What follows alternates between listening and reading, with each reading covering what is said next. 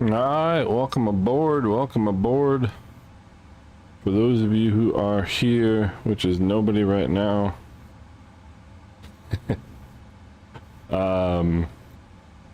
we are live in JFK, with any luck anyway.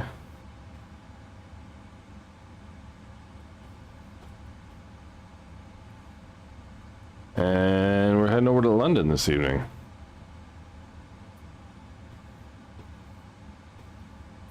All right, there we go. I think that does it.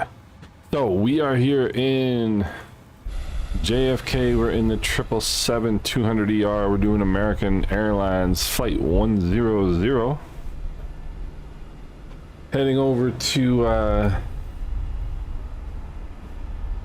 Heathrow this evening. We are following a hey Marshall, what's going on, buddy? How you doing? We are here. We're gonna do.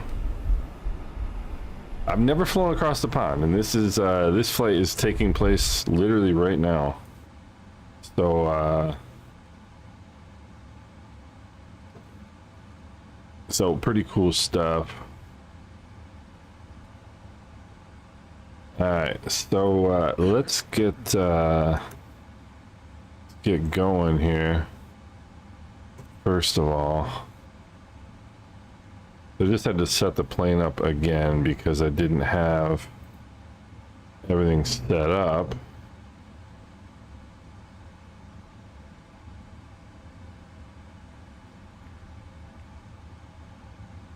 And now I have to like organize everything. All right, let's get some weather here. We've got, let me make sure I'm on VATSIM too. So there we go.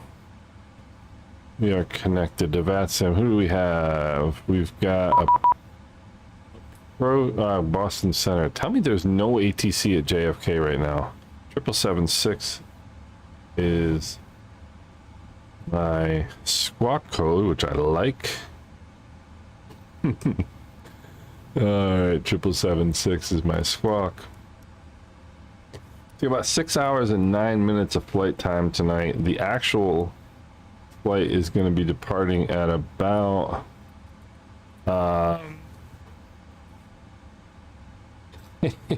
what do you need help with? I don't know if I can do it. I may be able to help. I may not.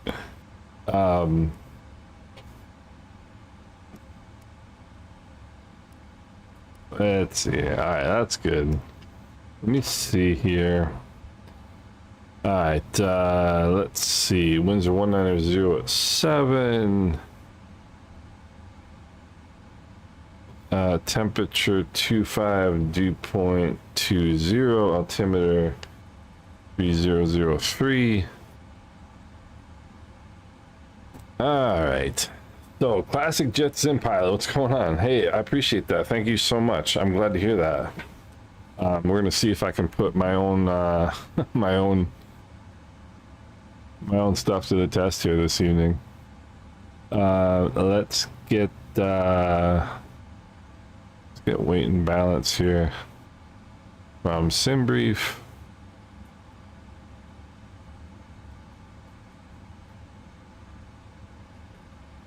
And this is all new.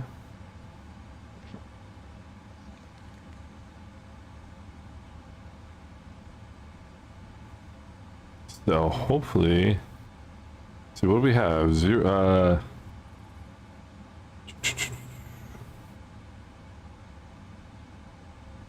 No, I don't want a random payload. I like the one I have.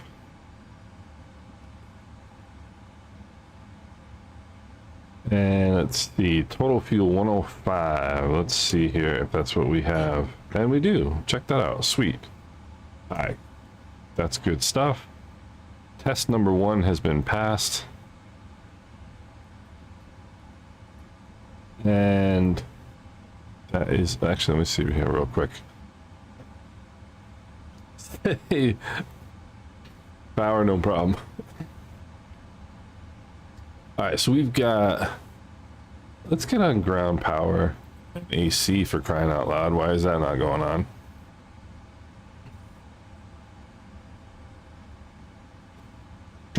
do. That's good for now.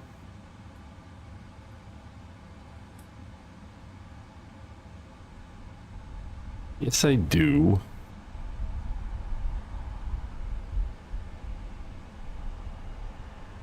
So let that do its thing. Let's get the route here.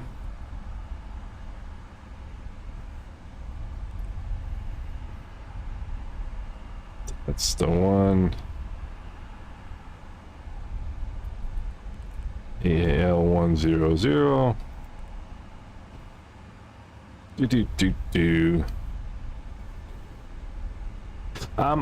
I haven't tried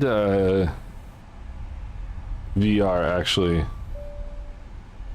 which is unfortunate. I haven't tried VR in a little bit now. Let's see, winds should be up.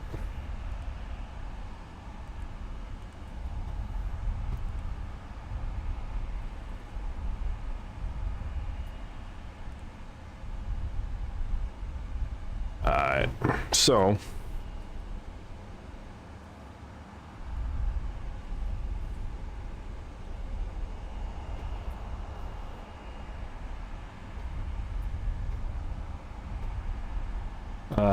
now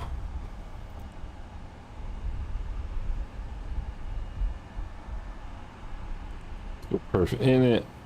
Step that. That's good. Let's go to the legs page. Let's check the winds. Load the winds.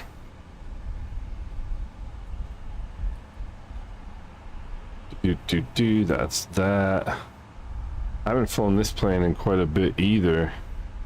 We'll go VNav. That's good.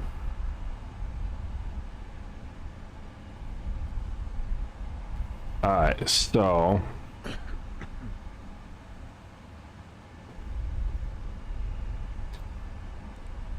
the actual plane is leaving JFK at about 6:48, so we got about 24 minutes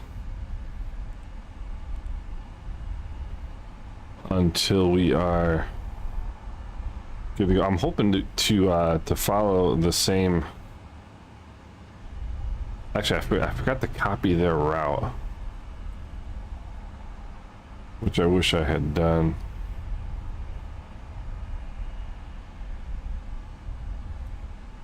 But that's all right. I can't believe there's no ATC at JFK, which means I should hurry up and get out of here.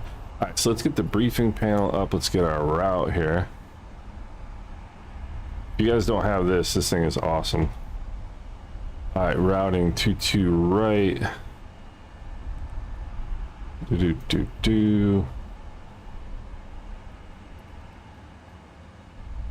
We even have, hold on.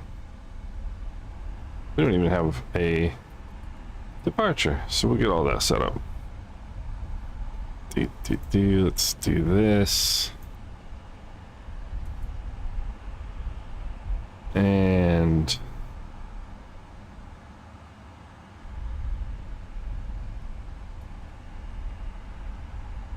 all right, so Navigraph charts, and we've got JFK to London, and let's see what we have. To right, let's do departures.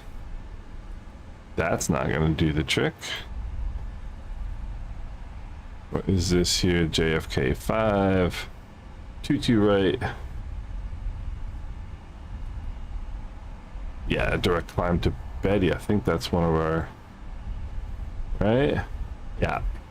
So we'll go JFK 5. 22 right.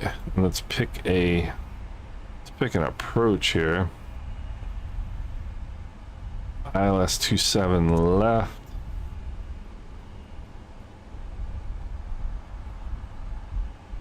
Dun, dun, dun.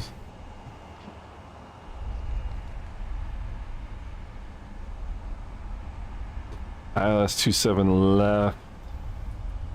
What do we have for our minimums here? 200. That works just fine. We'll put that. All right, so we've got the JFK 5 departure. Put that in.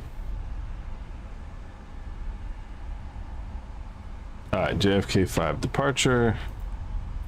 No transition.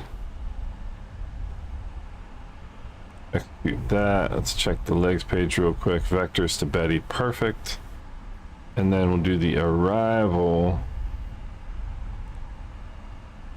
Just to have it in. What's our arrival? This Siri, is that the Siri 1H arrival? It may be. Hey Bob, what's going on? We are doing, yeah, I know, right? JFK with no, yeah, I saw that cut out for a second. I haven't done, I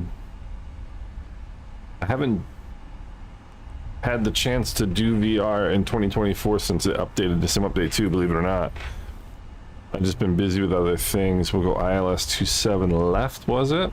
Yes, it is. ILS27 left. Transition ARC. We'll execute that. Just look real quick.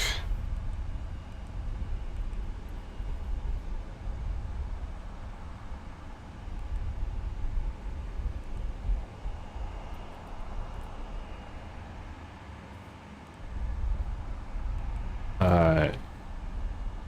That is looking good. So let's take a look down here, set 122.8.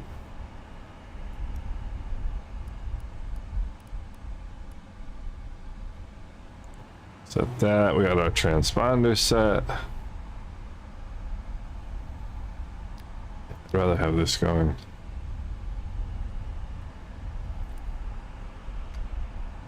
That's all set.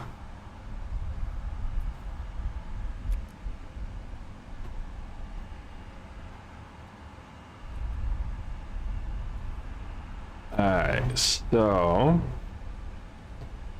why is this cutting out?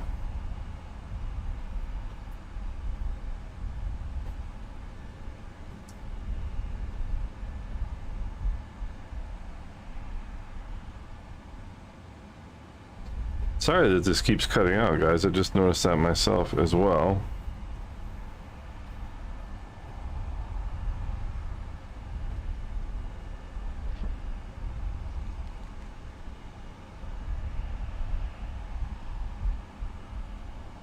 Hey Martin, what's going on? How are you? So 7. Let's take a look at the departure real quick. Kennedy 5. Top altitude is 5,000,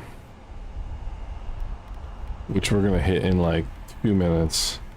Not even 2 minutes. Alright, heading is 22 right is going to be a heading of route way off of 22 right. 22 right is going to be heading at 224.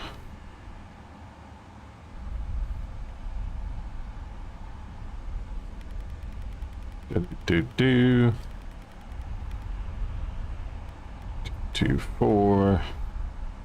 Alright, cool. So now it's time to get out our checklist here. Alright, so everything's looking good.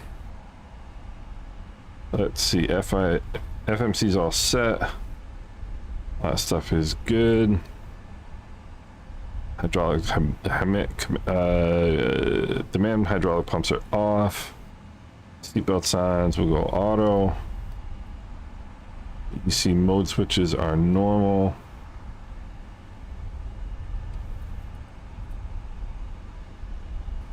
All right.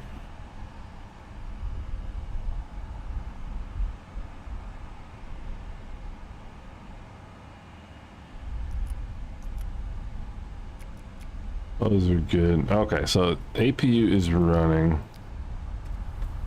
Let's come over here. Why are you not doing that?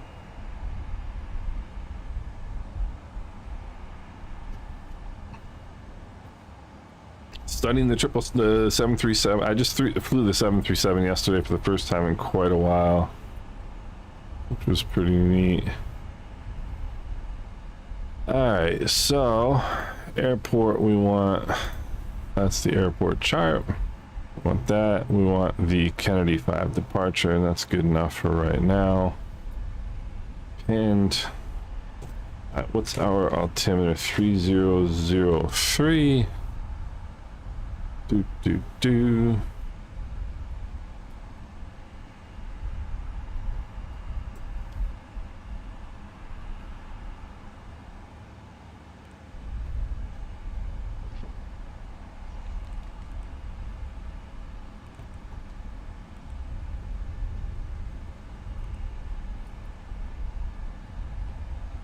There's that.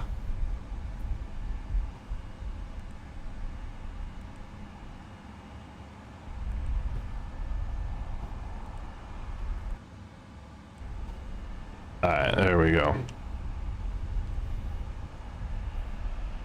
Go Prague page over here. Oh.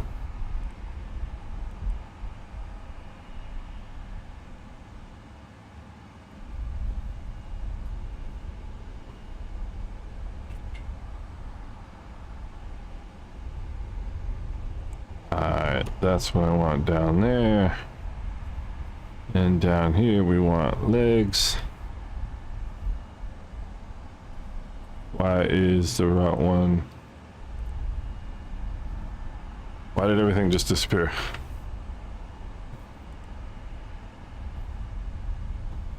Huh? Ay.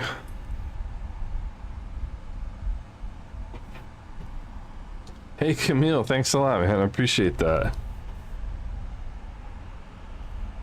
That is awfully generous of you. Thank you.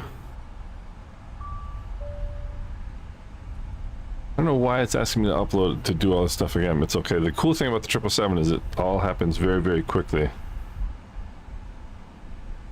Alright, so there's all that.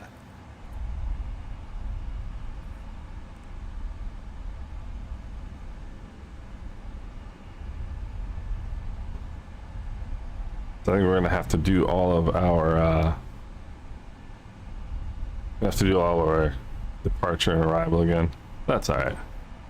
Alright, so we'll activate that. Go perf in it, and we'll accept that. It's easier the second time around. Legs page, departure, arrival. 22 right. JFK 5, we'll execute that. Back here, arrival is going to be ILS 27, was it left? ILS 27 left. Series 1H arrival, transition. OC. Execute that. Now we're back to where we want to be. Alright, so now let's go up top and make sure we got everything set here. Actually, we'll come over here and let's release everything. I have the parking brake set. I do not. Parking brake is set. Make sure the weight is still correct, and it is. Alright, so let's release ground power. We're going to release AC, remove the chocks, release all. We'll wait for the doors here. So, this plane is pretty easy to fly, but I haven't flown it in a bit.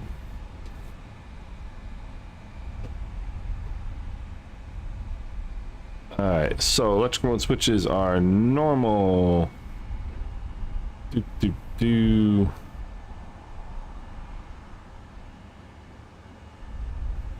Alright, left forward fuel pump.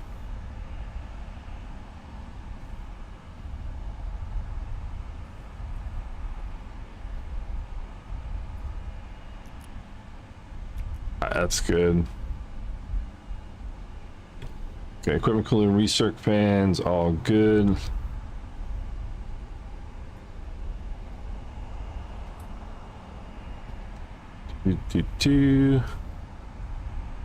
APU's on, exterior lights, cockpit lights. Let's go,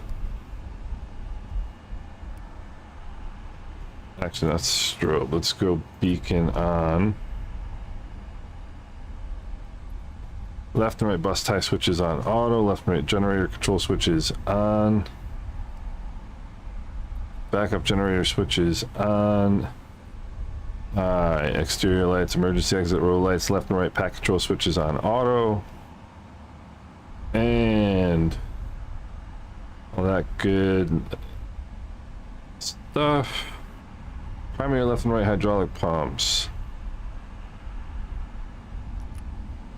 Those are already on. Electric hydraulic pumps are off. LC1, C2, right hydraulic demand pump selectors to auto.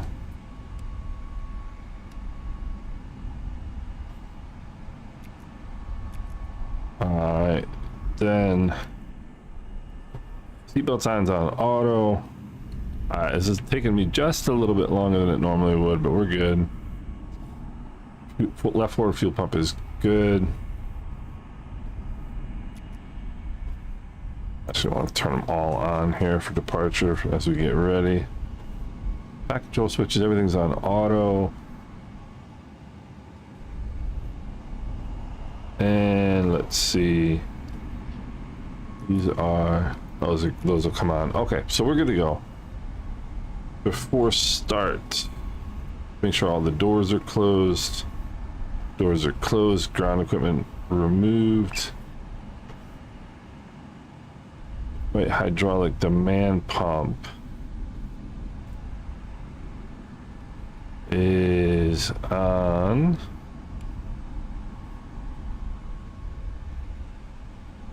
These come on, this comes on.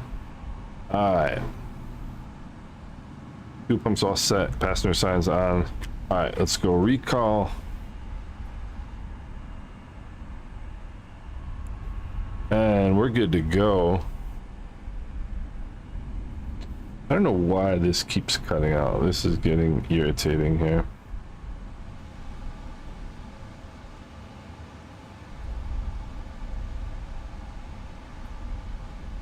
You guys keep getting cutouts? Because I keep getting cutouts on my end. Aviation dude, what's going on? I don't know why it's cutting out either. It's annoying. But it's weird. Once I restart the stream in my iPad, it works just fine. Hey, unit 223 New York traffic at 5,000 calling for level 320, going direct Gale. New York traffic? Might want to be more specific. Alright, I'm just going to take a look at the stream real quick. Stream health looks fine. Alright, so we got about 4 minutes to the real plane pushes. So let's go engine start checklist. Engine area is clear. Secondary display unit on engine. Alright, engine 1 start selector. Start, and then fuel control lever to 1. Rather. Alright, so we're ready to go. Actually, let's do our takeoff calculation here real quick. I don't know which one it is, Camille. It's odd because it keeps doing it, but I don't think the actual stream is cutting out. Let's see, we're going to right.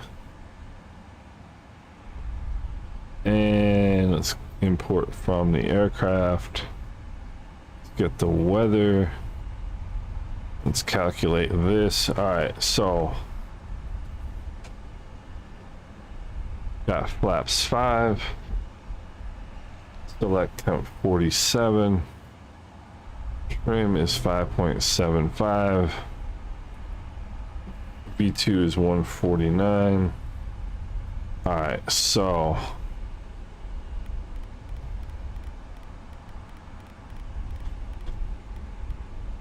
all right, let's get this all set up here. Flaps 5. That says 5.25. The thrust limit select temp is, what did I say, 47.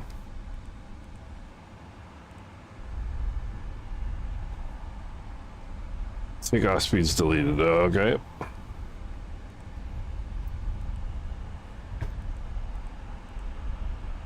$157, so 177. All right. And there we go. So we should be good there. V speeds are there. So let's go push back here. All right, toes on the brakes, release that.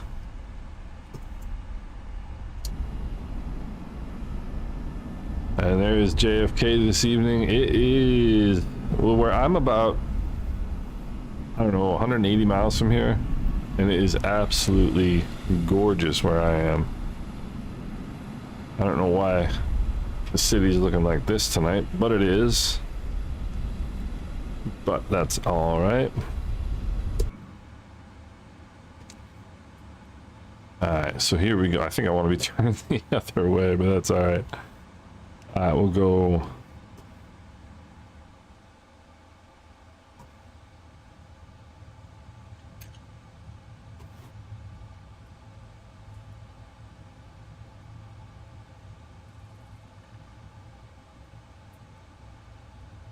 Yeah, it's turning me the wrong way. And there's a door open, it looks like. Does it not? Doors. Close all.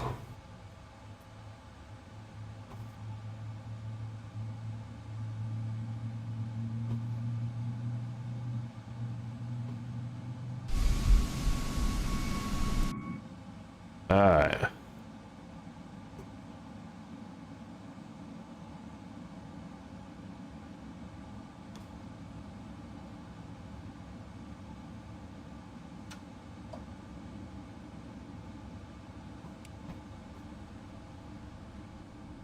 Okay, so there's that. And then we'll go start engine number 2.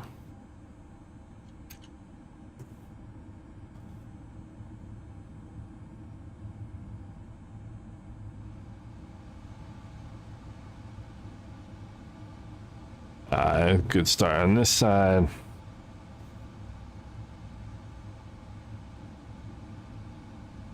We'll wait for that to come up. Let's find our taxi route in the meantime. Alright, doors are armed. What that means is if one of the doors opens, we will know. Alright, electronic flight bag, let's go.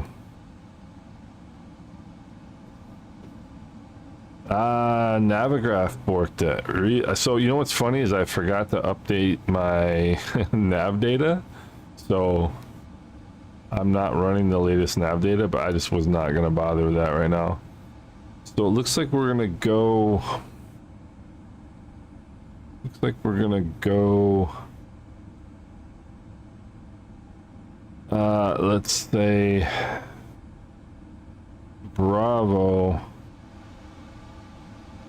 We're right here, so we're gonna go Bravo, and then we're gonna stay Bravo all the way down to the end of 22 right. So let's make sure. All right, we got 2 good starts. Let's look up top here.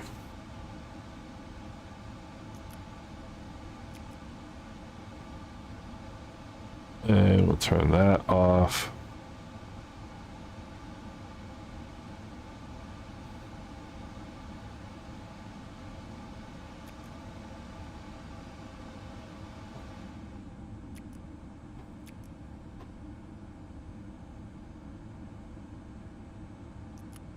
Why would those be? Why would the packs be showing off?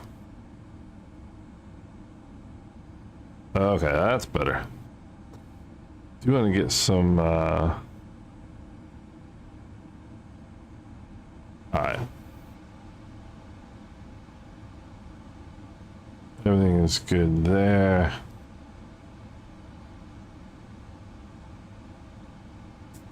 And now we're gonna go.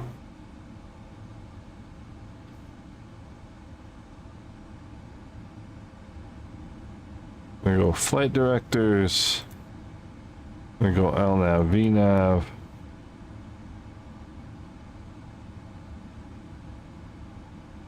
All right. Parking brake is off. Now, why does it keep cutting out?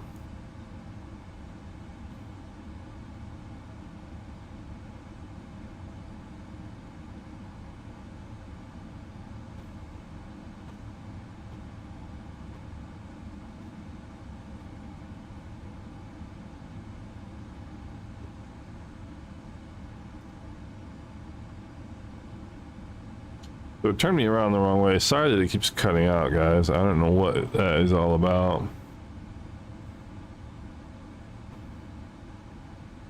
Hey, FPS Gamer, what's going on?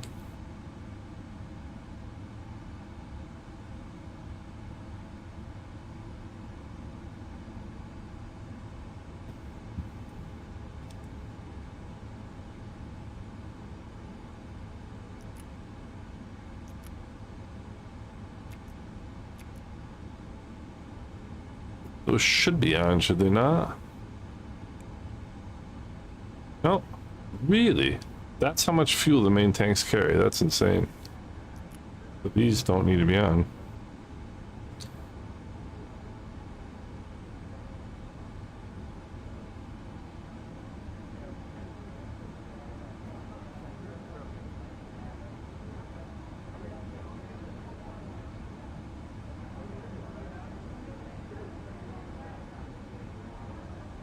Alright. So it seems like... Yeah, I cannot... Well, I guess it's only a 6-hour flight, but I mean, I figured there had to be fuel in the center tanks, but... So much for that theory, right?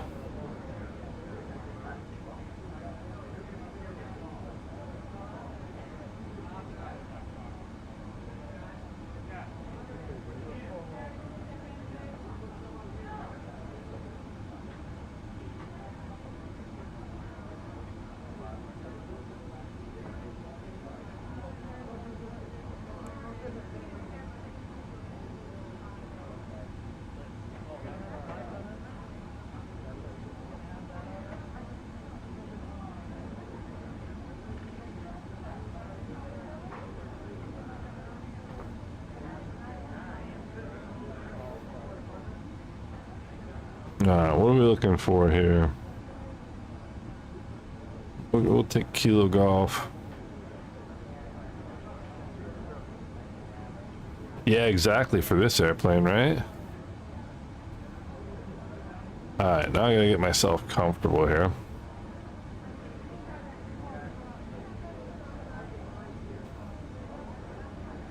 Make sure there's no traffic.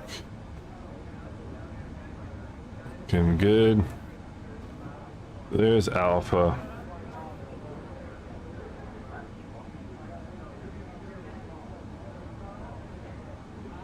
Yeah, Classic Jet SimPilot. I cannot believe that there's no fuel in the center tanks for a transatlantic flight. I mean, it just shows you how, you know, the range that this airplane has.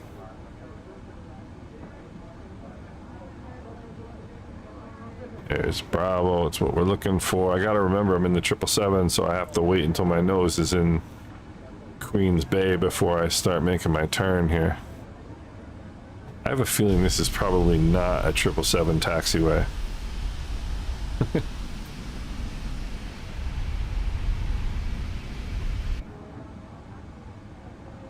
That's alright.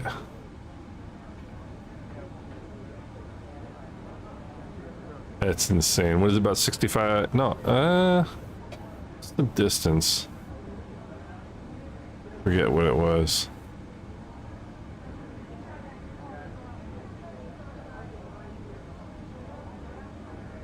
So it's weird getting back into this plane again after having not flown it for so long. Yeah, this plane is enormous.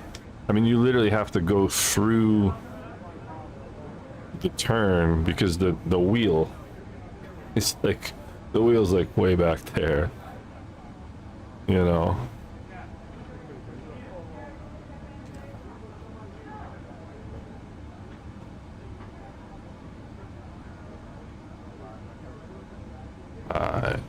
Do all this because otherwise it's going to yell at me for not having done the checklists. That's the other thing we got to do, actually.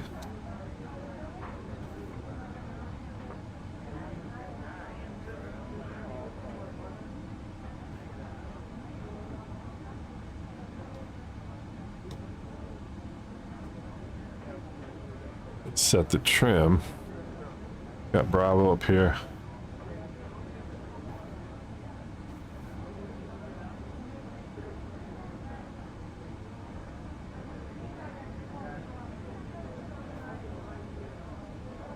No, we have managed to turn on to... No, this has got to be Bravo. This has got to be Bravo. And it is. Okay, cool. So we're all the way down to the end of 2-2, right? Let's get back to our checklist here. Flaps 5.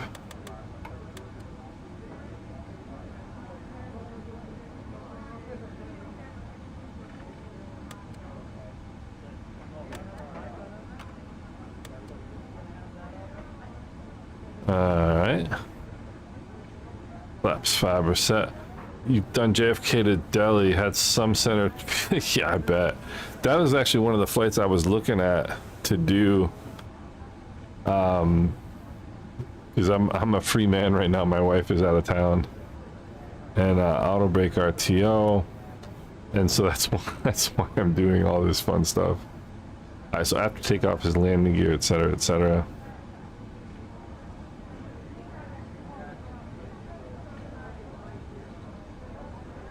Let's have another look here.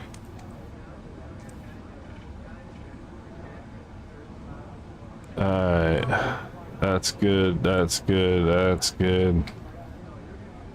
That's not good. Doors are good, flight controls. Do flight controls free and correct here, we'll make sure.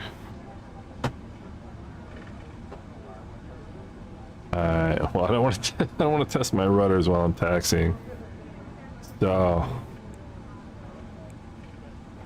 alright, looking pretty good here.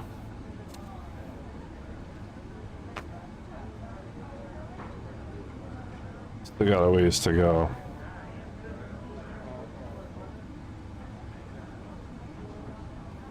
Alright, so before takeoff checklist. We got flight instruments, engine instruments, takeoff data. Takeoff data is good. Landing lights, transponder, traffic, clock. Alright. All basic stuff. All basic stuff. I wouldn't have figured on a Saturday night that I'd be lonely at JFK. Alright, 122.8. We're gonna go. Alright, transponder is good.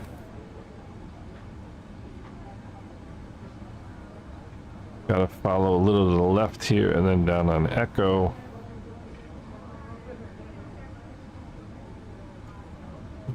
Have a quick look at Atlanta and see if we have any incoming traffic. We do. It's a 777.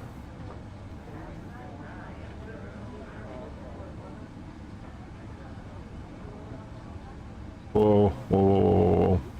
Sorry, trying to look at my chart and taxi at the same time.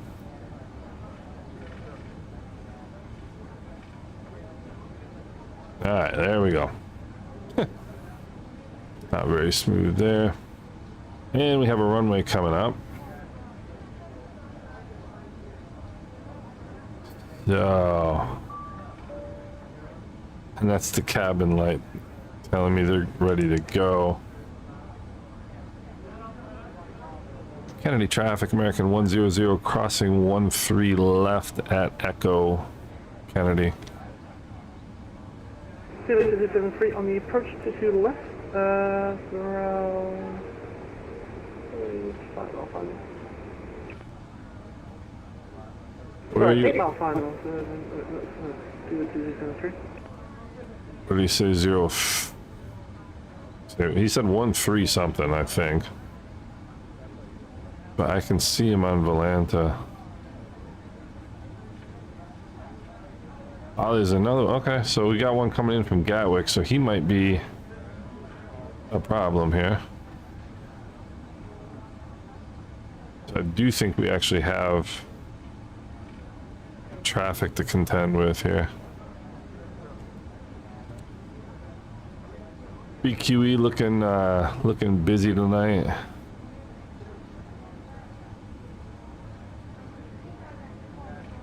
Alright, so let's come to a stop here. And again, watch how far you have to go through the turn. I mean, from the cabin, it looks like we're way through the turn, but we're not.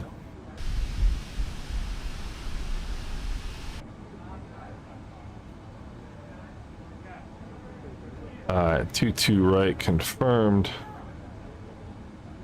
Alright, now let's see where this guy is here.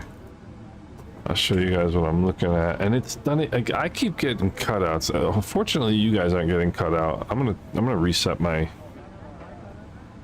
YouTube app here. Qatari 3567, sitting on the final 04 right and getting the 04 right. Why would he be landing 04 right? That's an excellent question. So, I'll show you real quick on Volanta where these guys are. So, he's coming in here. He's out of Gatwick. He's coming in here. He's out of Brazil somewhere. I'm ready for 22 right. Where is he going? 3,000 feet. He's got to be inside 10 miles. So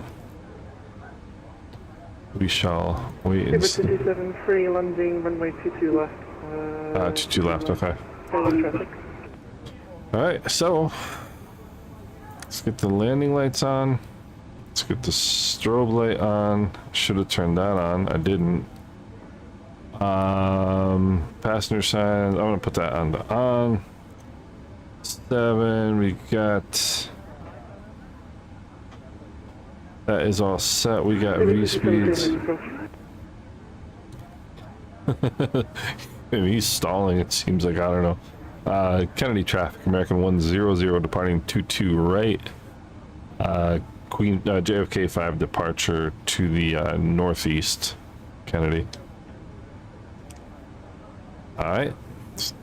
Quick look down final, make sure nobody's landing on the wrong runway. And there we go.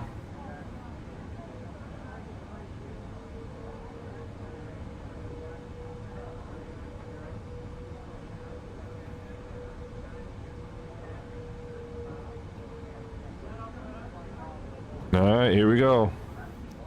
London, here we come. What time is it?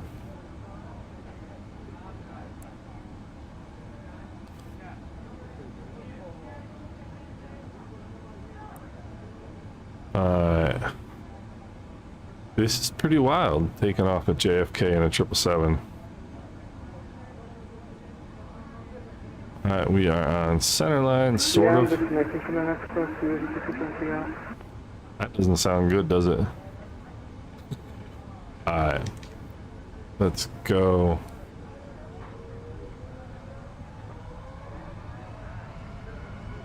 Engines are stabilized. Toga power is set. There's 80 knots. Boy, this thing is powerful. We're not even going to reach the displaced threshold before it's ready to go.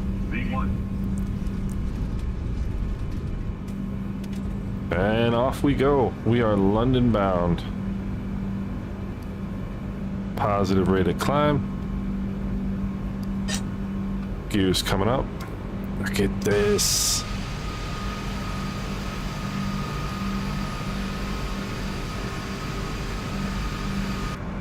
That is wild. Alright, speed for flaps 1.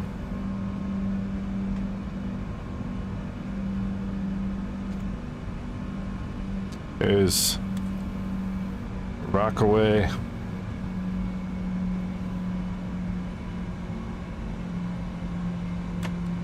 Alright, flaps are up.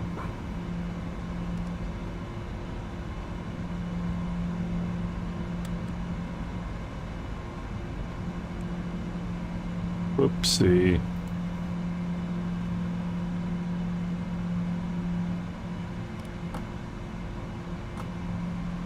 And now we need direct.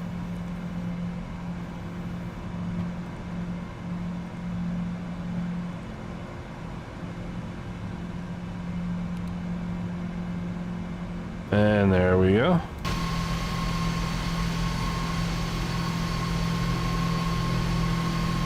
Look at this.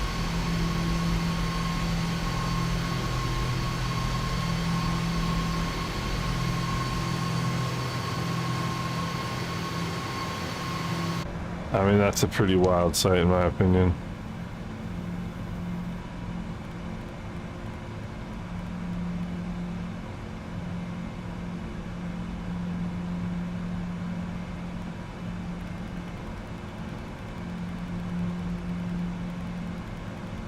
We'll just go straight up to 37.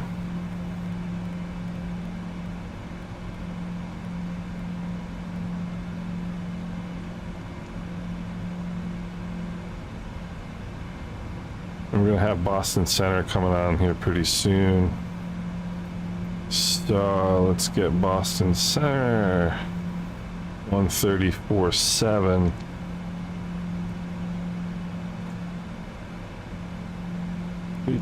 Do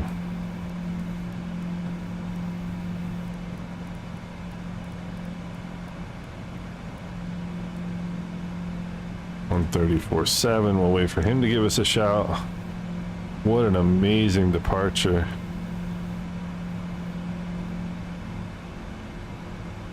What an amazing departure.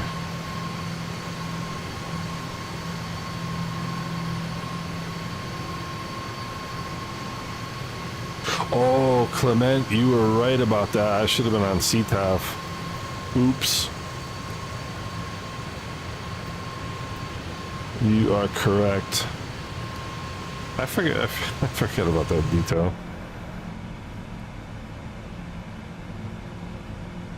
Let's go over to Boston Center here. 134.7.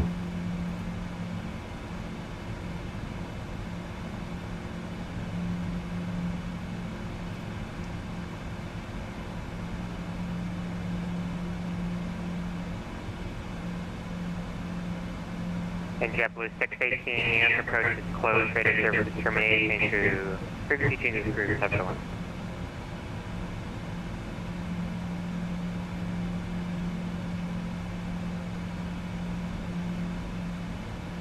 Boston Center, good evening, American 100, climbing through 10,000 for flight level 370.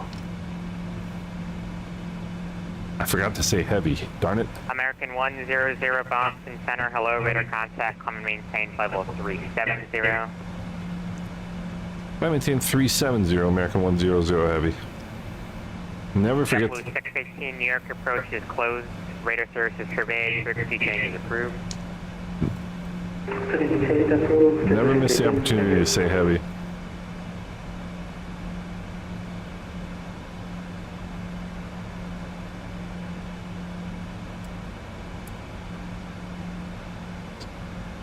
let's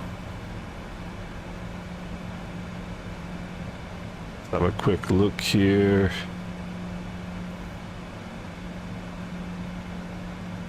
Everything looking good. There's the ram air turbine.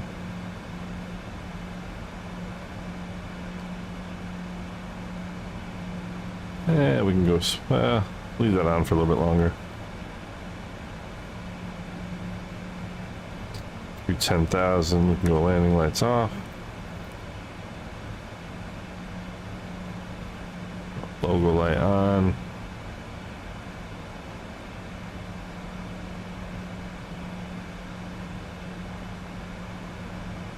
Alright, everything's looking good.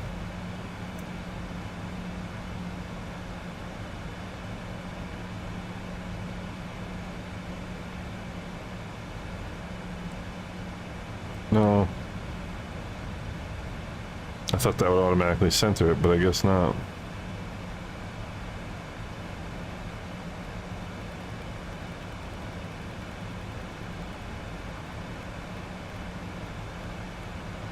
So I'm curious to see how much time we spend in the dark on this flight, because it's going to be dark at some point, but then it's going to be light as well. So I'm kind of curious about that.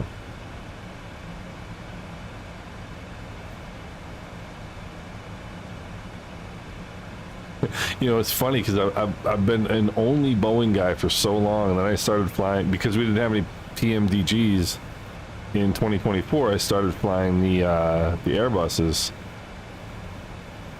and now like In contract 21 Sierra Delta, Washington Center is closed. Radar services terminated. Frequency changes approved.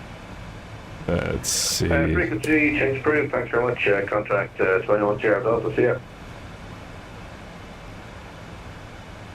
Let's get those temps down a little bit.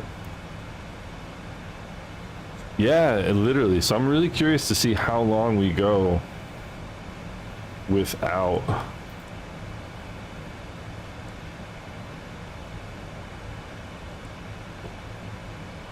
After takeoff, we're good. So the send checklist is the next checklist. That's in quite a while. JetBlue 715 Boston Center, come and maintain level 400. Alright. So I'm definitely curious to see what the light situation is going to be like. Get to see Montauk here pretty soon. I gotta admit, this is pretty darn cool.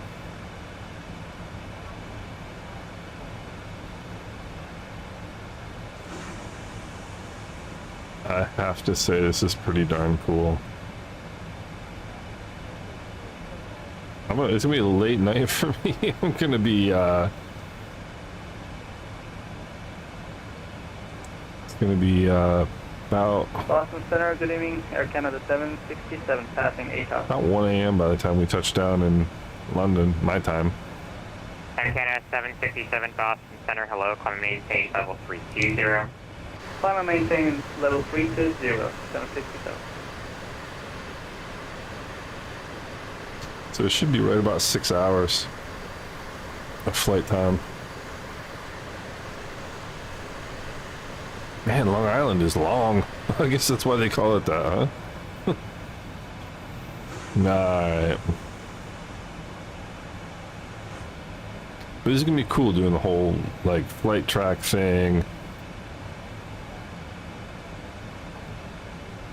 Or the Oceanic track, rather.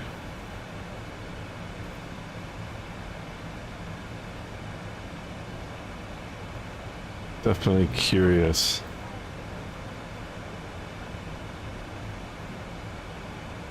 I read a book once by a guy who used to fly 747s across the Atlantic, and he had some really neat insights about, like, this was before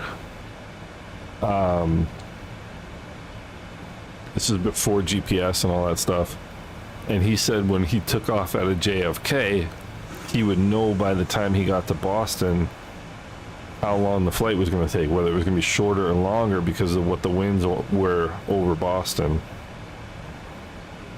which I think was really pretty cool. So we're going to go right up the coast. Let's see here. We're going to go right up the coast. You can see. And right over Martha's, that's what he used in Nantucket. We'll go right over Nantucket. We're using the Nantucket VOR this evening. Right by Boston. And over Nova Scotia, Newfoundland. Which I don't know why they call it that. It shouldn't be Newfoundland, but anyway. Hey, he's doing this guy's doing the exact flight that we're doing. That's pretty cool. Hello, JetBlue 72, top 136 there. Yeah, and then down into JetBlue 72 Boston Center, hello. Maintain flight level 360 and squawk 7613. Maintain flight level 360 so that's that. 7613 JetBlue 76.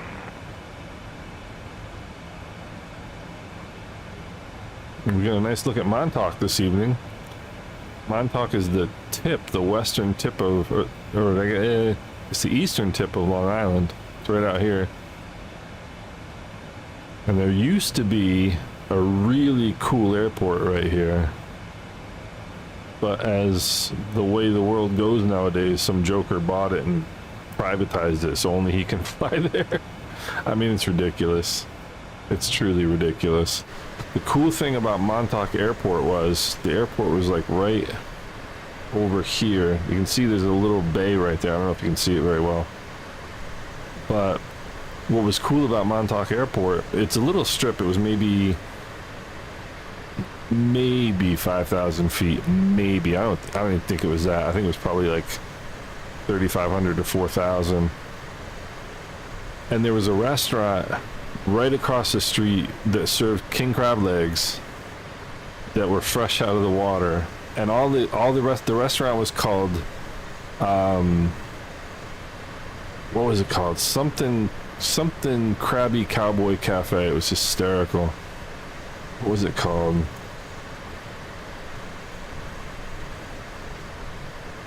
Rick's Krabby Cowboy Cafe. That was it. Rick's Krabby Cowboy Cafe. And unfortunately, it burned a couple of years ago and they never rebuilt it. But the airport, let's see, 3,200 feet. Yeah, airport is 3,200 feet. And it was like right there. But you could land at the airport and walk across the street to Rick's Krabby Cowboy Cafe, get lobster, king crab legs, eat your lunch, and then get in your plane and fly home. So I basically live like in this direction, out that way. But that is, well, Montauk is right here. That's where about where the airport was. That is whatchamacallit?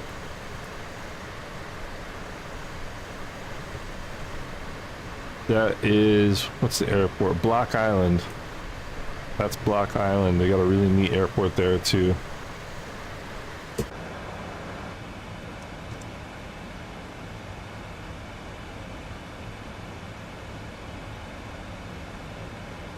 But Montauk is kind of like, well, at least 10 or 15 years ago, it was like old school Long Island. Now it's just, you know, it's not what it used to be, let's put it that way. Because most of Long Island, like, this part of Long Island is rich people.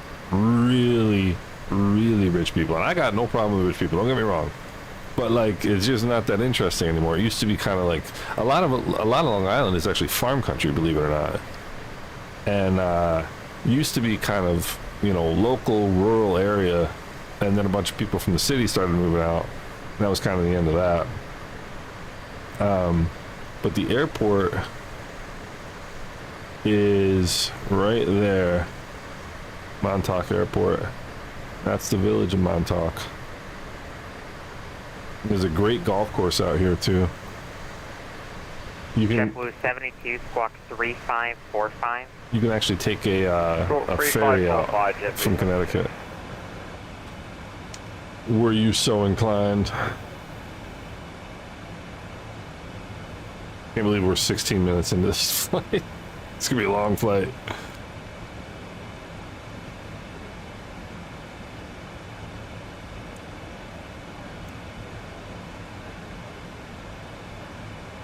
Let me see. In November 9096 Alpha, descend via the Delta 2 arrival. The Albany altimeter is 29904. Descend via the Delta 2 arrival and 29904. Let's see here.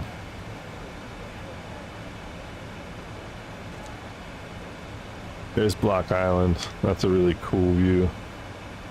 Comments to Concords by Peter Duffy. I will definitely read that. Comments to Concords. Thank you. Classic Jet SimPilot, you're the man. Comments to Concords. I read a book. I've read a couple like aviation history books. One of the best is I don't know if you've read a book. I'm gonna type it in just so it's where are we? Wind, Sand, and Stars. You like books about like classic aviation, read that. You're gonna love it. So 330 climbing 370.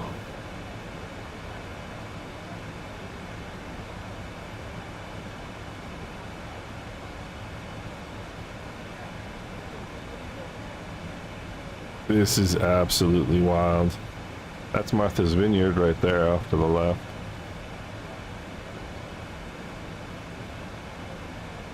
This is absolutely wild.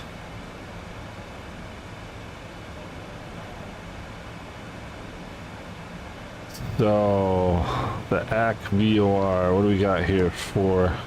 Start taking a look at our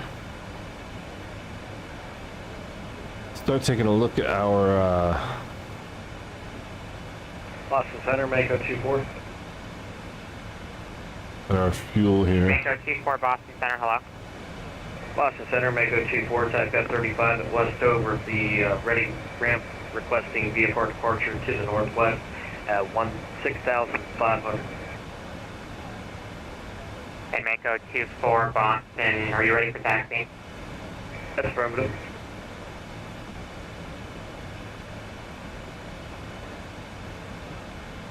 Boston Center, Mako 24, we'd like to pick up light following if we can as well. Light following on F-35. Mako 24, squawk 3530. 92.3. So we'll be good. 3530 on the box for Mako 24. Yeah, he is. I tell you what. I've read that book And Mako 24, runway 23. at least half a dozen times. Golf, cross runway 33. At least half a dozen times. Okay, taxi 23 via Golf across runway 33, Mako 24.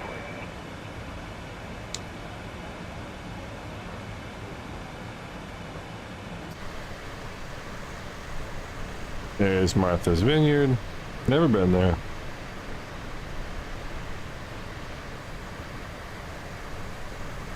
How beautiful is this? I'm trying to think of some other good books that I've read.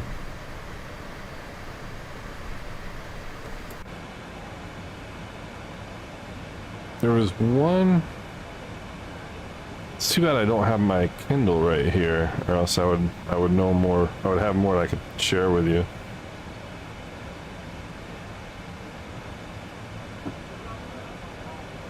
But man, look at that 0.830 in the climb still. It's incredible. Oh, nice. Wow, that's really cool. Night flight. You know, I got night flight, and there was a third one. I bought night flight and the third one. I can't remember what the third one's called, and I just started reading it. Yeah, he's amazing. Yeah, imagine flying the mail across the or basically around the world in the 1930s. Insane. And they just found the wreckage of his. So I'm sure you know this, but maybe not everybody does. But he died in a plane crash in World War II, and I think it was 1944. November 906 Alpha, the Bradley altimeter is 29908. There's Martha's Vineyard Airport right there. 996 Alpha. That was where JFK Jr. was going, of course. His fateful flight.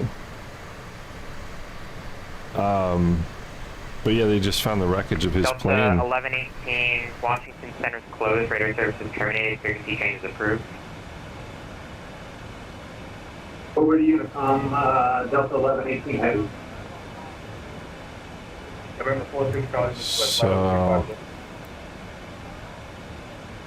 November 1946 Charlie Boston Center, hello, radar contact maintaining flight level 350. I'm trying to think of some of the other books that I would.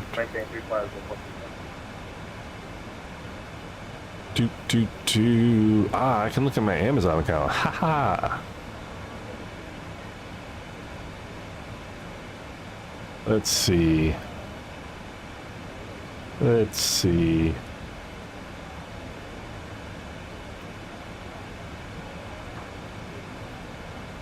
So, good aviation books.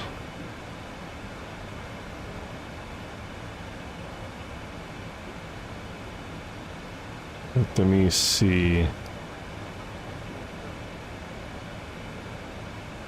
Just looking through all the Air France. I haven't read that one yet. Air France 447. Haven't read that one yet. I have so many aviation books. It's ridiculous. Haven't read that one. Seabird 13.3 Seabird, direct Celtic 7,000 for 14,000. Seabird 1323, Seabird Boston Center, hello, climb maintain flight level Nope, 390. not any of those. Up to 390 now, Seabird 13.3 Seabird. Whoop, well, Boston Center, hello, Speedbird 108 with you, flight level 350, about 120 miles from Ponce Waypoint. Seabird 108 Boston, hello, that's squawk 1071. 1071 in the box for Speedbird 108.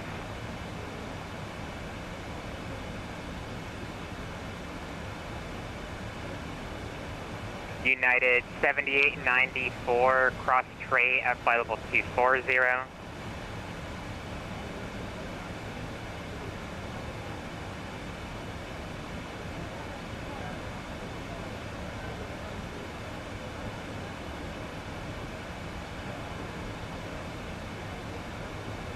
United 7894, cross straight at flight level 240.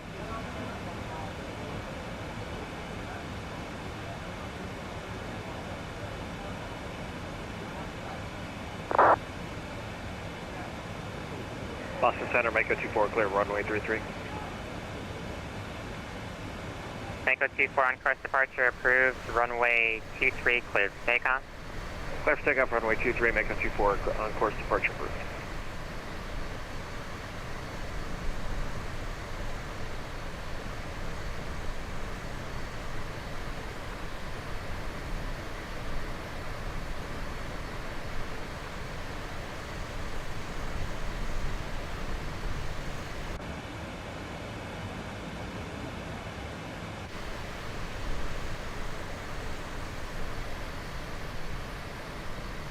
Boston Center, good evening. Quebec Air 432, passing 1000, climbing 14,000.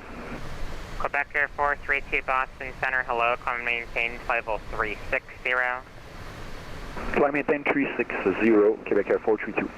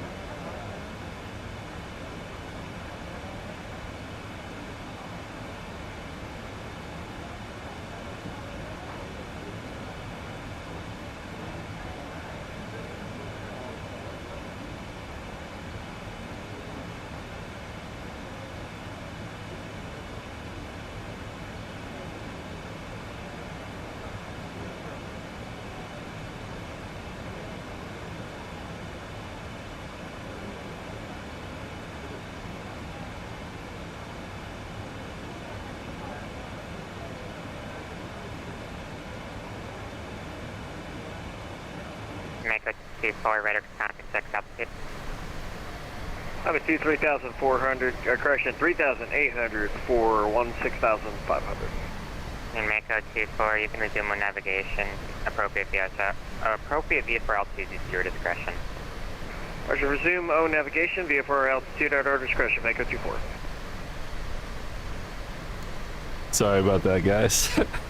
So my wife's ringtone is an F1 V10, which is a little loud when it rings. But Classic Jet SimPilot, that is incredible. That must have been such an... I love the whole glass cockpit, and I mean, I did my flight training in round dials. I mean, the old stuff, not old stuff, but and I mean, I remember as a matter of fact, my first cross country for my private pilot license was the first time I used an electronic flight bag, which was what, 2011 probably. But I mean, I just love the classic era of aviation. I just think that was kind of a lot more fun in its own way, so we got a step climb coming up, it looks like. November 906 Alpha, contact Boston, approach 133.0. Over to Boston, 1330. Have a good day, see you. Step to 390. So one of the things I can tell you without any shadow of a doubt, Classic Jet SimPilot, is that you know a lot more about flying than I do.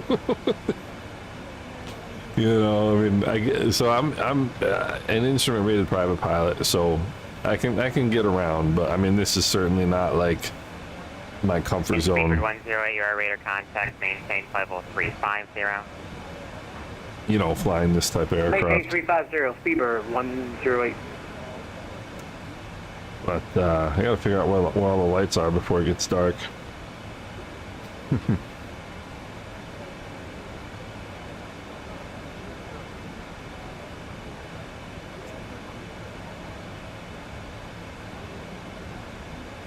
So,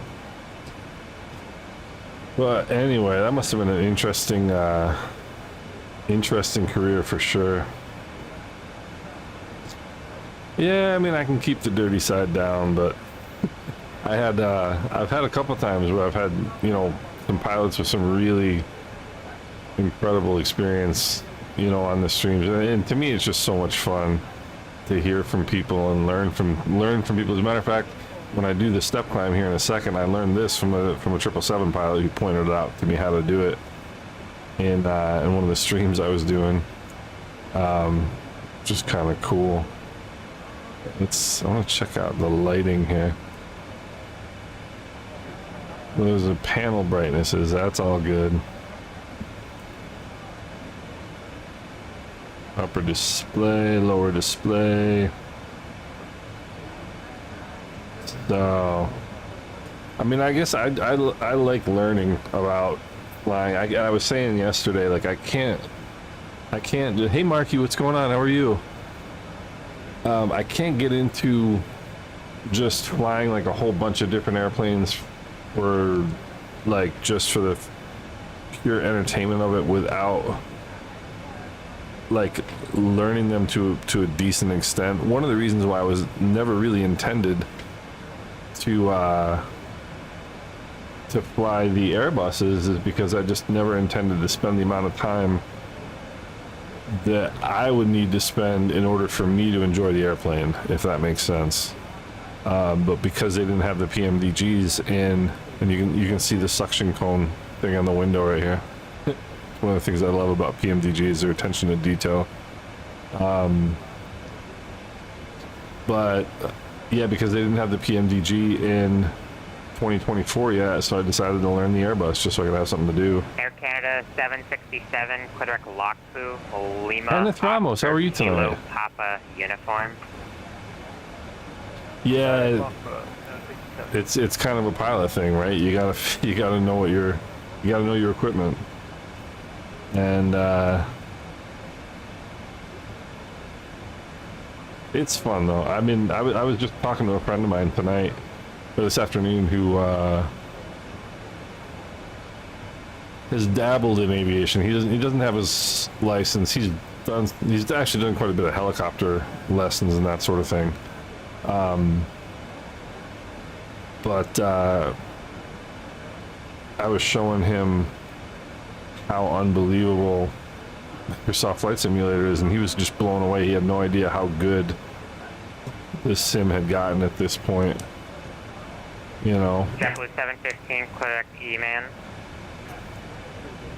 Direct E-man for JetBlue 715. I think we're gonna get. I think we're gonna have a lot of water as our view here pretty soon. But man, I've always wondered what this would look like in real life. Staring out the pointy end of one of these. 25 FCOMs for all the aircraft I fly in the sim. That's amazing. That's amazing. I remember flying that. So yesterday I did a stream of the 737 from Atlanta to Panama, and I remember flying. I did that, not Atlanta to Panama, but I did Miami to Panama in real life one time with American, and out of Miami, and this was like 2017 or 2018, so well into like the EFB stage of aviation. But the pilot was this, you know, crusty old veteran kind of type, you know, the captain, and he had a like a stack of books and papers, must have been charts and stuff, on top of his rolling Descent to flight level 300, on top of his rolling suitcase, probably 2 feet thick. You know, and he was one of those guys that he learned to fly on paper charts, and he was going to fly paper charts until the day he died, you know? And I just thought that was really cool.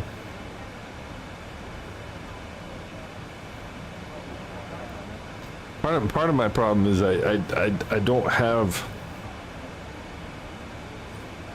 the time to get as far in as I'd like to, but I also have the problem of knowing what I don't know.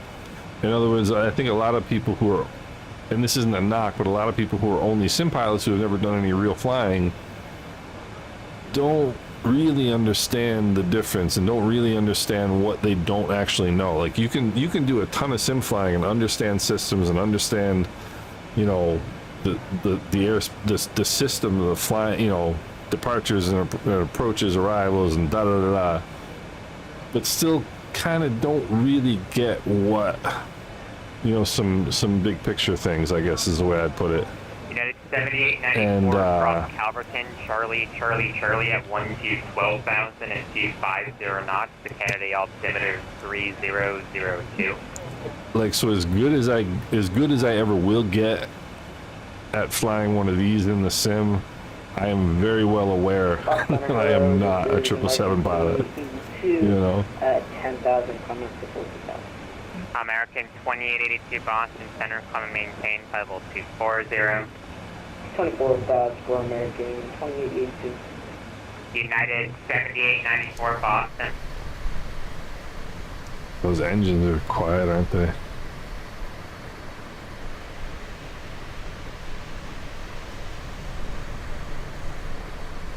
This is some cool stuff.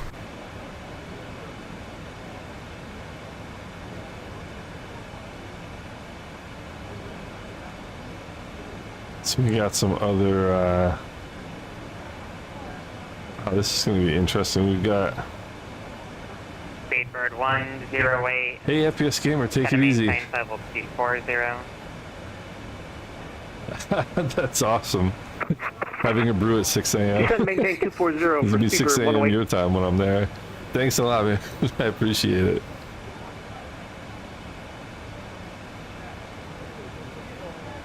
Austin Center, Mako 24, request AFK. We're getting close here. And Mako 24, that's approved as requested, report back. We'll report back, Mako 24.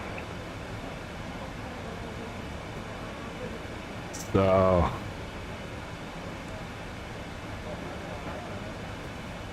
that was my trick that I was taught by the 777 pilot. Press the button, baby. She'll do the rest. JetBlue 715, cross command at maintain level 240. Cross, and then flight level 240. Yeah. You know, as much as I enjoyed Flight Sim 2020 yesterday, this sim is just so much better. JetBlue It really 221, is. Cleveland Center's closed, radar services terminated, frequency change approved. Yeah, the overall situational awareness, absolutely. You know what? I couldn't agree more. I've always said that, like, An American 100, Moncton's closed, radar services terminated, frequency change approved. frequency change approved for American 100 Heavy. Have a great evening. You as well. I literally could not agree Austin Center, more. Mako 24 on station. Echo 24, thank you. With what you said, because I've always said, like, you know, people ask me, you know, is flying safe, etc., etc. And honestly, as long as nothing goes wrong, you know, most air crews are fine. It's when something does go wrong, when the chips are down, that's when you find out who you've got in the cockpit, you know.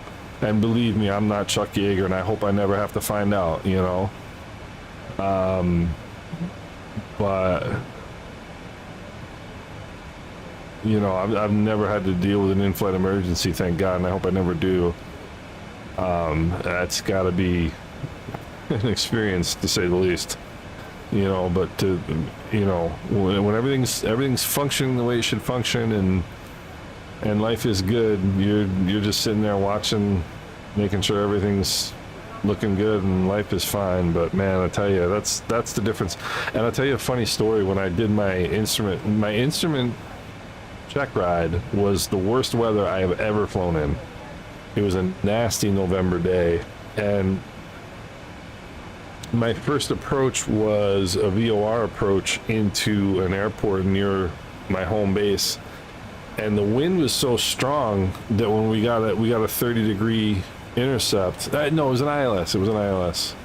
It wasn't an RNAV. It was either an ILS or an RNAV. I can't remember which. I think an RNAV.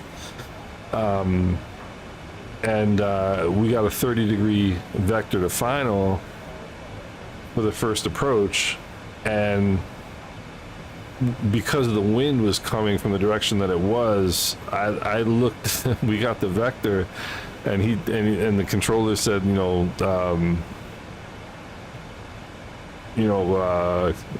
maintain whatever until intercepting the final approach course, cleared for the RNAV, whatever. And I looked at the DPE, the examiner, and I said, you know what, we're never going to catch final approach course on this vector before we go past the initial approach or past the final approach fix.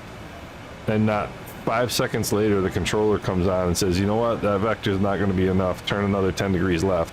And I'm convinced that that's the time at which the DPE already decided this guy passes, because I had the awareness to understand that the vector wasn't good enough to get to where we needed to be, you know. And that's the thing about instrument flying, especially, is just understanding what's going on around you. That's the biggest thing. And of course, you know that, but you know, not everybody here does.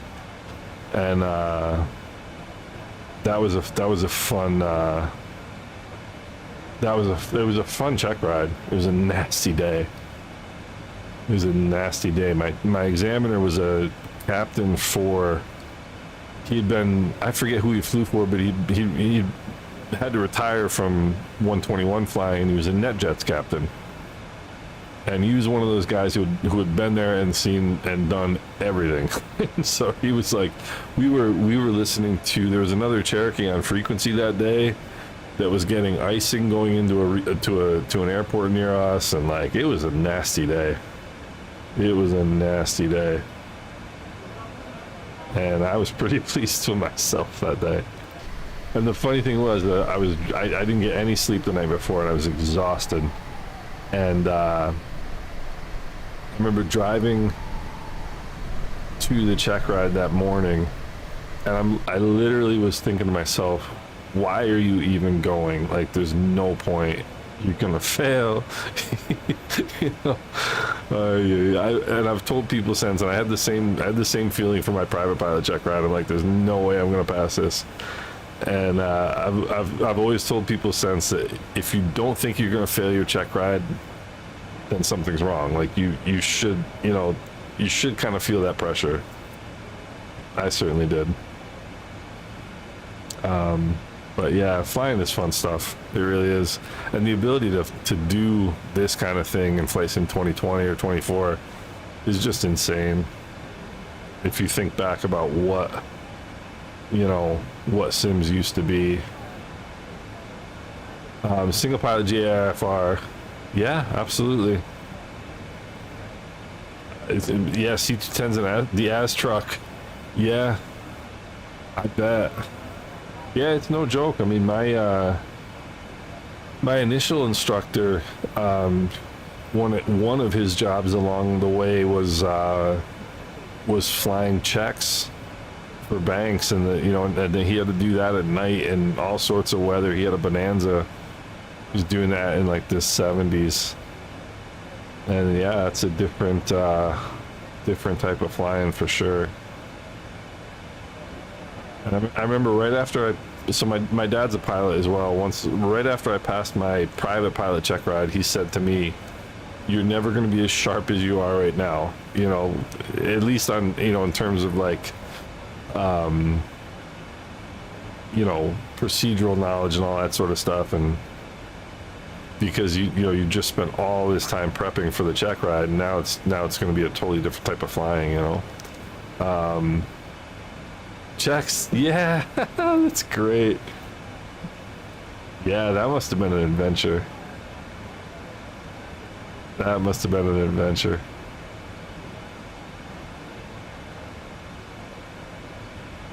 That's fascinating. How long did you do that for? I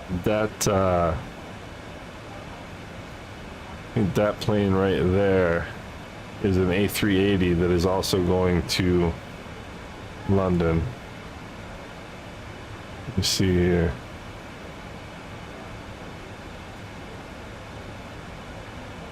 Yep. Yep, he's going Boston to London.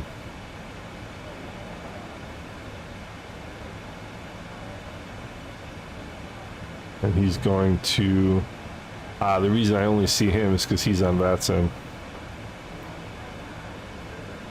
So we're going to be side by side. Oops. We'll give him a like. And let's go back here and put some screenshots in. There's Montauk. Yeah. That's pretty cool.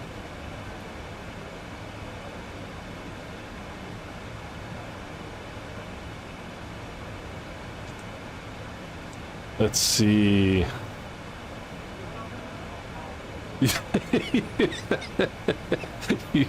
Yeah, I've heard that, like that, flying those sort of operations, like if the plane is technically capable of handling whatever the situation is, you're going. You know, and if you say no, you're finding another job.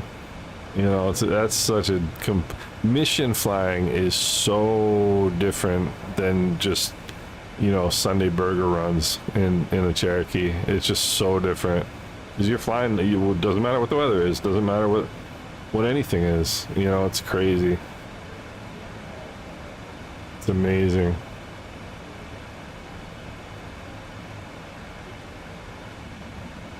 No way, Northwest. That's incredible. That's incredible. That must have been a lot of fun. Let's see here. We are at... what was that, Brado? Let's see here. Brad. 87.9. 88.0. Doing pretty good. Yeah, I mean, back in those days, it was a long trip to the airlines, huh? I mean, I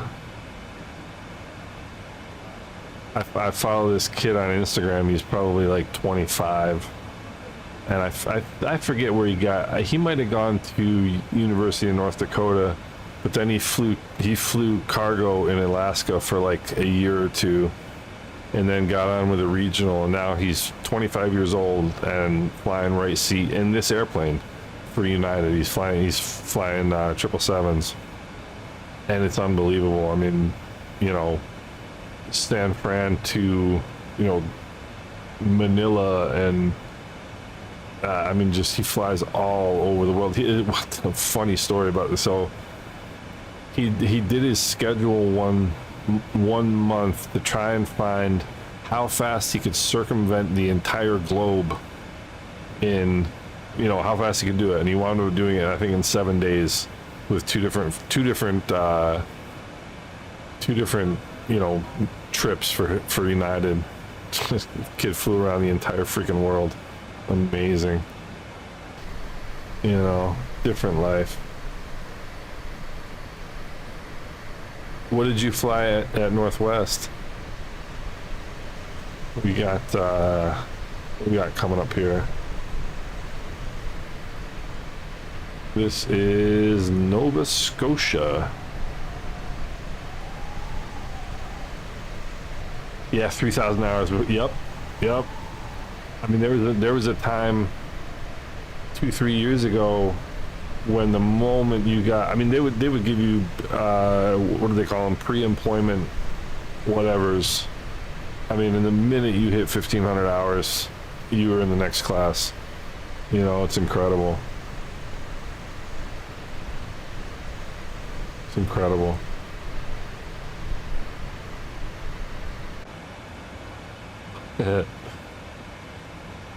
You know, I think I would have enjoyed it, but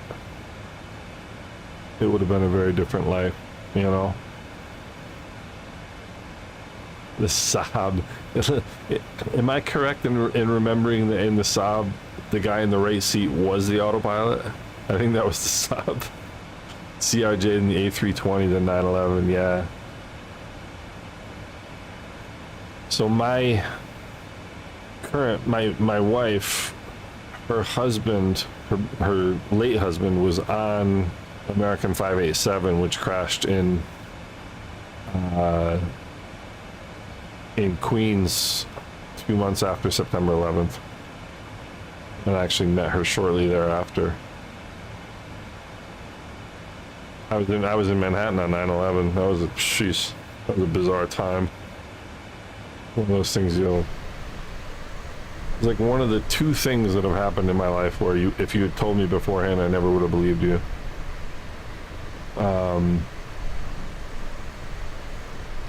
Blasted, you can turn those off in the settings.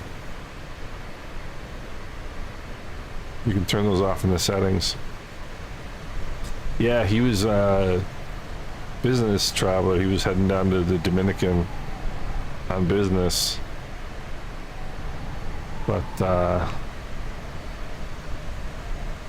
Life changes in a hurry, you know.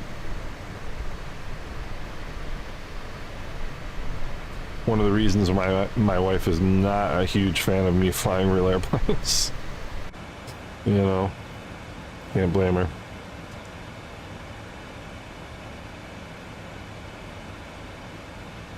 It is a beautiful night, isn't it? But yeah, Blasted, you can turn those off in the settings. I think it's assistances, maybe.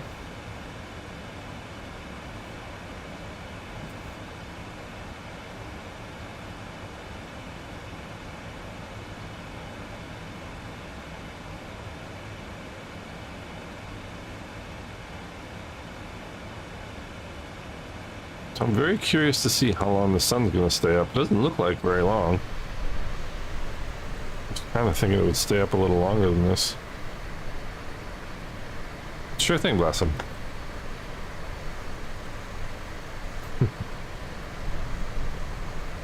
That's what a beautiful sim. And this is what amazes me about the sim nowadays is like it's literally beautiful. It's actually beautiful.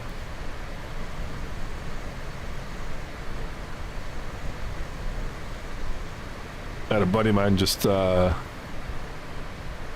of my sim buddies just flew from Kingston, Jamaica to Gatwick, London Gatwick, about 5 days ago on a 777 business class. That must have been sweet. Captain Hughes, he just came in 3rd place in the 100 meters of the London Diamond League today. 0.02 seconds behind, what's his name there? Noah Lyles.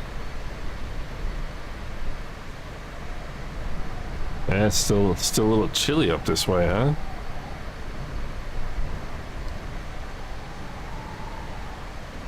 See a little bit of left to right wind here, huh? Yep. Funny how you can see the crab angle.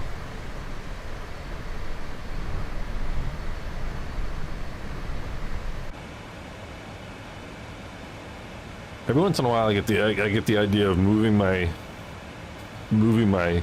throttle my throttle quadrant to the left side and sitting in the right seat for a while and seeing how that feels.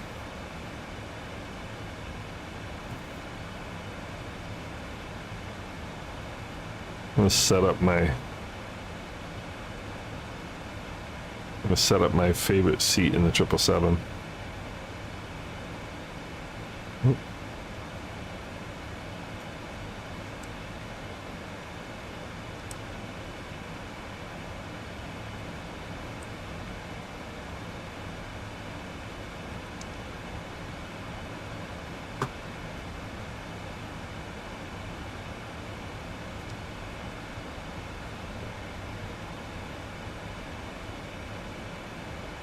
I need to come forward just a little bit. This is my favorite seat in the 777. I love the jump seat. It's amazing how big this cockpit is. They should sell this seat. You know what I would pay to sit here? A lot. Got furloughed and never went back. Oh, that's nice. Yeah, I mean, it's one of those things. I mean, it's the good times are good, but the tough times in aviation are tough. You know, there's a guy on if you do any Instagramming, there's a guy on Instagram that you would love. What is it? Let me see if I gotta make sure I get the right one.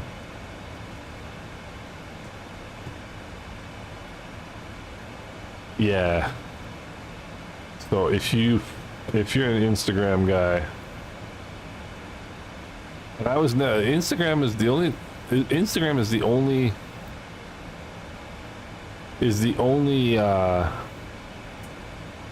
social media that I really like, and it's because you can choose what you want to look at, and it can be thematic, you know, like if I just want to look at aviation stuff, you know, and you can do that. This guy is so cool. He's got to be over 60. He flies for United, flies the 787 for United. But he tells stories. He used to fly the 747 into the old Hong Kong airport, and he's got so many cool stories. And he's just so humble and like quiet, and just has so many great stories. I would love to sit down with that guy. And he was talking one time about when he was the junior guy in the crew on the 747. I think he flew the 747-200 to Hong Kong back in the day, and he described being as a junior guy on the crew with the sitting there with the captain and the engineer, the flight engineer, examining the ceiling lights of the aircraft. In other words, head like that, snoring, and he was the only one who was awake, you know. He's got so many great stories.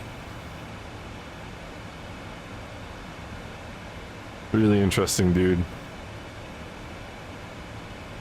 Ron Rogers. I don't know Ron Rogers, but this guy is fantastic. You definitely appreciate him.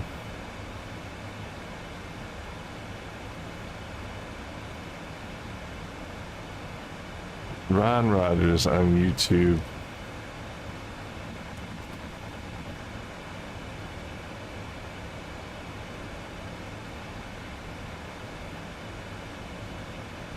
Hi there, mine. Ah, cool. Great Lakes biplane. Cessna 310R. Ah, this guy's pretty cool. I'll check that out. And the other one I watch on YouTube is Blanco Lirio, Juan Brown. He's great. He's got a lot of good stuff. He's also a 777 pilot. Next step climb, 1,341 miles. That's just around the corner. 248 Zulu. Why is the time 0000? That's not true. That's just not true.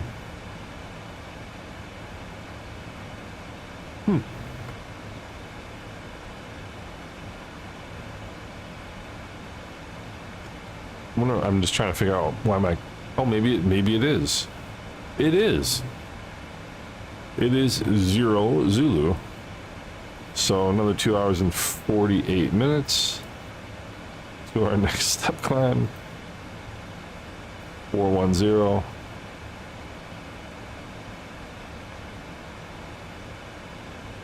Ron's a former 777 captain. Yeah, you know, it's funny. Those I think that the knowledge and the wisdom that these guys have is slow, and that you have for sure, is slowly kind of eking out of aviation, especially in GA. I mean, I live in. Let me show you generally where I live. I live right about here. Right about there. And this is all the Adirondack Mountains. So this is all, you know, forest and mountains, right? And there's somebody in an F-35. And as a matter of fact, this is my home airfield right here. Griffiths, which is a former B-52 base. But, so anytime I hear, like, so I live in this area. And anytime I hear in completely crap weather a single engine piston going over top of my plant in my house, I know it's a Cirrus. I just know it. And you look on Flight Radar 24, and of course it's a Cirrus. And these guys just getting it. They're convinced that their $700,000 airplane, you know, is their own personal airliner and it can't crash. And I just think the wisdom and the decision making in aviation, the aeronautical decision making in aviation is disappearing, and people just think, you know, nothing's gonna happen to them. And you keep seeing the same things over and over and over again, and it's a little frustrating, you know. Got A320 front panels and MDCU to work with. Oh, nice, Peter. That's awesome. I've been thinking about it's unbelievable the hardware we have available nowadays for flight sims. It's unbelievable. My problem is that I fly so many different airplanes that I just don't Empire Airline territory. Absolutely. That's great. There was another one called Catskill Airways, which when I was a kid we used to refer to as crash kill scareways. But yeah, I think there's too much reliance on all this stuff right here, and not enough using the brain. The guy, B787 bus driver, Alex is his name. He talks about it in some of his posts. Like he'll let the FMC kind of tell him things, but sometimes he'll do step climbs earlier than the FMC wants him to. Sometimes he'll do step climbs later, depending on what the wind is and just depending on what his feel is for the plane. You know, and I just find that sort of stuff fascinating, you know. Boy, this is gonna be a nice sunset.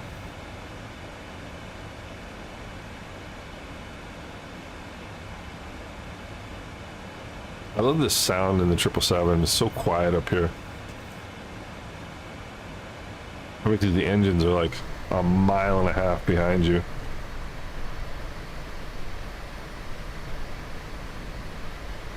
That is sweet. But yeah, Peter, I've been tempted every once in a while to try maybe getting some, you know, FMC stuff or some more hardware. Basically, I have a Honeycomb Bravo, Honeycomb Alpha, Honeycomb Charlie, and I use it for, you know, airliners, GA, the works, and it works for everything, you know. I even use it for the I use the yoke, you know, the Honeycomb yoke for the Airbus. I don't have an Airbus side stick yoke, you know. But I'm surprised how much I like the Airbus. Completely different philosophy. This is Halifax, Nova Scotia. It's gonna be one of the last vestiges of civilization. That must be the airport right there.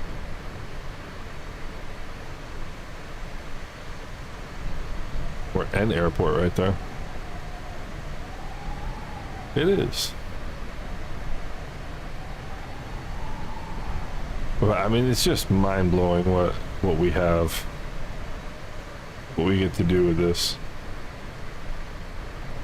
Cost me $80 for a ticket across the Atlantic. You know.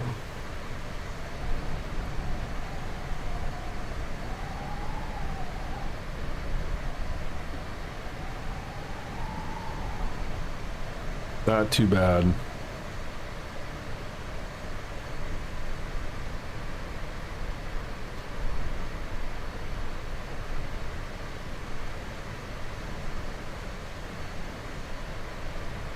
I mean, you can even see the bridges down there.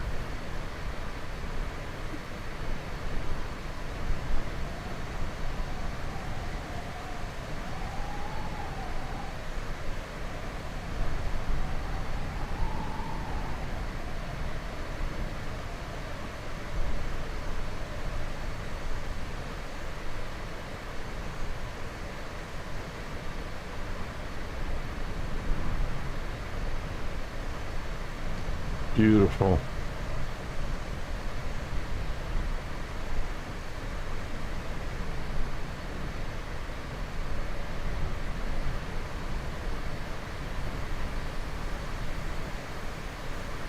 Man, look at that.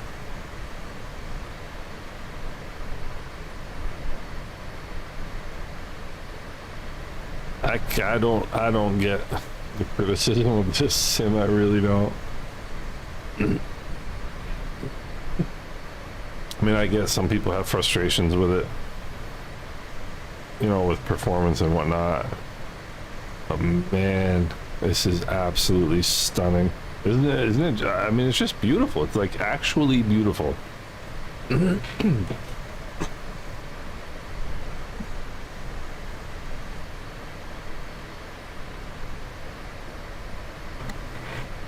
That was an amazing view right there.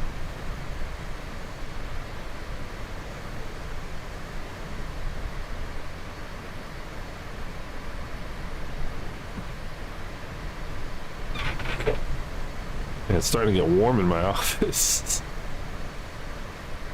You know, Peter, I haven't whatever the one is that look at the lighting on the bridge right there. You see that?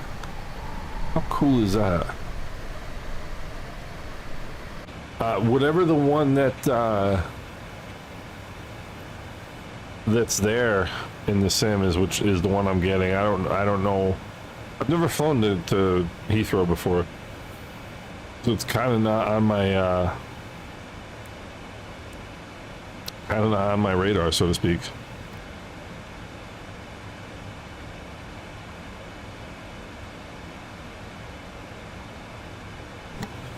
This is where we're going to find out if we've got the lights set up correctly.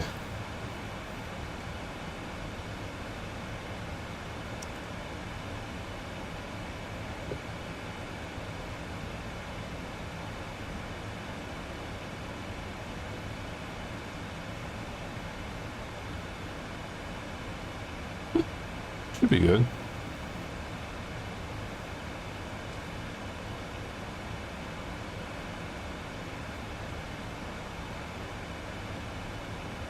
I love they've got a shoulder heater in this airplane.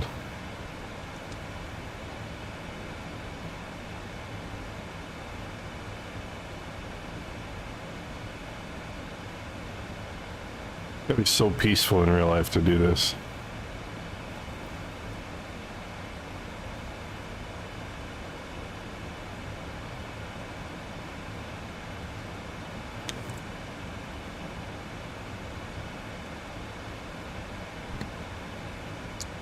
Stuck in a hotel room, Columbia, Missouri, as they call that.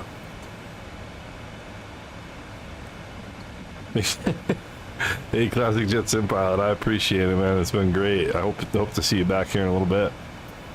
Enjoy your grub. And you're more than welcome to hog the chat anytime, my friend.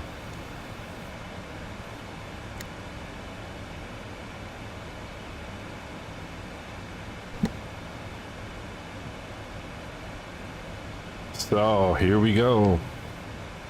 So sunrise is 05. I think they said 05:17 in London. It might be. We might spend a good couple hours here in the dark. We'll see. I still have. If you look on VATSIM, so he's what, about 40 miles to my left. So that's an A380. That is you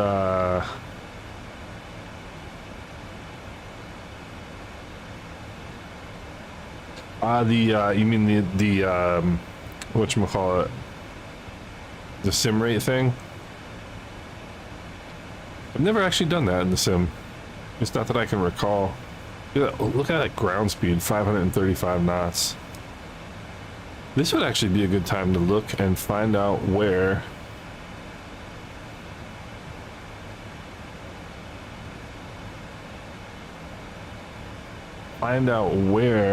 the actual American Flight 100 is.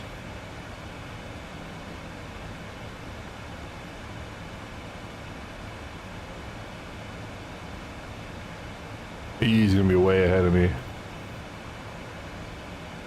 He's gonna be way ahead of me. And yes, the actual American Flight 100 is taking a completely different route.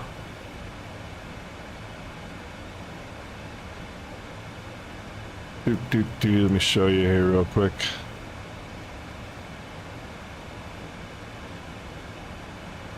What are we looking at?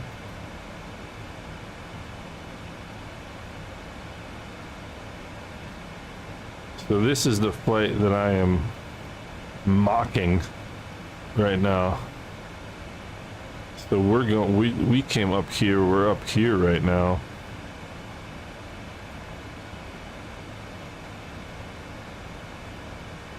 Let me see here. Where are we?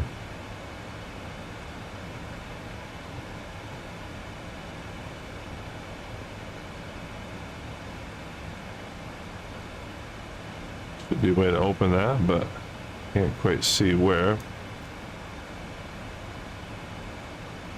Let's do this. So this is where we are right now. And this is where the actual Flight 100 is. That 777-300.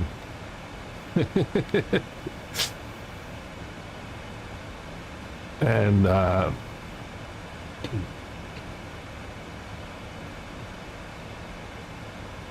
what time is he supposed to arrive?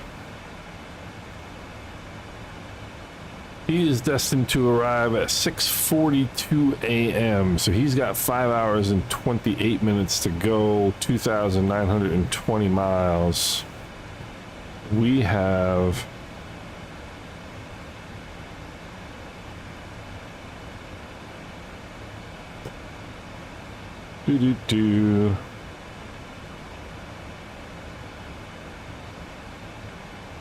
we have, where's the prop page? We have 2,456 miles to go.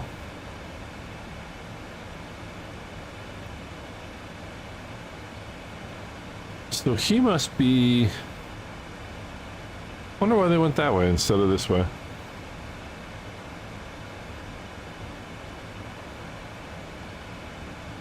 So we have about 2452.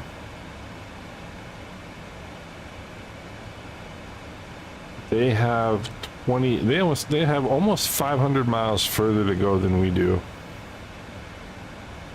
The other thing that is confusing is that the wind is right at our tail, so why would you not want to come this way? I don't know. Maybe they don't like Canada.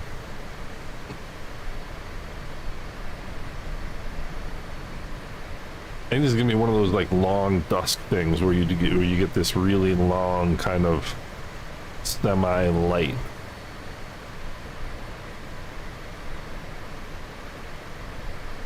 I also wonder how long I'm going to stay awake given the fact that I ate 2 slices of pizza before we took off. Where's the logo light? Logo light is on. Wing lights. Those are cool too. I think the wing lights are...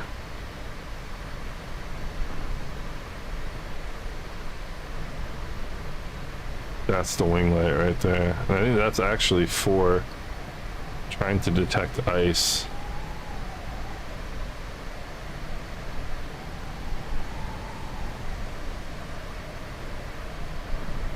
Man, this is amazing.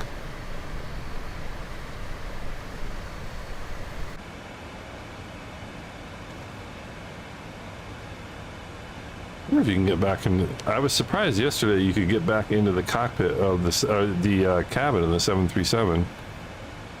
Oh, yes. See, because in the older versions, you couldn't get back into the cockpit, into the cabin, unless I'm mistaken.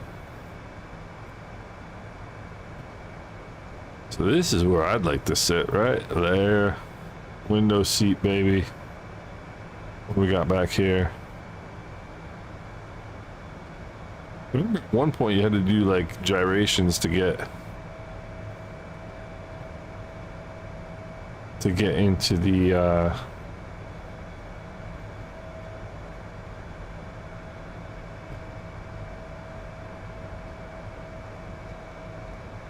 into the passenger cabin.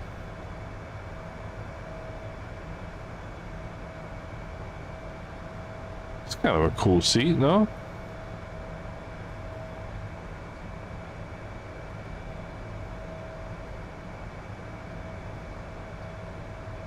Oh.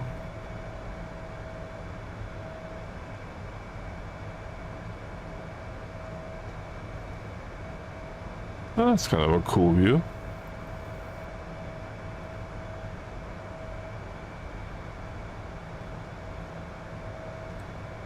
And that actually is the American Airlines service thingy there.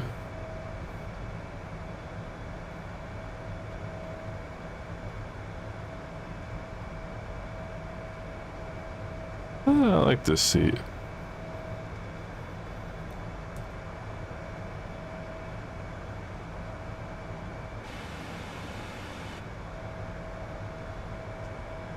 Not bad, right? Just a little bit this way.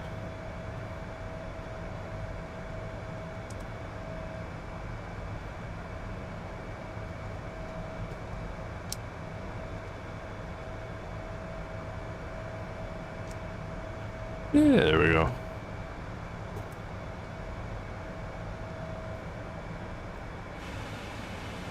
Cool. This is wild. I've seen this before in the Caribbean, where you get this like because of the curvature of the earth, you get this weird like sunset thing.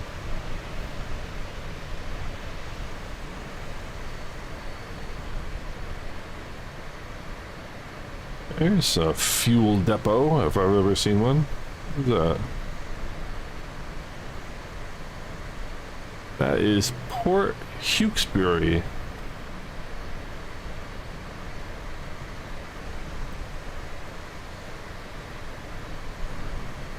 That's pretty cool. It's unbelievable how much of the world you can traverse in like no time. There's the little Port Hewkesbury Airport. You can see the green and white rotating beacon there, the airport beacon. Green and white is civilian. Green is military. You remember that because green is for the Army. That's how I remember it anyway.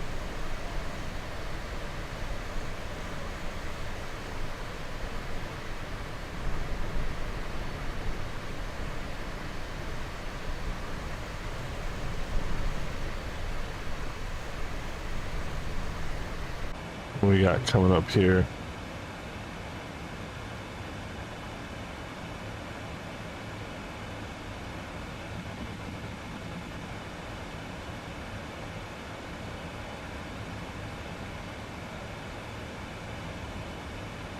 A cove, looks like.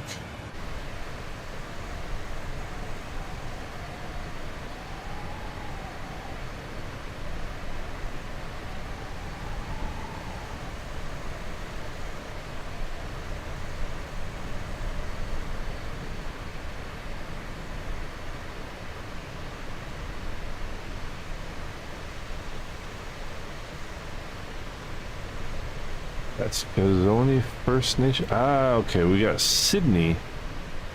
That is Sydney. Sydney, Nova Scotia coming up there. Turn off the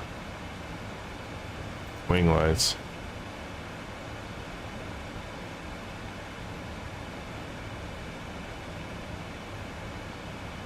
Sydney, Nova Scotia. Wonder what they're doing in Sydney, Nova Scotia this evening.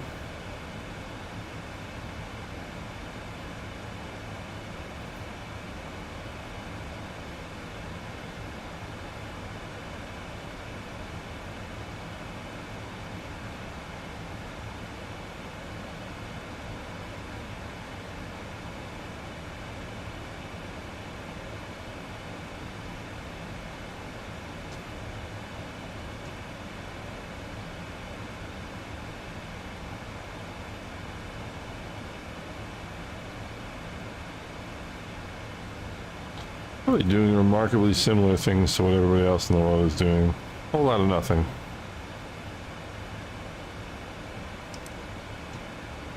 What we got here?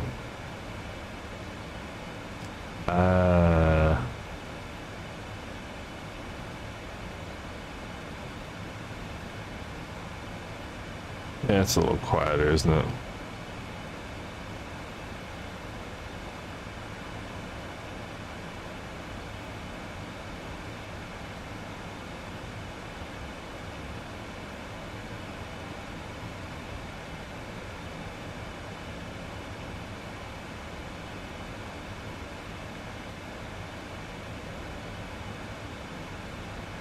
Yeah, it's a little better.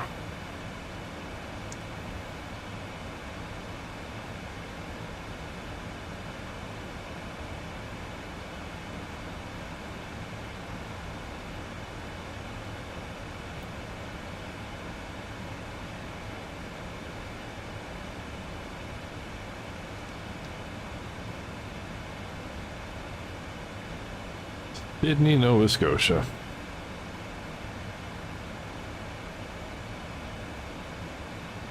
This is what I would do if I was actually a long haul pilot. All I would do is sit there and look out the window and find what cities there were, and like imagine what the people were doing.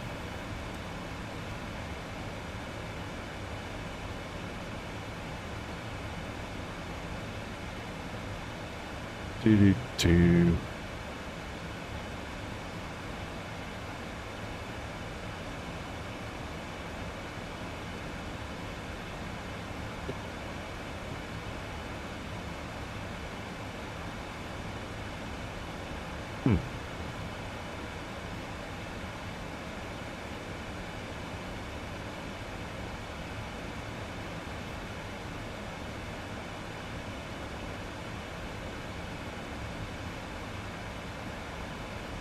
Well, seem to be a lot of change in the lights up here, no matter what you do.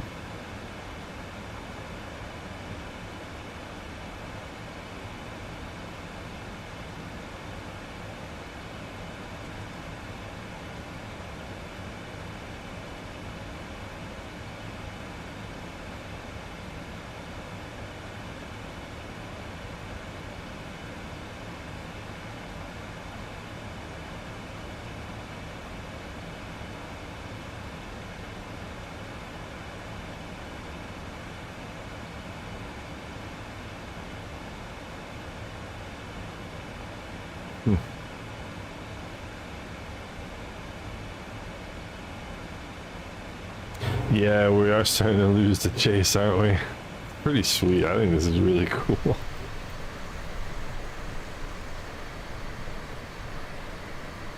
Ah, look at that there. That's what we call the rabbit.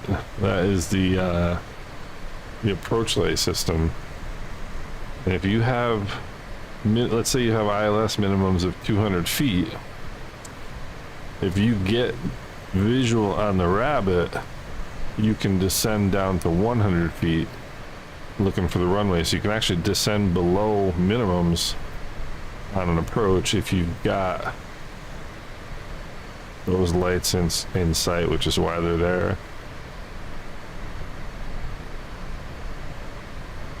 How beautiful is this? But see how long it's taken for the light to go down, you know?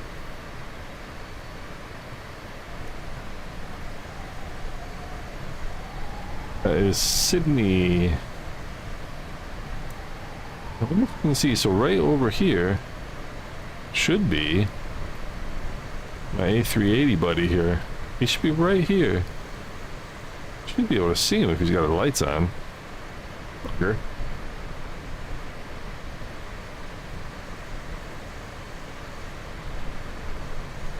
So there's an A380 going from Boston to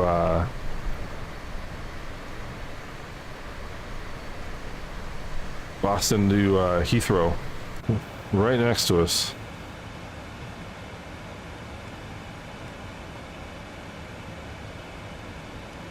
Just a hair behind us, you can't see him.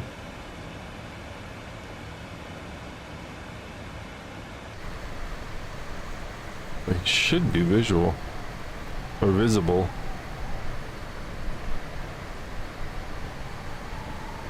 Should be visual and visible. Let nighttime begin.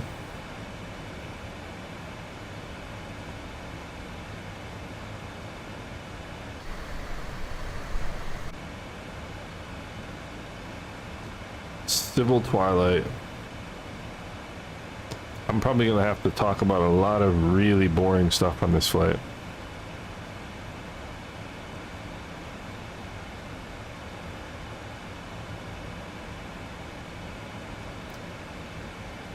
Like civil twilight. So when you're doing there's this thing called night currency, right? So in order to carry passengers as a pilot, as a private pilot, you have to have 3 takeoffs and landings within the previous 90 days. And if that's in a tailwheel aircraft, they have to be to a full stop. In a tricycle gear airplane, you can do touch and goes, but so there's daytime currency and nighttime currency, night currency. So to be able to carry passengers at night, you have to have 3 takeoffs and landings in the previous 90 days at night. Well, what's the definition of night? Of course, this is the FAA, so they've got click that pen to pass the time. Let's do it. And so in order to have night currency, you have to do your 3 takeoffs and landings at night. Night is defined as, I believe it's 30 minutes after civil twilight, and civil twilight is the time at which the sun actually goes below the horizon. So right now, even though there's no sun, it's not technically night according to the FAA. You have to wait 30 minutes after the sun goes down. I wonder where, what was that place? Sydney, Nova Scotia. Let's see where. Boy, what a beautiful place that is. Sydney, Nova Scotia is absolutely gorgeous. But what is civil twilight? In Sydney, Nova Scotia. Oh, it's civil.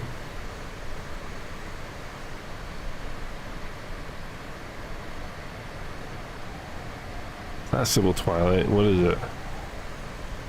It is civil. This is the civil twilight begins. Civil twilight ends. 9:21 p.m. is when civil twilight ends. So we've got another hour and a half until you could do night currency in Sydney, Nova Scotia. I am a fountain of useless information.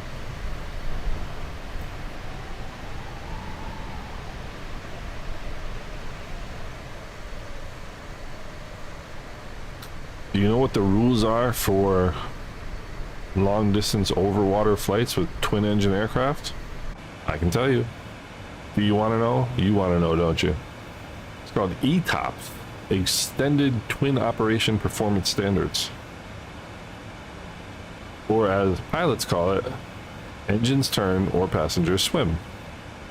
I just thought that was pretty funny. Because normally with twin engine aircraft, you have to be within, I think it's 1 hour of a viable viable landing site. Or is it 2 hours? Now I'm gonna have to look.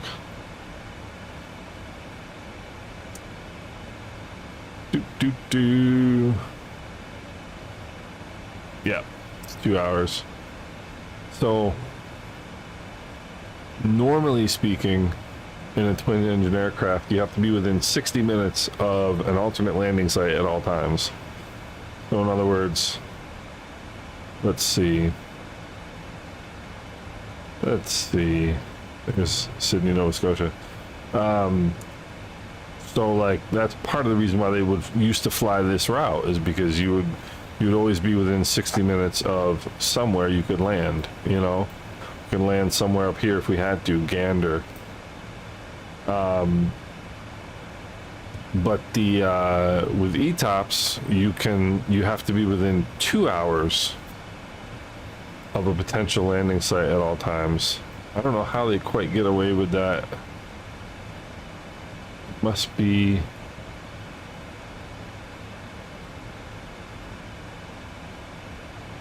what it is from what it is from Jupi to Zetbo.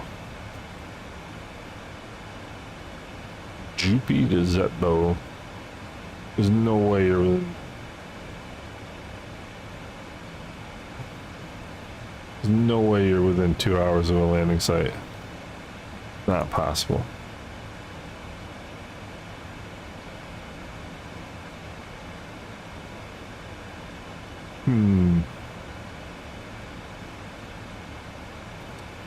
So ETOPS 180 and ETOPS 240, yeah. It's gotta be.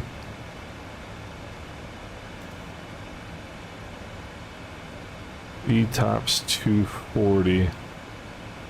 Yeah, within 240 minutes.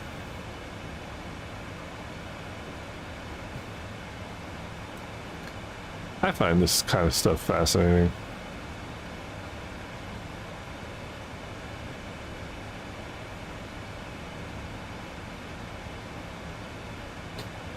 Personally.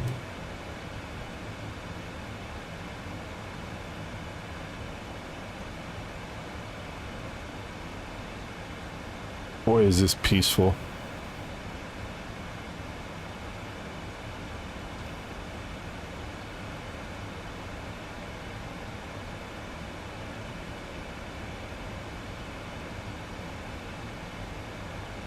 I didn't make anything interesting to drink. Hey Mike, how you doing? Good morning. Where are you right now? Are you in Europe? Must be. It's very early morning for you. You just getting home or you just getting up? You don't have to tell the truth.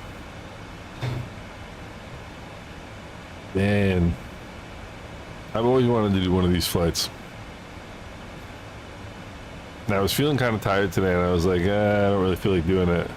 Then I realized that next Saturday is gonna be the night before Mrs. IslandSimPilot gets home. So if I'm gonna do it, I gotta do it tonight. Not have to, but you know, it's a good idea. Get it done. Yeah, it's midnight over there, no? As Chevy Chase said in Fletch Lives, people are either making a mess or cleaning it up.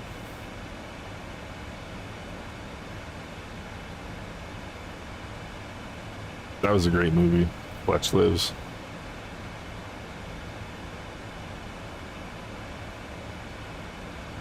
Have to go to bed and it'll be, yeah, I bet. I'm gonna be a tired cookie by the time this flight's over. Because it's gonna be,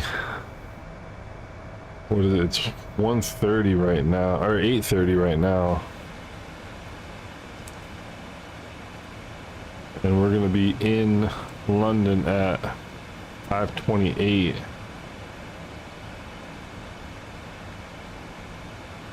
So I got another 5 hours. So I think this is gonna be a little bit long. Oh no, it's gonna be a little bit longer than I thought. 5:28 Zulu, so little less than 5 hours. So it's gonna be almost 2 o'clock in the morning for me by the time we get done with this flight. I think I'm gonna be pretty lonely. I think it would be pretty lonely for a good part of this flight, but that's all right.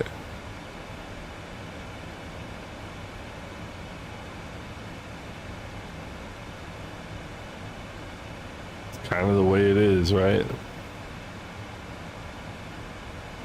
Yeah, exactly.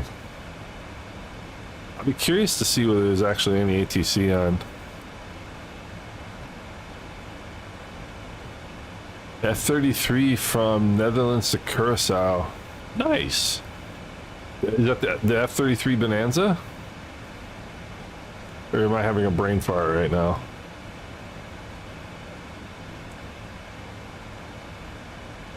Dude, that's gonna be a flight, man. And what's wild is people do that in real life. I've been talking about the various some of the social media people I follow. There's one guy, boy, that is getting dark now. There's one guy, gosh, what's his name?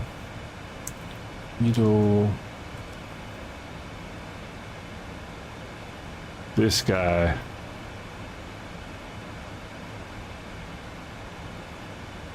I'll put him in the chat here. If I can find the chat. Yeah, that's awesome, Mike. That's gonna be fun. I always thought about doing something like that, flying from my house in New York to St. Martin, you know, in the Warrior, or now the Dakota perhaps. But this dude, Guido Warnica, who's German. I don't know how we got named Guido. He's German, but he's a ferry pilot, and he does a lot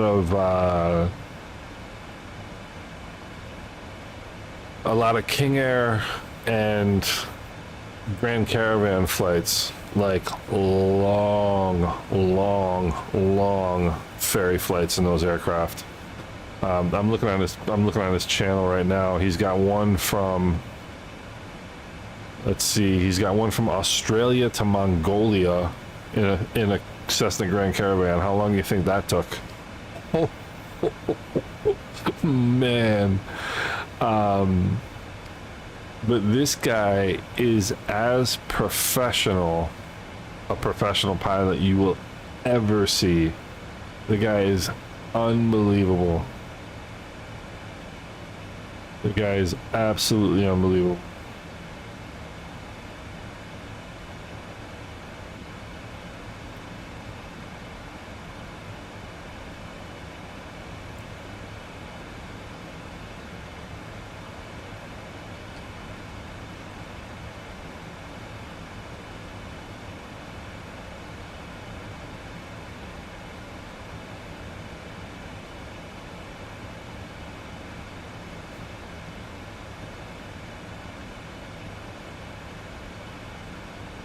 Sorry, I'm just answering a question from somebody.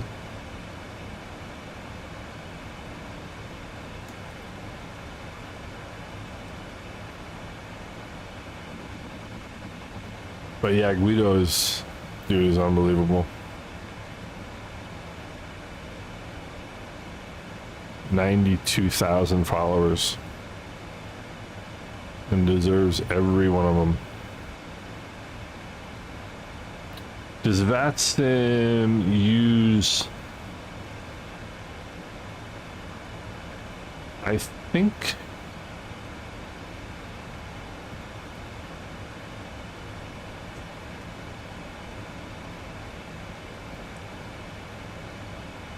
they've been talking about it, but I don't think they quite use it yet.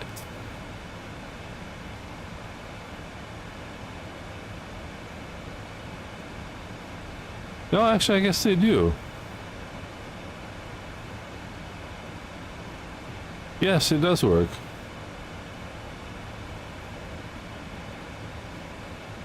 It's the com menu.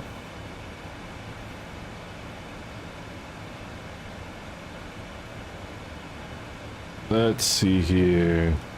Flight information.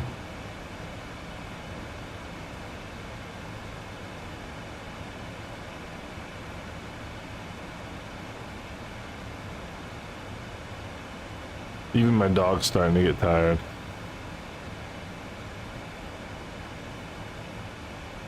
Departure clearance request. Ah, route request, route report.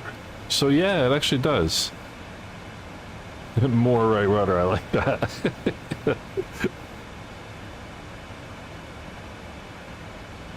Yeah, so it looks like it does.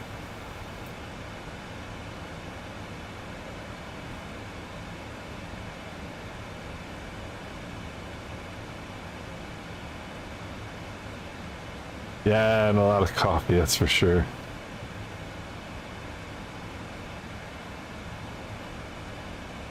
Short of pilots in Curacao, you should have called me, man. I would have gone. if you can use somebody who's mildly competent. That's really cool. I never knew that, actually. Position report.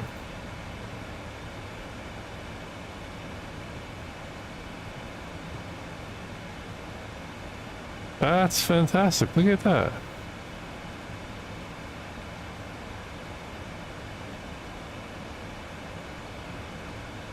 Huh.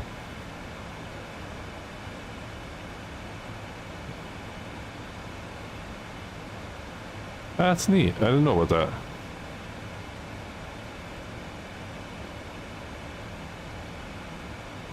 that. These long trips over large swaths. Yeah, E-Top's one. You know, I was saying earlier that I follow this this youngster. I follow this kid on Instagram who's a his 777 first officer. He's like 25 years old. He doesn't even look like he shaves. And he puts in like he'll show his Aaron, I'm intending to, if I can stay up long enough. I didn't realize how long it's going to be. I'm going to be here until almost 2 o'clock in the morning. But that's alright, I got nothing to do, you know. I'll make some tea at some point. The dog's already gone to bed. He's like, forget it.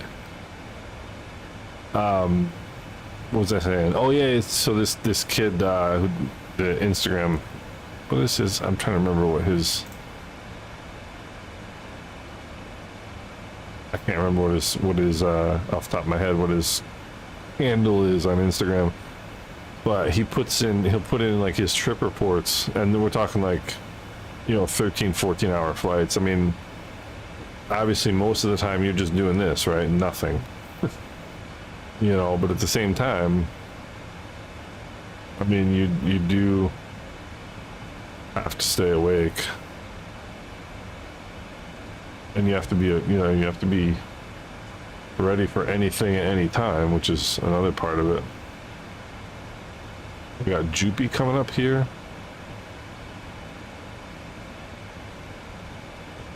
You know, 177 miles. 71,000 pounds.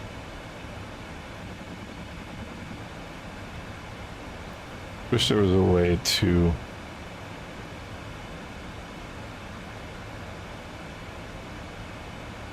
navigate this a little more. 71,000 pounds of Jupy. What do we got now? 75,000, so we should be about right. Shouldn't have to do voice reports if they're using CDPLC, CPDLC, and ADS. Yeah.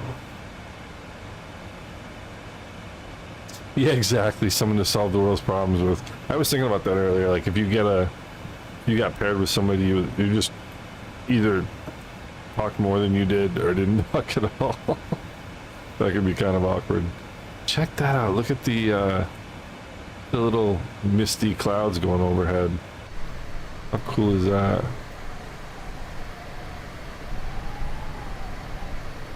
See that? How wild. Whoa. Microsoft Flight Simulator. Look at that. Oh, man. Look at that.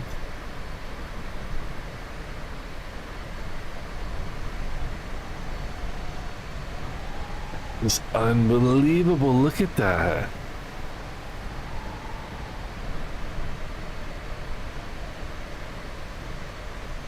See, this is the kind of thing that blows my mind.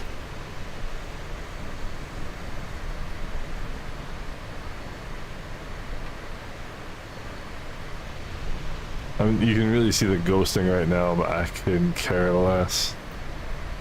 How cool is this?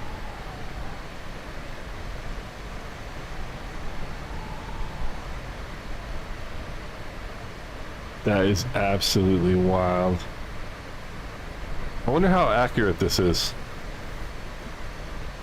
The northern, yeah, hopefully we'll see them. I'm busy looking down, I wasn't looking up. That's unbelievable.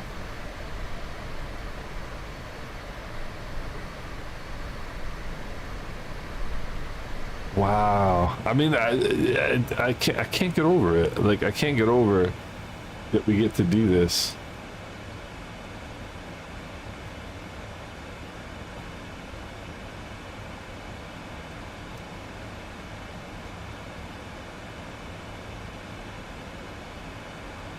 You know, that we get to do this, like, sitting here in our house. It's unbelievable to me. Ah, look at this. We got Shanwick Radio. Oceanic clearance. Clearance not available on CPDLC. Alright. I got a ways to go before I get to them, though. Show you what I'm talking about here. I was gonna put some of my screenshots up here.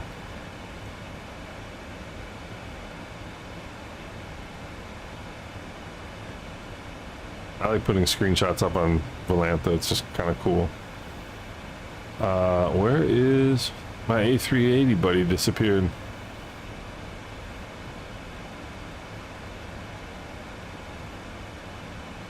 There's a 777 going Atlanta to Frankfurt. St. John's. But anyway, there's Oceanic Radio out here. I'll catch them in quite a while, it seems like. I'll have to figure out, I'll have to learn how to give a position report between now and then. This being my first transatlantic flight.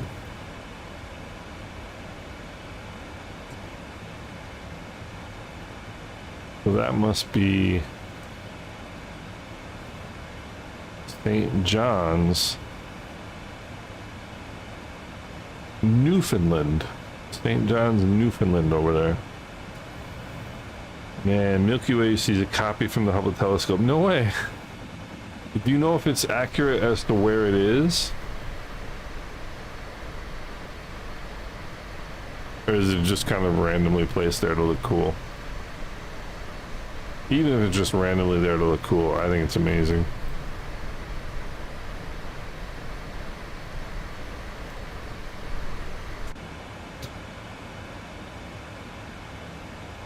Read the position report page on the CDU. Gotcha.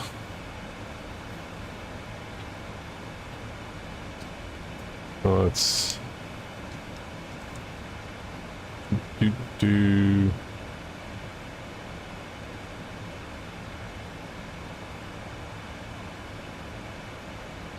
Cool. Ah, okay. Estimated JUPI, estimated ETA is 106. Gotcha. Cool. Alright. That shouldn't be too hard.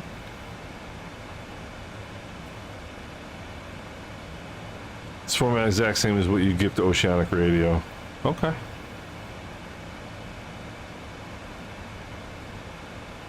accurate. That is amazing. So that is actually there in real life. That is insane. I mean,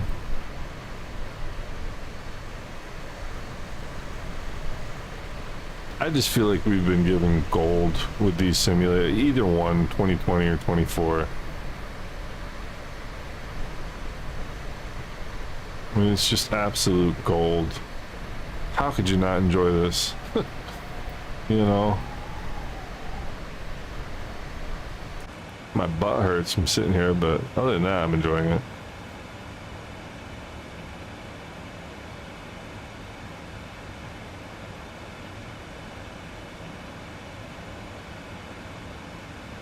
So I'm gonna be, let's see, I'll be there at 50, well, that position 5230. So 5230 is where I'm gonna have to give the position report. Cool.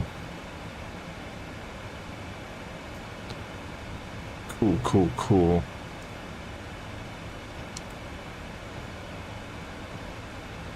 I need to get a better chair. I have the same, this chair that I'm sitting on right now, I've had since 2005. Not the most comfortable chair in the world. Maybe I'll try my other chair. Maybe I'll try my other office chair. Hold on for 1 second.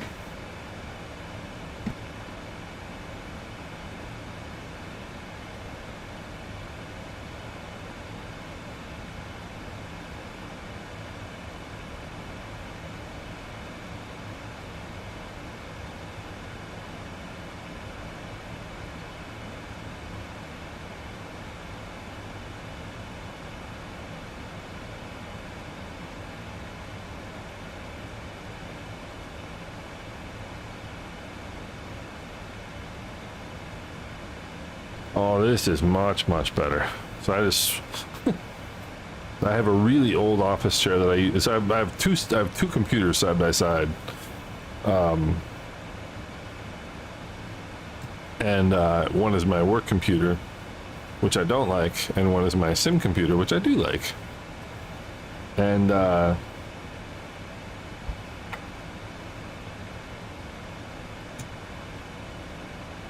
in order to better simulate night flying, I just turned off my office light. So I have the, like, literally 20-year-old chair for my sim PC, and like a relatively nice new chair for my work PC. So I just took my work chair and put it where my, and just put it here where my sim PC is.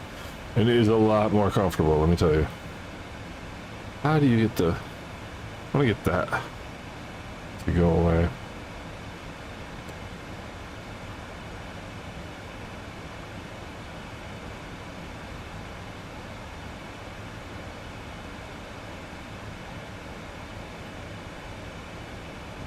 Let's get some foot heat. Yes.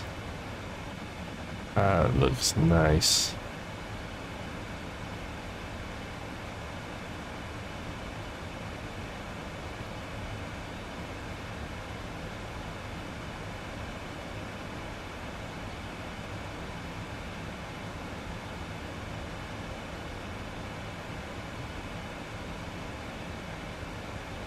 First of all, let's get this on night mode here.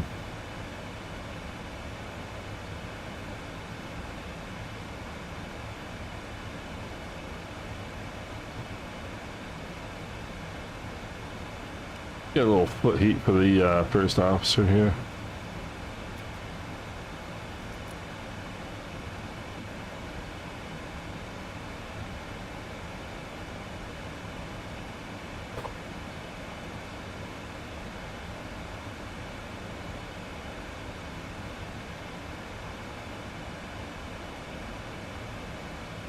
I'm trying to figure out how to get this light off, and I can't.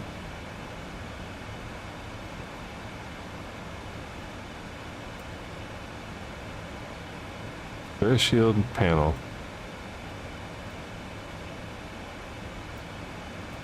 Ah, there we go. Yeah, now we're talking. Now we're doing night flight, fellas.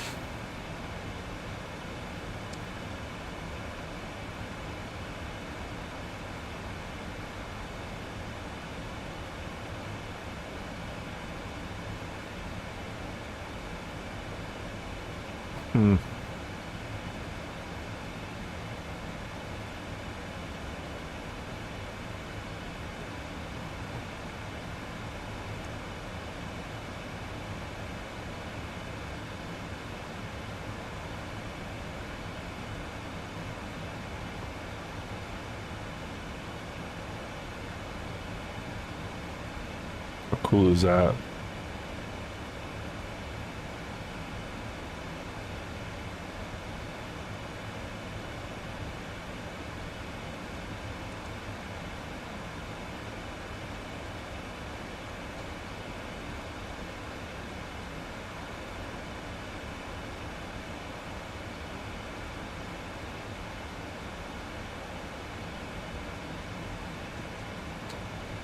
Now we have official night mode. That is a cool looking cockpit right there, in my opinion.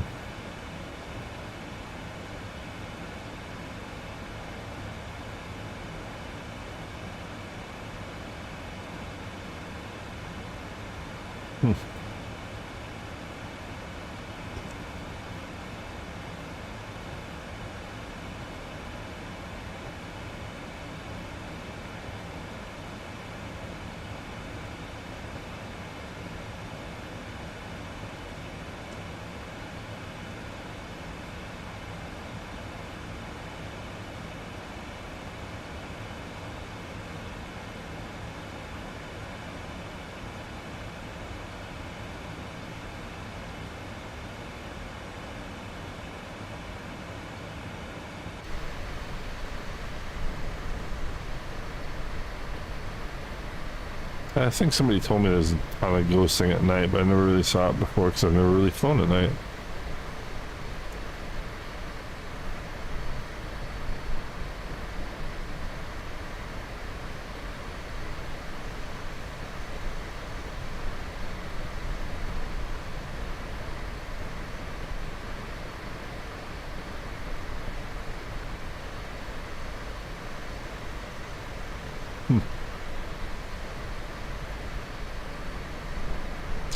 St. John's, Nova Scotia right there. And enjoy it because that's the last thing we're going to see for a long time.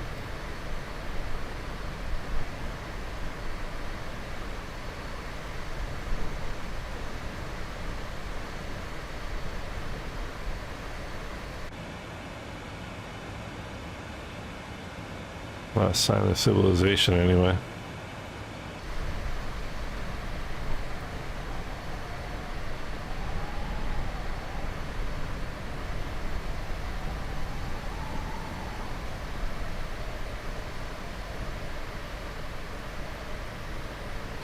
Once flew from St. John's to Iceland and I had the Northern Lights the whole trip in front of it. Wow.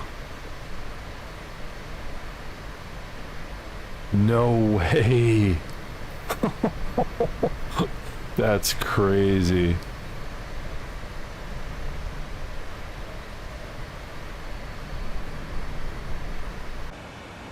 That's crazy, Mike.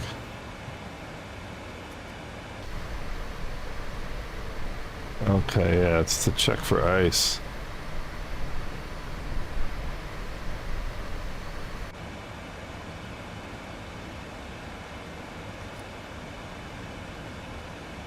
That's an amazing story.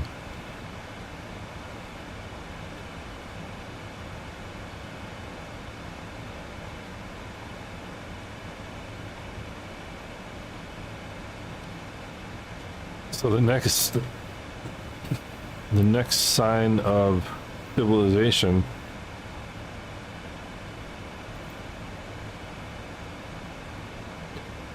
will be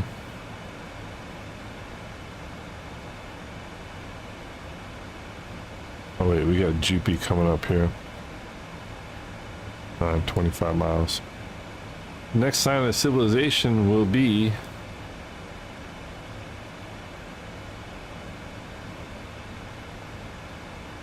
Parasivan. No idea how to say that properly. Let's say Dingle. That's a little easier. Port McGee, Ireland. Will be the next. Will be the next point of more right rudder. It's awesome. Will be the next point of civilization for us.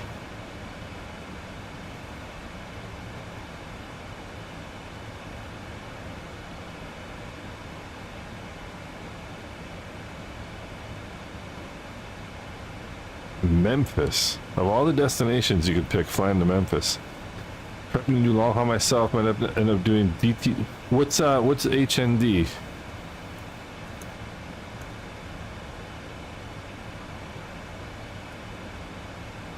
HND. Let's check out HND. I love Atlanta. I don't know if you got. Oh no way! All right. Aaron, that'd be a cool one, man. Dallas to, is that American Airlines or is that United? Who would that be? It'd be American, it must be, right? That would be a long haul flight, dude.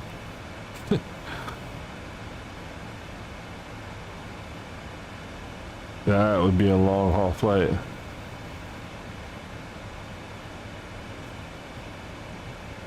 See, is there anybody going that way? There's somebody going to Australia.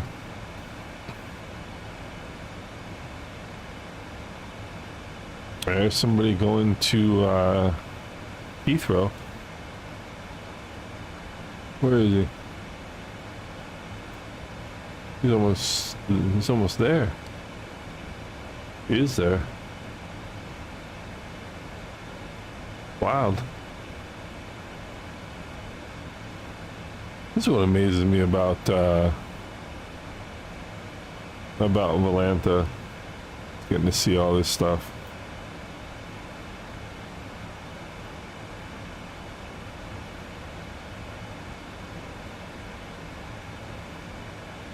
DFW, let's see who's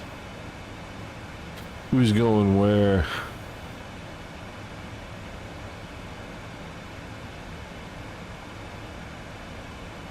This guy hasn't departed yet.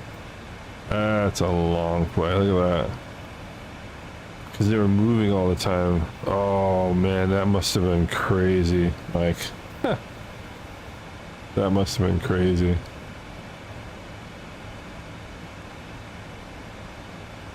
So there's us, Joopy. Let's go check our fuel here. Joopy 71.0. So yeah, we would have been 70, yeah, close to it.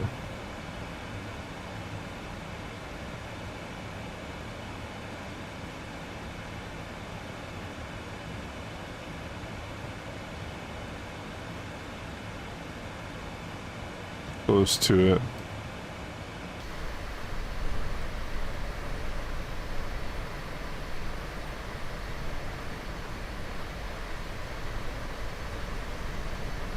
Yeah. I'd be curious to see if we get any northern lights on this flight. I'm completely, this is all completely new to me. This entire experience.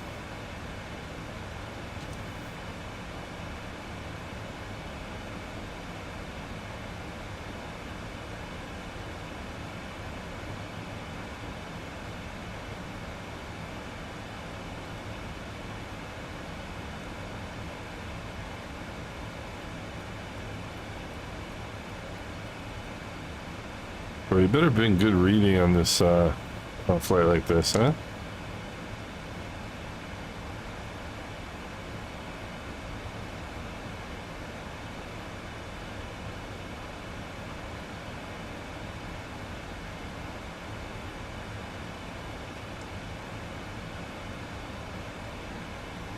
Man.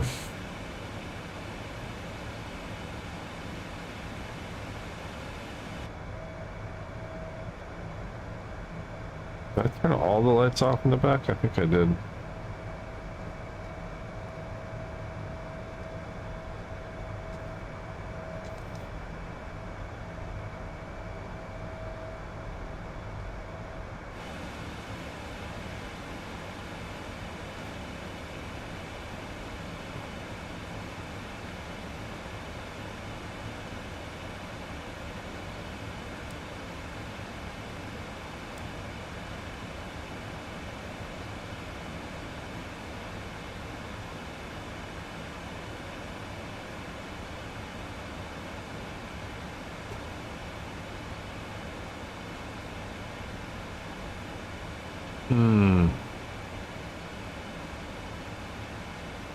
Remember the cabin?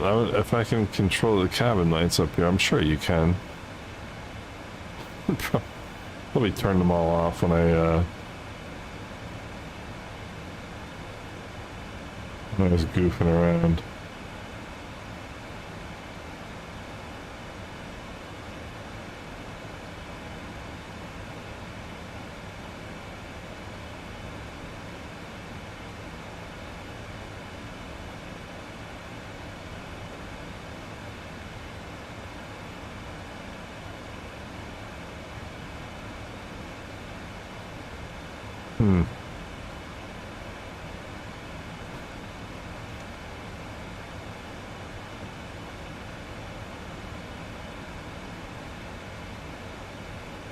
Put it on the FA panels in the back. Yeah. Just, I would think there would be at least a way to turn on.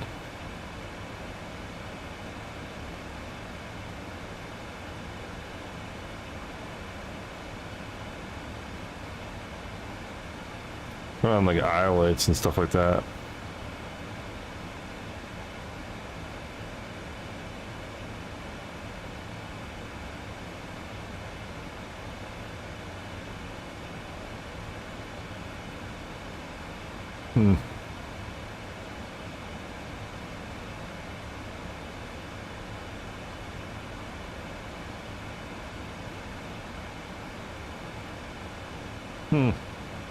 Hard to know.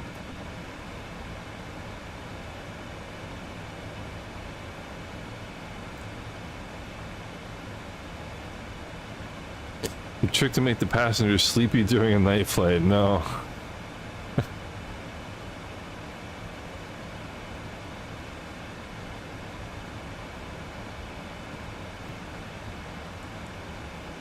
I have a funny story for you about sleepy passengers though.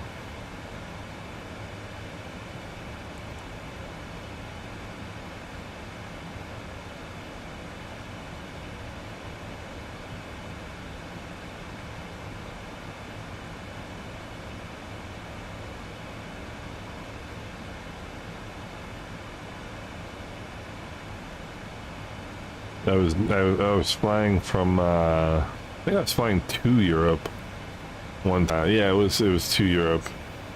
We got on in the US and there were these guys partying on they were partying before the flight. They were partying on the flight. And they were just lower the temp and increase cabin altitude. I would think it would raise the temperature would keep them tired, no? Or get them tired. Increase cabin altitude. Yeah, increase cabin altitude will do it. That'll definitely do it. That's funny. But yeah, there were these. This was a long time ago. I'm surprised I wasn't doing it. But these guys partying on the flight, and they were wasted. And every time any of the flight attendants would go by, they'd be like, "Oh, can we have more drinks? Can we have more drinks?" And the flight attendants were like, "Sure," and they gave them what they wanted, and so on and so forth. And so these guys finally conked out. They finally fell asleep, and once they fell asleep, the cabin crew got their revenge. Because every time a cabin crew member would walk by, they'd wake the guys up and be like, "Would you like anything?"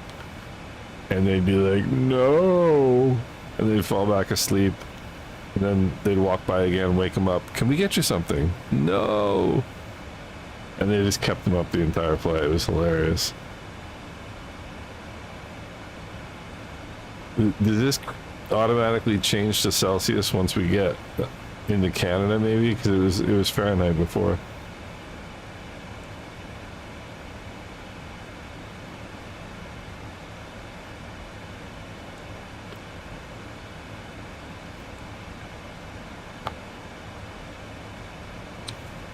Check something on my yeah, it's pretty funny.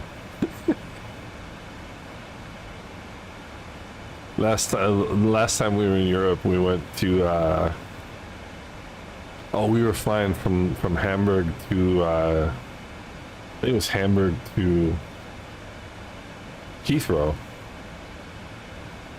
As soon as you get outside the US, it turns to Celsius. That's great.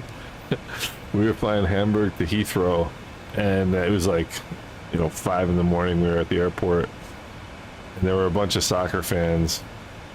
They I don't know what game was on, but they were going somewhere for a game.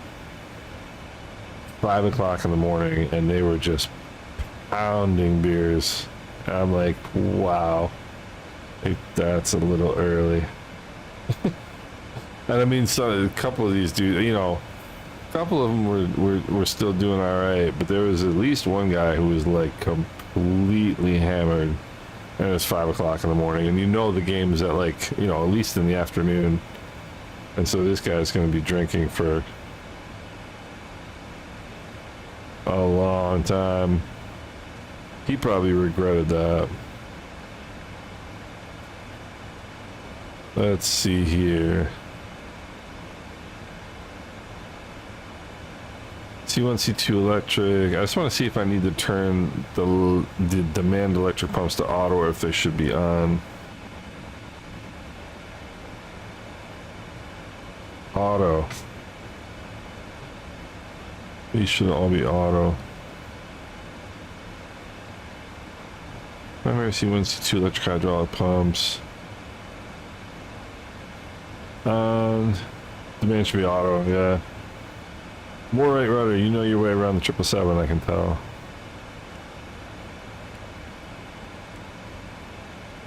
I was in a hurry when we were leaving, trying to pretend I knew what I was doing. I've got a 777 checklist on paper that I use when I fly this plane. I like paper checklists. But for this particular, this I find this plane actually easier to fly. I find this plane easier to fly than the 737 because it's a little bit more automated. There's,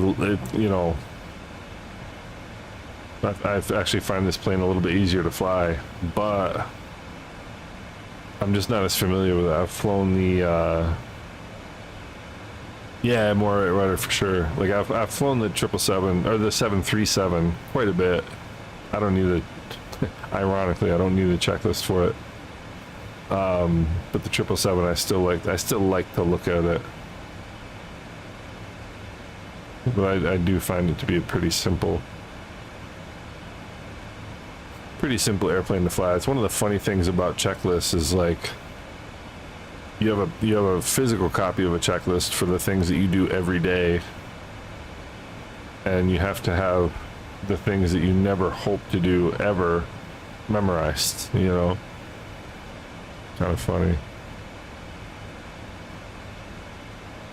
It's just funny that I'll fly a 777 or a 737 with no checklist, and I won't fly a Cherokee in real life with no checklist. Like, no way. Won't do it.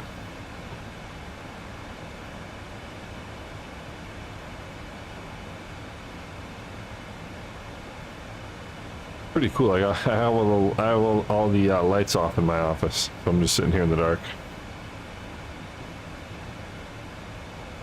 Yeah, I should laminate. I would love to get a. I would love to get a laminating machine and be able to do that. And more right rudder. Yeah, you're right, because it's like that's kind of the whole idea, right? To make it as simple as possible engineering wise. I remember reading one time, I mean, so much of the 737 is pretty much the same now as it was, you know, in I think it was 1962 the first 737 came off the line. Like the power set, like, you know, toga power, flaps 15, this, and it's the same pitch angle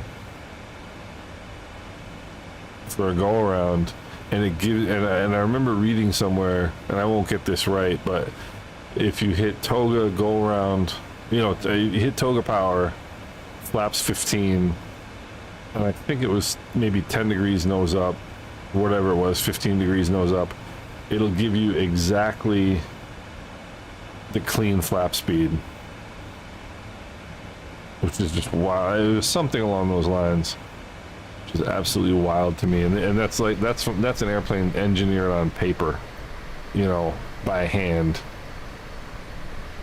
you know, 60 years ago. Amazing. If you think about it, how good they were at engineering planes 50 years ago, 60, 70 years ago. With no help from CAD.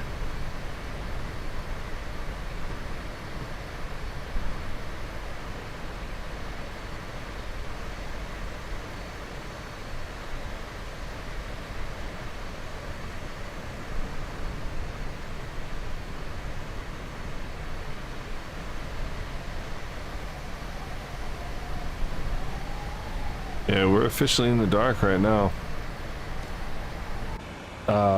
Basic checklist. If light comes on, put light off. Exactly. If it comes... Mike, that's fantastic. I gotta remember that one. If light comes on, put light off. If light comes on again, emergency checklist. Another one of my favorite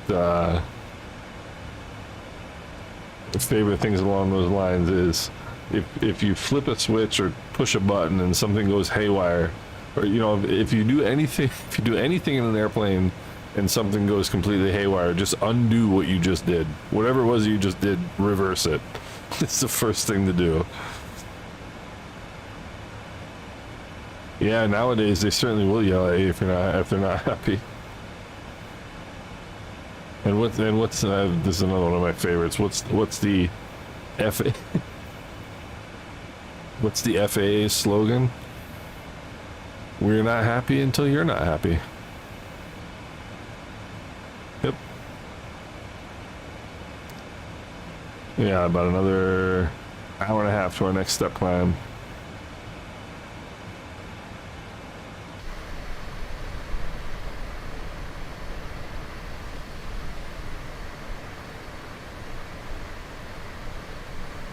I was wondering about this, how the light would linger.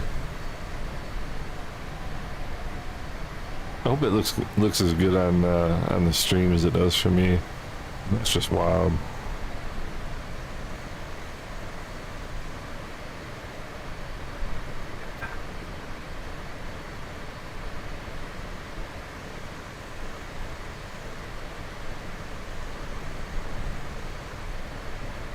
That is insane.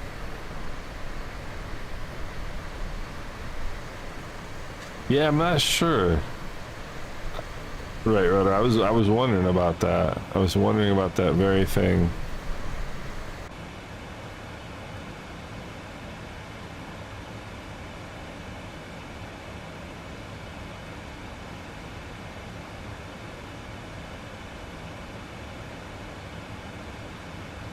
Wondering about that very thing. Oh, we got some VATSIM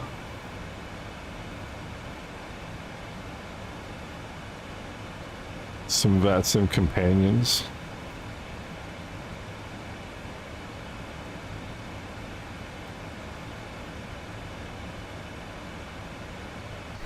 There's a 777 somewhere off behind us over here. Probably quite a ways.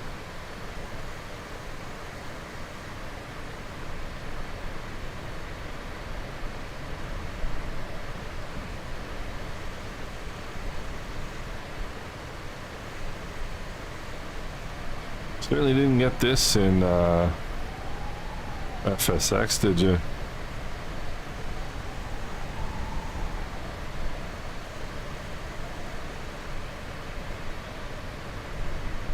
What do you mean? Do you mean, you know, mess with the sim rate, you mean?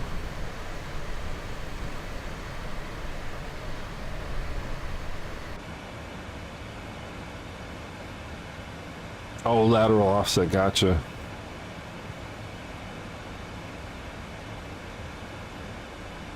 I get the feeling you've done this before, more right rudder. Tell me your story. Up to 2 miles right on Oceanic. Okay.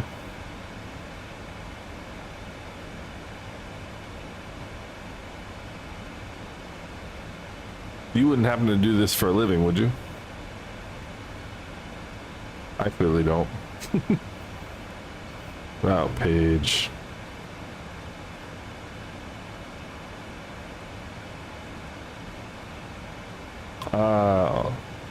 Oh, is this offset down here? Oh, so you would put maybe 2 nautical miles here, is that what you're talking?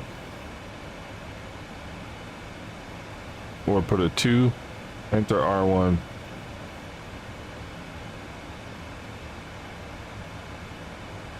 And then just put it here on left 6.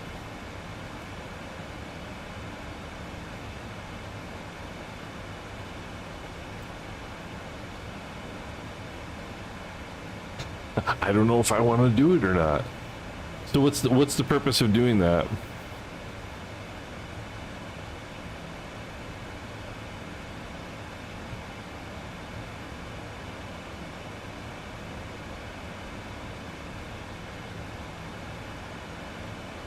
It's interesting.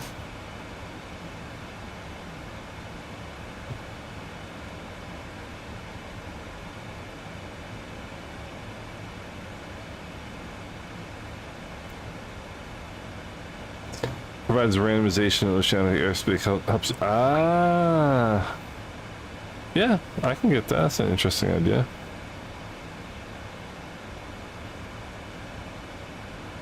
Let's do it. What the heck?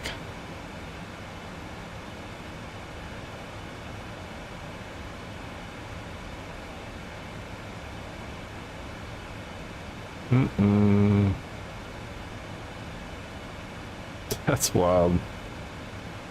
Yeah, I mean, it makes sense, though. I was wondering, so I'm a Cherokee pilot. Your knowledge of this stuff is far beyond mine, but I always wondered about, like, flying on the center line of airways and things like that. When you're flying IFR, like, it doesn't seem the smartest idea in the world to me.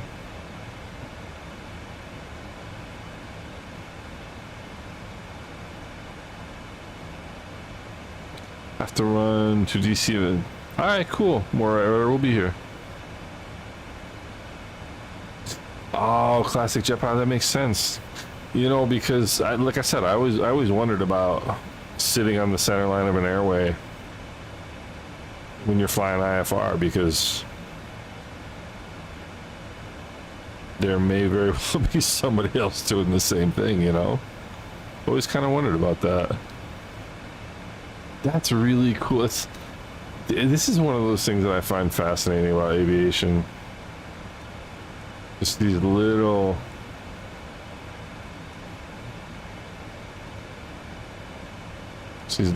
things, you know, these little subtleties. That's just so cool.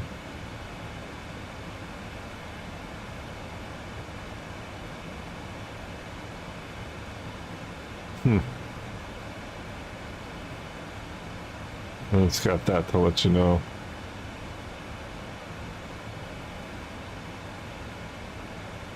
So, classic, what do you fly nowadays in the sim? Or what do you fly for yourself, actually, for that matter? What kind of, what do you fly in real life? I'm a Hyper Cherokee 180 and Cessna 150 guy myself.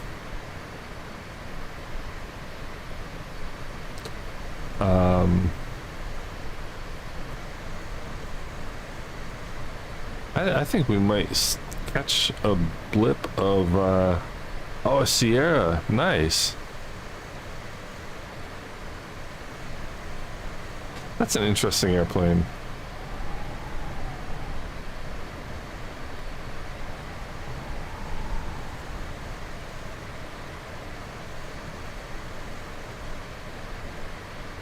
That's an interesting airplane. 140 knots true.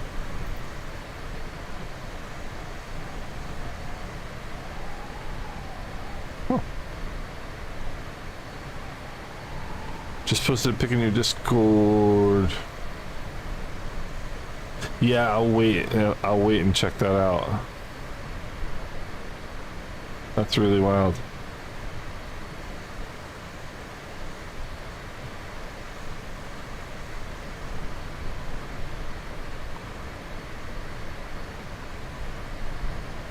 So 3 hours and 42 minutes left is what my ACARS is telling me here.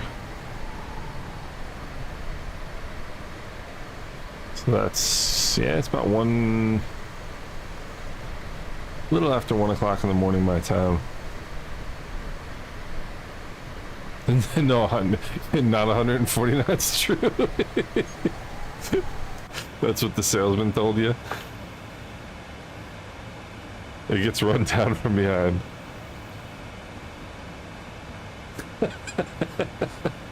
That's great.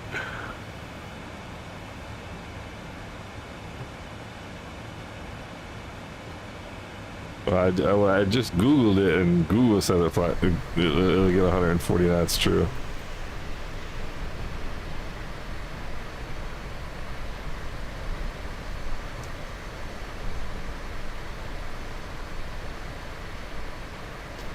Well, if I hadn't gotten thrown out of the official Microsoft Flight Simulator forums, I'd post some of these pictures for their monthly contest, but I did get thrown out of the forums, so oh well.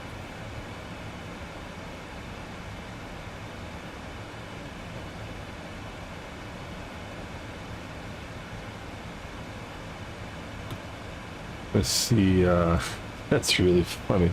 It's run down from behind.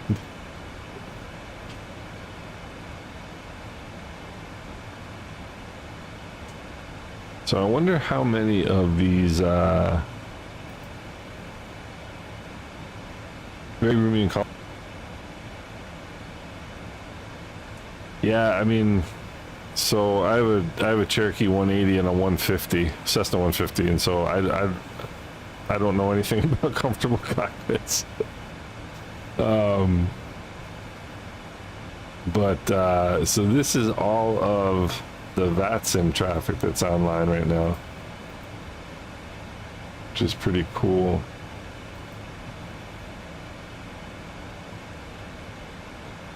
Wonder if, like, people like this, if they're awake or if they just, I think a lot of these people just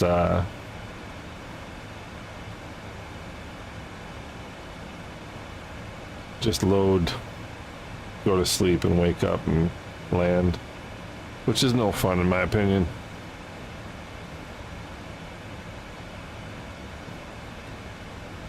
Let's see here. 3 hours 7 minutes remaining. 3 hours 6 minutes remaining.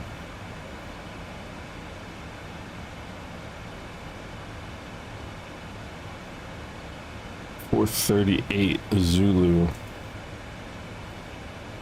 What do we got now?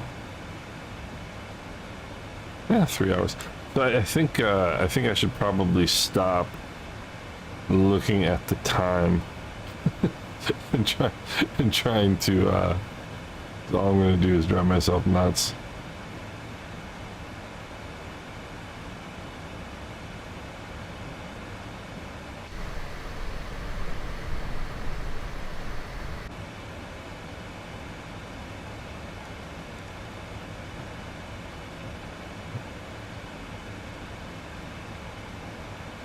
Yeah.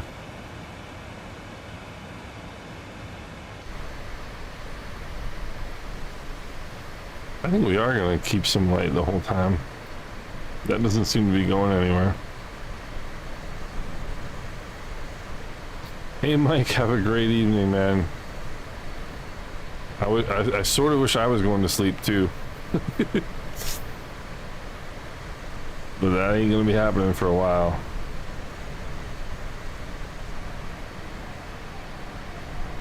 Take care of yourself, buddy.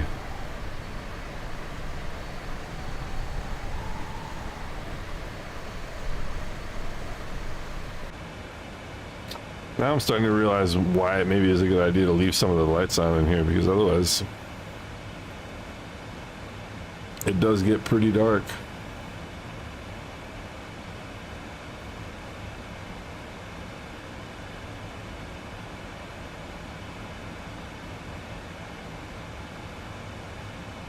Wonder if Cash Collins is out doing a long haul play right now. He probably is.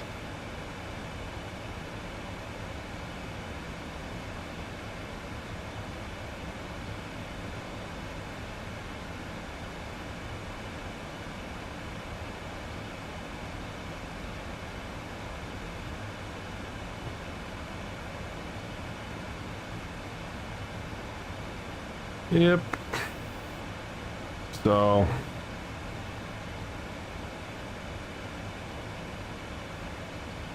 and it's not even a Formula One weekend. That would at least make things a little bit more fun. Kind of funny because I was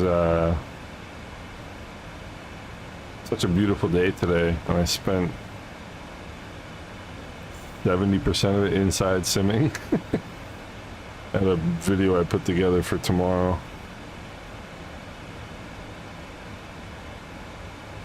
But I mean, the chance, the opportunity for me to do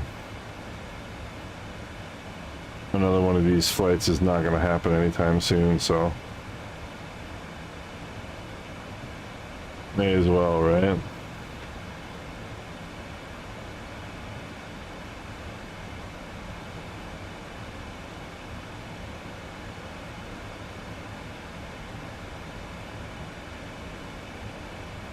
I'll send my wife a picture, she's going to laugh.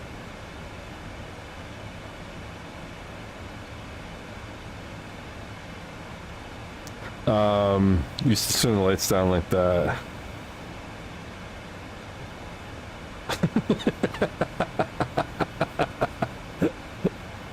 Yeah, I mean, it's, I'm sitting here, I'm like, I mean, it kind of looks cool, but at the same time, it's pretty dark.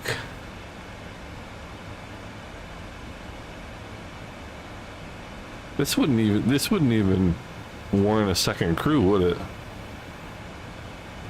I mean, this is kind of the thing, I guess, about we can sit around like how much we'd love to be airline pilots, but I don't necessarily know how much I would actually want to do this on a regular basis. You know, like do this on a regular basis, be up at 1 o'clock in the morning, landing an airplane somewhere, and then just go to a hotel and fall asleep, you know?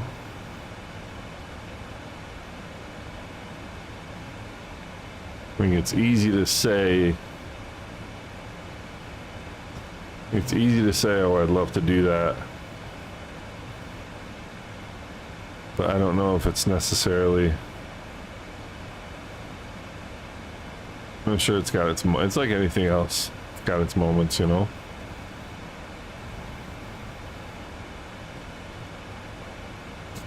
What are you, a fit by?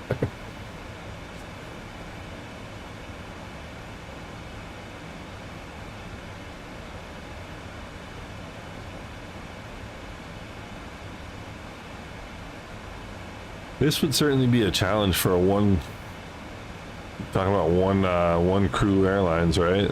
One pilot airlines, man. Imagine doing this by yourself.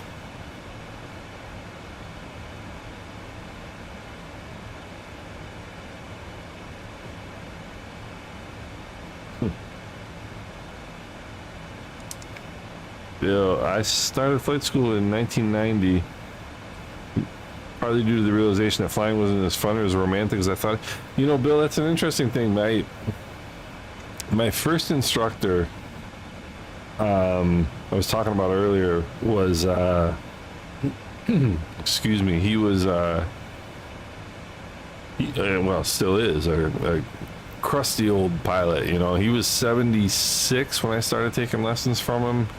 Took my last instrument lesson from him when he was probably 86. And he used to say about flying, when I first started flying with him, he used to say the only fun things about flying are going up and coming down. He said everything else is pretty boring. I didn't understand that at the time, but he's kind of right. And one of the things that I think about too, like, I mean, everybody seems to be kind of, well, a lot of, I would say the majority of like flight sim enthusiasts are, you know, interested in doing the kind of thing that I'm doing tonight, which is fun, and I enjoy kind of a lot of variety in flying. But at the same time, like, if you think about it,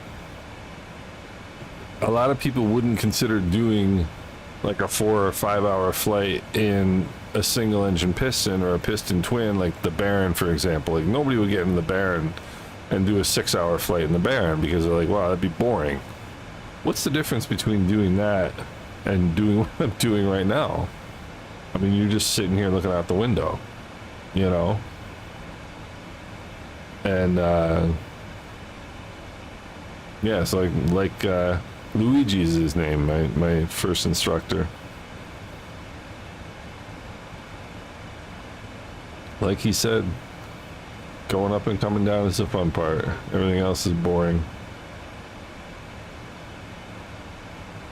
But it's interesting, Bill, because like you think about, I mean, A330 driver, for example. I don't know if you follow his YouTube channel, or is a couple people I've been talking about as I've been going, who've been like long haul pilots that I follow on Instagram or YouTube or whatever.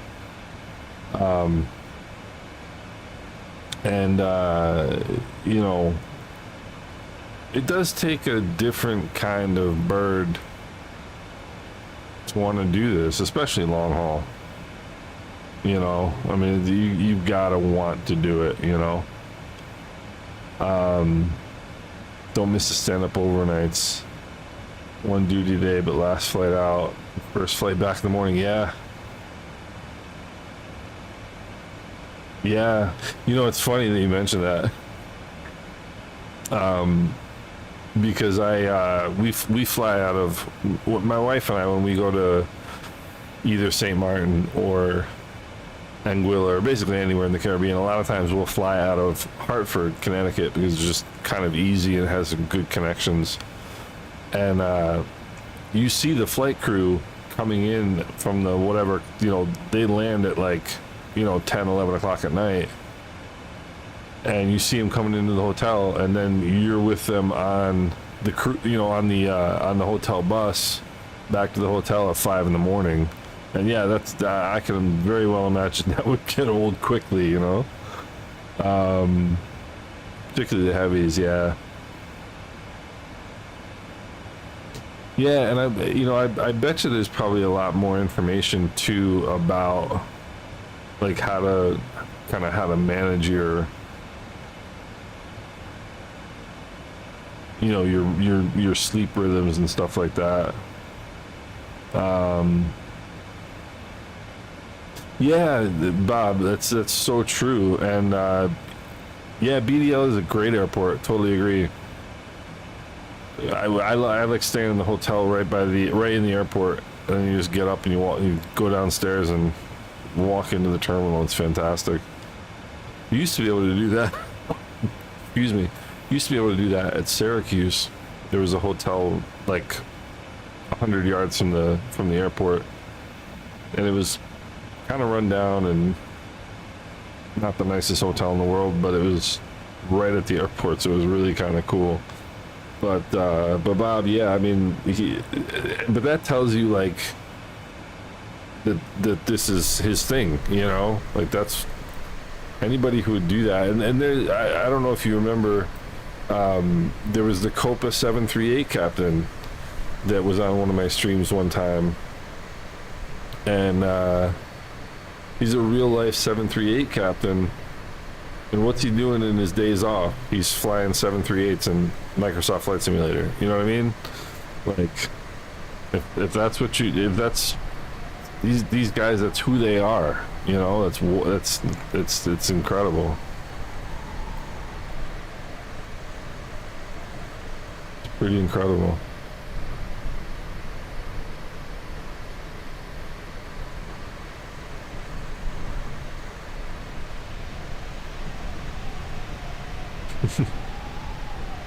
That'd be breezy back there. That.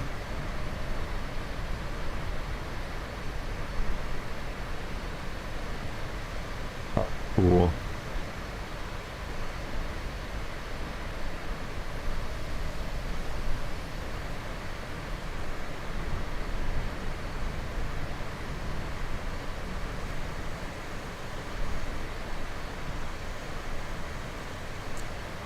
AAA captain went to the 787. Yeah. Yeah, I mean it's gotta be challenging in its own way. For sure.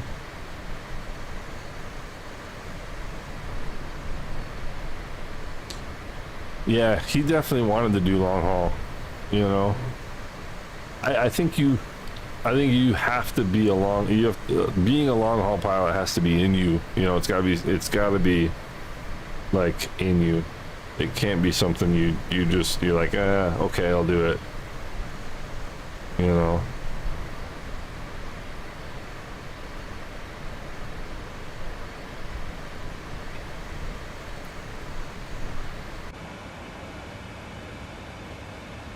I gotta go take the dog outside here real quick, fellas. Give me about 10 minutes and I'll be back.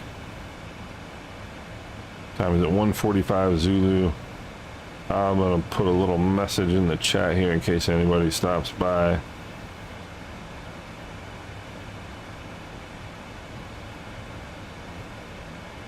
What time is it right now?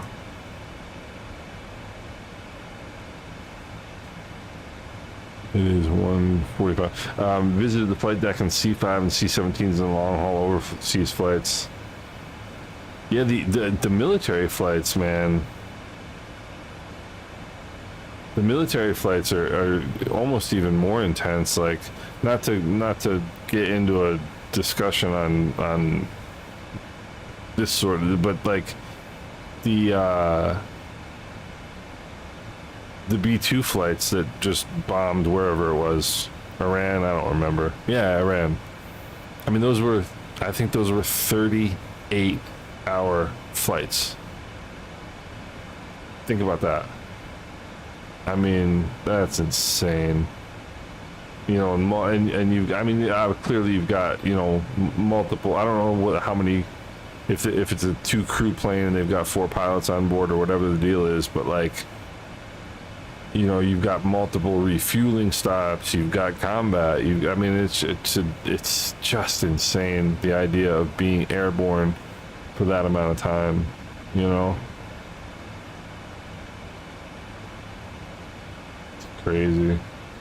But let me take the dog out, gentlemen. I will be back at, I'm gonna give myself 14 minutes. I will be back at 0200 Zulu. There's no relief crew on that?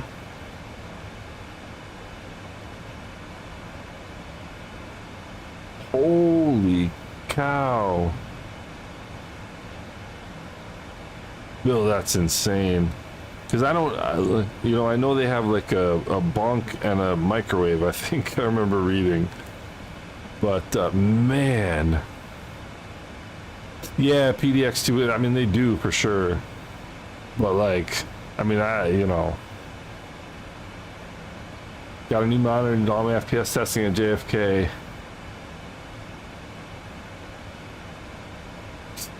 No, I'm actually not enjoying my beverages in flight. No, we're as a matter of fact, I'm gonna make some tea. That'll be my beverage for the remainder of my flight. but I don't want to step away, but I should take the dog out. So let me do that. I'll be back at 200 Zulu. I'll be back in 12 minutes, gentlemen. And appreciate everybody sticking around. I'll be right back.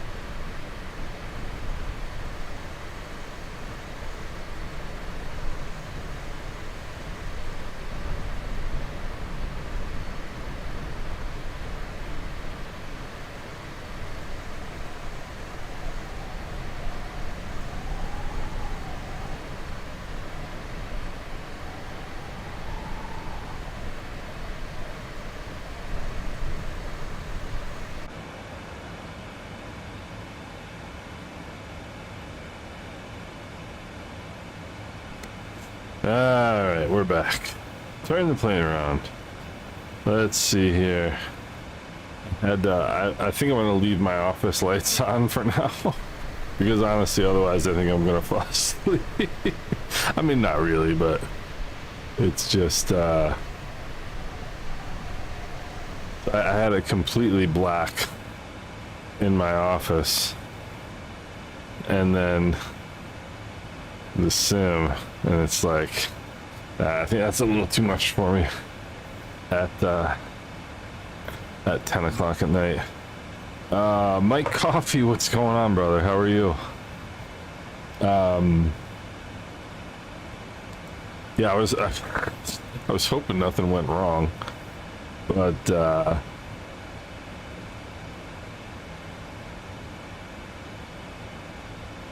oh, dude, PDX, I would love to do. I would love. I mean, that's what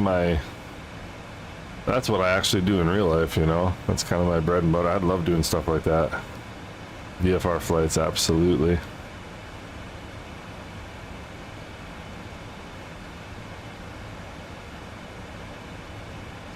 Normally home this early on a Saturday. What's going on out there? It's probably still light where you are, Mike. No? We are still got a touch of light here in your beloved Flight Sim 24. I don't know, do they have, they probably have this in Flight Sim 2020 also. I'm sure they do. I would love to know like how accurate the stars are in the sim. I bet you they're probably accurate, knowing a Sobo.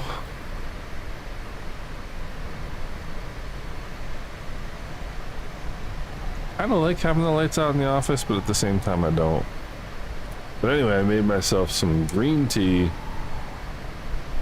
We are ready to go. Everyone, I appreciate you standing up for what's right. That would have been disappointing at this point in the flight. 3 hours in. 3 hours in, we got 3 to go. Cap my FPS to 30 in the user CFG. Captures 30, which is laggy. Depends on what you're using for frame gen. If you're using loss of scaling, it won't work because loss of scaling uses the same technology as OBS, and so they don't really play well together. But if you're using the frame gen mod or like NVIDIA frame gen, it should be okay.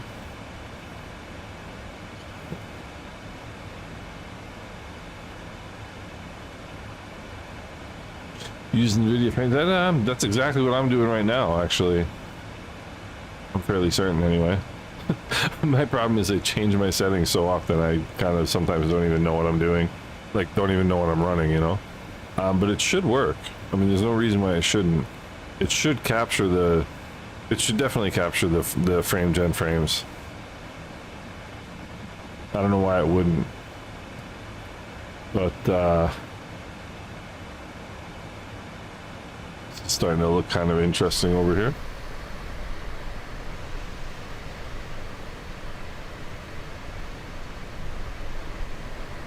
Still got some sunlight. Getting some clouds. Where are we coming up on here? We're coming up on nowhere. We're in the middle of the ocean. What am I talking about? Well, we've got the Concorde coming the other way. That's 60,000 feet. I see him, I'm sure. That's one thing I wish you could see other planes a little better at night on VATSIM. If you look,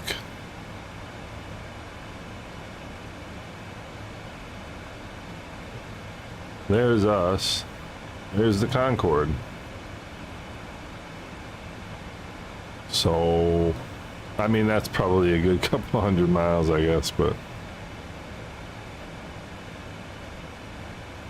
Huh. Who's that? We're getting there. We've actually covered quite a distance now that I look at it.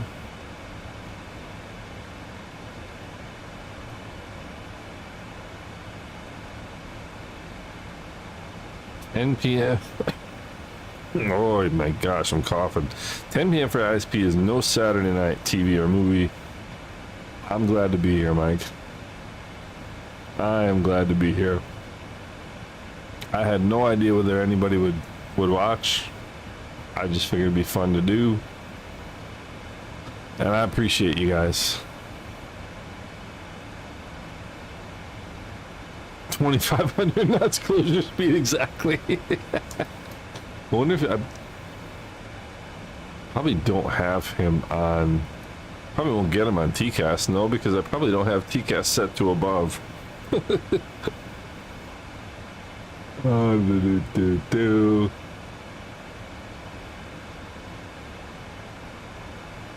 Yeah, you probably don't have TCAS set to above at 39,000 feet.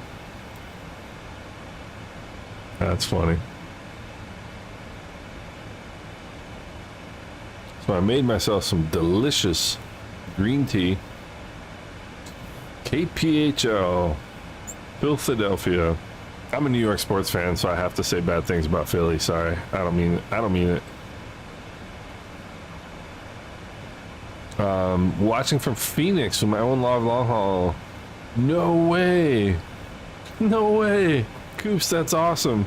You know, it's funny, I was looking on, excuse me guys for coughing. I was looking on VATSIM and I was looking to see who's kind of around me on VATSIM. South of you and a little further east. Have a look here. Is that you? Nope. South and further east.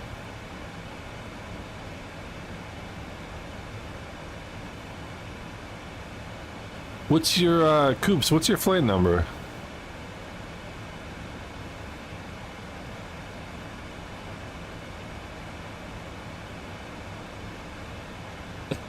Hey Sam, what's going on? You know, it's the great questions of life, right? And we all ask them.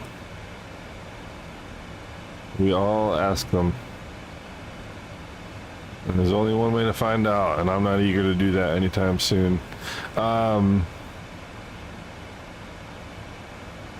Oops, KP. Let's go. Let me go down to Philadelphia and see if I can find. Where's Philadelphia? There we go. Let's go live traffic. Where'd you say you were going? You were going to. Coops is going to LPPT. Oh, you're not on. You might not be on VATSIM. Coops. I was assuming you were on VATSIM.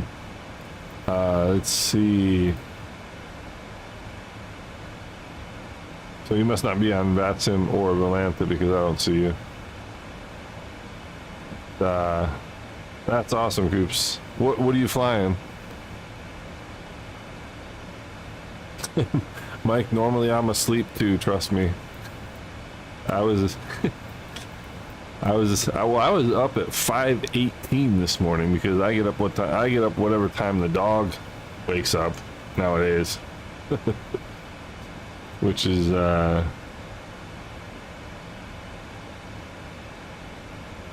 totally cool. There's 777-200 American Airlines 725. That's kind of cool. I get fascinated. Like I watch on VATSIM all the time, like where everybody's going, what they're doing. Look at this! What? That's an interesting one. Look at this. Moscow to Princess Juliana. Using same tensions. Gotcha. How are you liking that? I've used it here and there, and they've been kind enough to share it with me, and I haven't used it as much as I would like to. I'm sort of a VATSIM addict, which is part of the issue, but I want to check it out.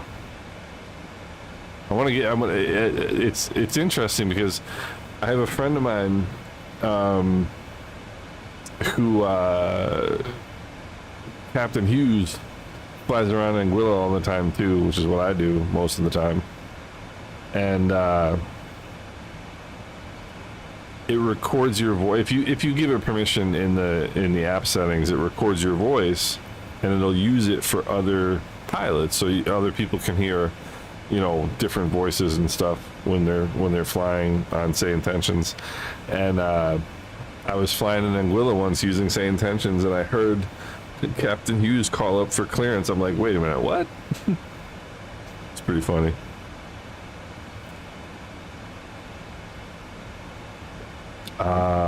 That my tea is tasting very good.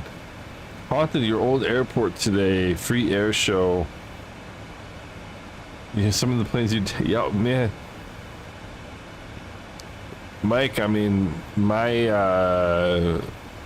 both my airplanes are older than I am, and I'm not young. I mean, I feel good though. I mean, I feel good.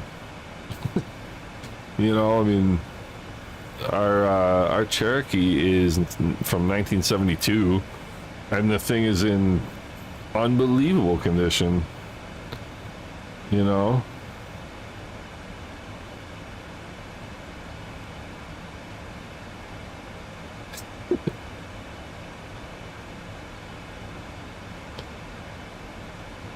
Yeah, I think I have never been to AirVenture. No, I've a couple guys. So there's like 3 flying clubs at my home airfield, and a bunch of guys from the different clubs have gone. As a matter of fact, one of them is going, I think, this year. I think one of them is going this year in one of the Cherokees. But no, I haven't done it. I don't know that I would want to fly there. It seems like a lot of traffic and kind of asking for something funny to happen. I don't know if that's fair or not. Probably not. But I don't know that I would necessarily want to fly in there. Had a neighbor of mine went to the Paris Air Show this year. That'd be pretty sweet.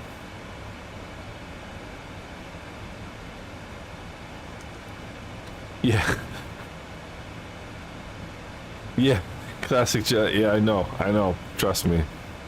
I'm 49. I turn 50 in a couple months. And you do start to realize, like, you know, when you have to put your age into things and you got to scroll down like the years. I am realizing that I have to scroll quite a ways now, you know.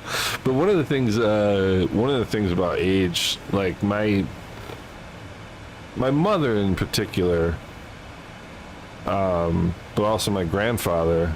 Like, my grandfather just passed away about a year and a half ago. He was 97. And I think I might be more interested in, I think Oshkosh would be the way to go. But my grandfather was 97, and his memory was better than mine when he was 97. I mean, his memory was unbelievable. He built a house in 1949. He built the house my mother grew up in. And I guess that was a big thing back in those days. I guess the federal government, for a lot of troops coming back from World War II, there was a program, I guess, where you could buy like basically a kit to build a house. And my grandfather did that. And BK 739, I absolutely believe that 50 is the new 30. I totally do. But my grandfather built this house in like the late 1940s, 1948, 49, somewhere in there. And he could remember at 96 years old, like, how many boards, like how many 2x4s or 2x6s or whatever the heck it was, it took to lay the floor in the living room, and like the size of the screws and like da-da-da. I mean, unbelievable. But like when he was in his 90s, like, you know, obviously physically he couldn't really do a lot of things that he had done years earlier. He was always an active guy. He retired when he was like 55 from IBM, and he would as he got, you know, into his late 80s, early 90s, he couldn't do a lot of the things that he used to do. And so he's always on the lookout for trying to find things to do, because he wasn't the type to sit around and just do nothing. And like he took up saxophone because it was easier on your, or no, he took up clarinet because it was easier on your hands, and like he was just unbelievable. And my mother's really the same way. Like my mother's 74, she's born in 51. Yeah, so my mother's 74, and like she just keeps on going. There's not, you know, she still works, she's still, you know, so I've had like people in my life that have not really given much heed to age, and I kind of have the same attitude. Like, I mean, I don't really feel like I don't really feel like I'm too much more worse off than I was when I was, you know, 30. I really don't. I don't feel a whole lot different. At least I don't think so. I don't know. We'll see. But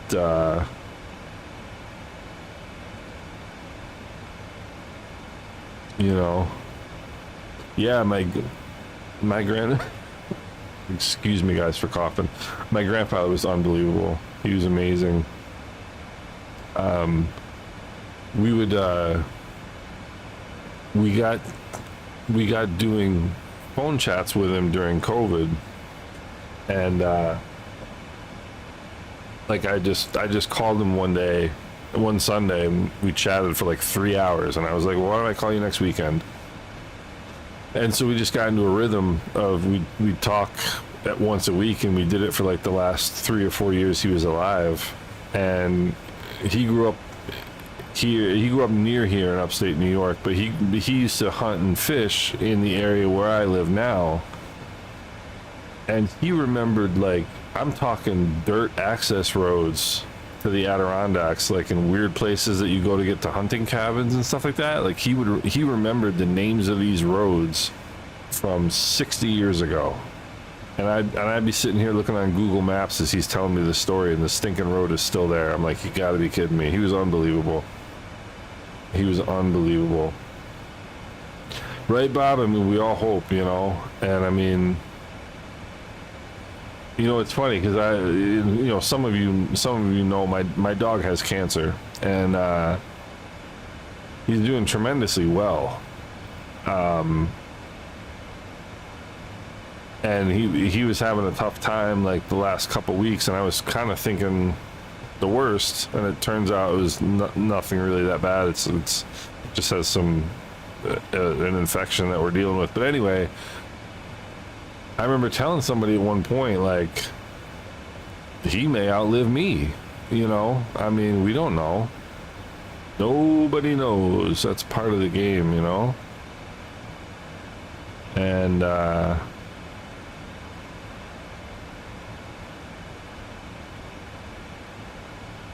you know, I used to have a very different outlook on what that meant.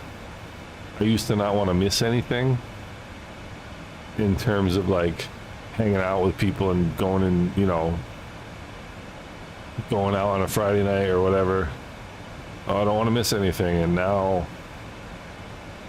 I realize that is missing everything in its own way. But what is that over there where there's light? Where is there light over there? Is that Greenland? I mean, what could be, unless that's a little bit of sunlight left. I mean, that looks like a city through the clouds, does it not? And there ain't no city anywhere near. I mean, the only thing I'm thinking that could possibly be is Greenland, but can't be, no? Can't be. Huh. Interesting. But yeah, I've gotten to the point in life where City in the Clouds, Star Trek. I mean, I'm definitely at the point now where every every day when I wake up and I'm healthy, my wife is healthy, and the dog is happy. It's all I want. You know, because man, things can change in the blink of an eye. And so my perspective on that has changed quite a bit in the last couple of years.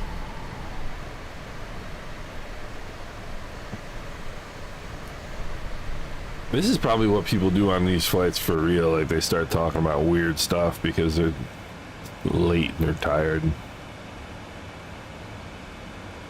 You know? Probably just the last of the light, yeah. Wonder what it's going to be like to, I think there's like a little bit of extra pressure on the landing after, yeah, it's got to be the last of the light. There's got to be a little bit of extra pressure on the landing on a flight like this, because it's like, you put in 6 hours, you don't want to bounce one or have to go around or something, you know? Oh, gosh. What do we got? What do we got going on here? 176 miles for our next waypoint. And Oceanic is offline, so we don't have to worry about position reports. We have... Now we're coming up in the step climb. Step climb is only going to be another half hour, if that. 251 Zulu. Half hour. Look at that. Half hour on the nose. Look at what we're doing on the ground right now. Look at this. 543 knots.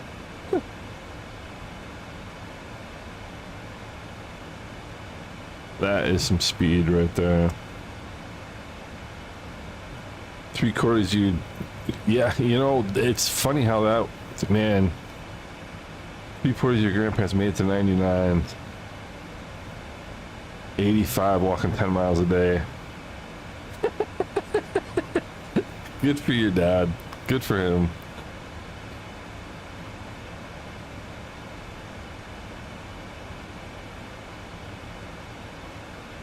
Yeah, Coops, it's interesting, isn't it? You know, and Coops, what you're saying about sublogic, like, I think there's definitely a divide among, like, the younger crowd that can't believe the sim isn't perfect, and the older crowd who's like, holy cow, look at this. And I'm definitely the latter, you know. I mean, look at this. It's ridiculous. It's absolutely ridiculous. I was thinking the other day, like, what is flight simming even going to be a thing in like 100 years? You know, or is it just,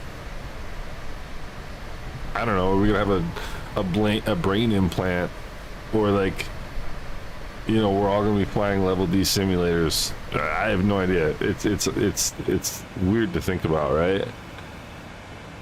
Pretty wild. Ente mit Schnabel. You're confused about my name. It is German. Ja, Ente kenne ich schon. Mein Schnabel, das Wort fehlt mir eigentlich, aber ja, ich bin auf VATSIM. EGLL 100.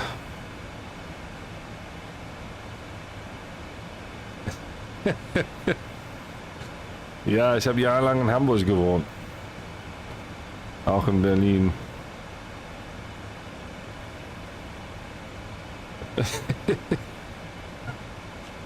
Schnabel, willkommen zu Hause, mein Freund. Used to break the New York area, the Cessna, and fly down the Chicago area, all green between. Yeah, right.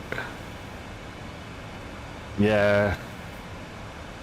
I mean, flight simming has come a long ways. Ich kann mir aber Ja, kann mir vorstellen. Ja, ich bin Austauschschüler in Hamburg gewesen vor 30 Jahren und ab und zu habe ich noch die Gelegenheit, Deutsch zu sprechen und ja, es geht noch eigentlich. Manchmal fehlen mir die Worte und Hummel, Mos. Ja, ich spreche eigentlich sehr selten Deutsch, aber das ist wie Fahrradfahren, ne? Das verlernt man nicht. 2019 waren wir wieder in Hamburg, haben meine Gastfamilie besucht und es kam alles ganz schnell wieder, die Sprache. Aber naja. Dexter, what's going on? How you doing?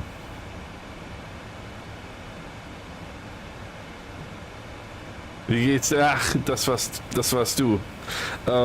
Ja, ich bin ab und zu gibt es Deutschsprachige auf meine Streams und die Sache ist, ich kenne die ganze Fachwörter für ja, Aviation, die kenne ich alle nicht auf Deutsch und so vieles produzieren und so weiter, aber naja, ne? Ja, geht noch. Danke dir. So, I see the Germans are either I'm betting the Germans are still awake as opposed to just getting up. But yeah, every once in a while we get some German visitors. So I mean we've got, let's see. Das sollte ich eigentlich machen. Die ganze Fachwörter lernen. Und irgendwann mal ein deutschsprachiges Video oder ein deutscher Stream oder so machen. Let's see, we got 2 hours and 45 minutes left to go. I mean, we're getting there. We're in the middle of nowhere right now. We're in the middle of nowhere. Let's see here. What else we got? What else can we do?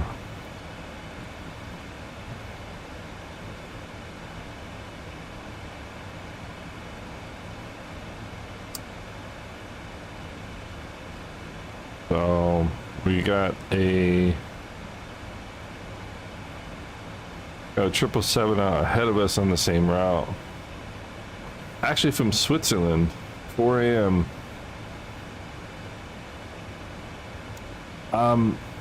It was Dirkster. It was doing that earlier.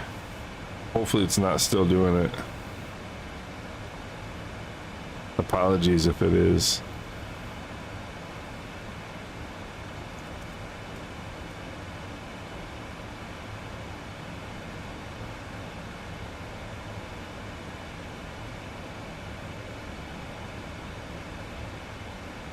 My OBS doesn't say there's anything wrong, so it should be okay. You're just the only German you know.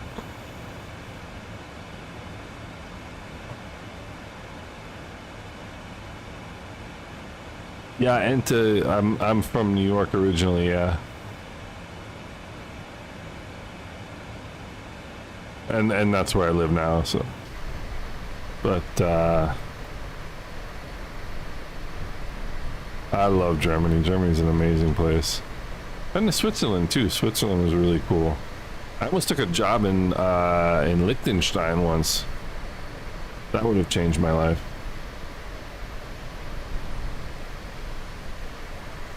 But didn't happen.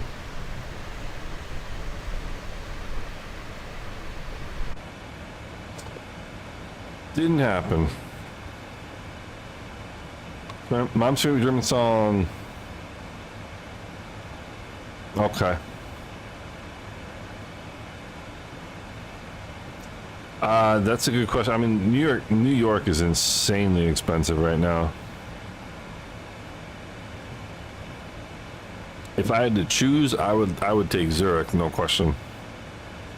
No question. I lived and worked in New York for almost 7 years, and that was almost 20 years ago. And I've been to New York maybe half a dozen times in the last 20 years. And if I never go to New York again, I won't miss it. New York was fun back, you know, in the 90s, early 2000s. New York was interesting. It's not interesting anymore. It's like everything else. It's been, you know, beaten down and made so efficient and so whatever that it's not an interesting place. Like there's no neighborhoods anymore in New York. Like New York, it's just, you know, there's no inside secrets anymore. There's no like secret restaurants that nobody knows about. There's no, you know, cool places to live that you're getting a cheaper place that nobody else knows about. There's none of that stuff anymore because of the internet, you know. So it's just not as interesting. Dad still wants to see New York. Yeah, I mean, I think so. If I had never seen it before, I can totally understand wanting to see it. But I mean, for me, I'm okay, you know. But yeah, I mean, if your dad wants to go see it, heck yeah, go check it out. You know. Now what do? If I put 0 in here, will it go back online? Go back on Centerline? Can cash Jordan doesn't try to sell you or rent you a place. Been to Los Angeles.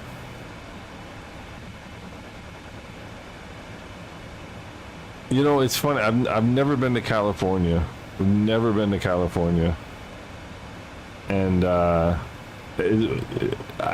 a matter of fact, I had a really good friend of mine who lived in California for a long time, probably 15 plus years. And he recently, probably about 5 years ago, he moved to Portland, Oregon. And he said he just can't stand California anymore. Like, California has completely changed. I think a lot of places have, you know. I think a lot of places that, like LA, Chicago, New York, DC, like places that were interesting at one point, I think have changed a lot. You know, I mean, New York used to be relatively affordable. I mean, you used to be able to, like, you know, working class people could live in New York somewhere and get by. And nowadays, I have no idea how anybody survives in New York. I really don't. It's crazy. Yeah, and so my buddy, he's originally from Colombia, and he's a U.S. citizen. He's been a U.S. citizen for a long time, anyway. You know, 25 years probably. And he just said it got weird out there. Like, it used to be a very welcoming place, and it's just not anymore. You know, I've never been there. I don't really even have any desire to go, but you didn't like the plastic planes, like the DA-40. See, the XLS, that's the diesel, right? So I'm not terribly interested in the diesel. That's like it's the turbine. I think it runs on diesel fuel. But I'm not terribly interested. I'm gonna press 0 here and see what happens. Yeah, it's gonna bring us back over. Okay. And the people in the back are all like, what? What on earth is happening right now?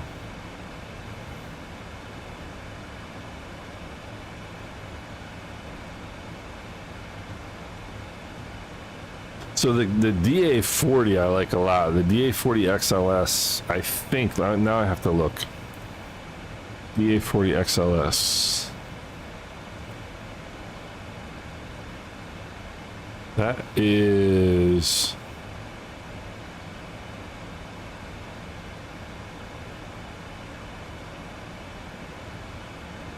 Maybe it's not a, I thought it was a,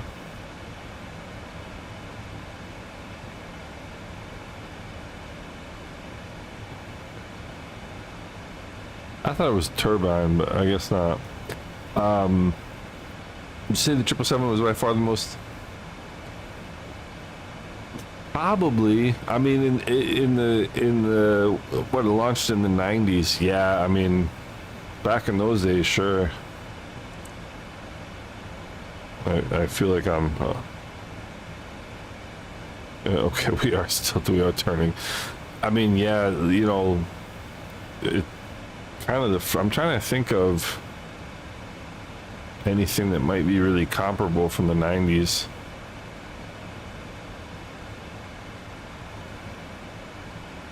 I mean, it's, you know, I mean, now you got the A350, the 787, but those airplanes are all 20, at least 20 years newer, you know. Oh, and I love the cockpit. I love that color.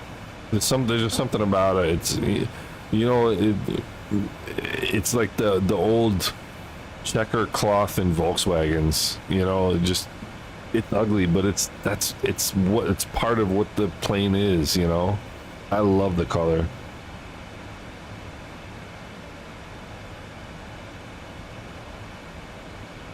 You know. But like I mean, for example, like I love the smell of old airplanes. Like when I was a kid, my dad had a Piper Cherokee, and so I spent a lot of time flying in one. And I can just like the smell of the airplane. The A330 is in the 90s. So like I said, it's an interesting question then.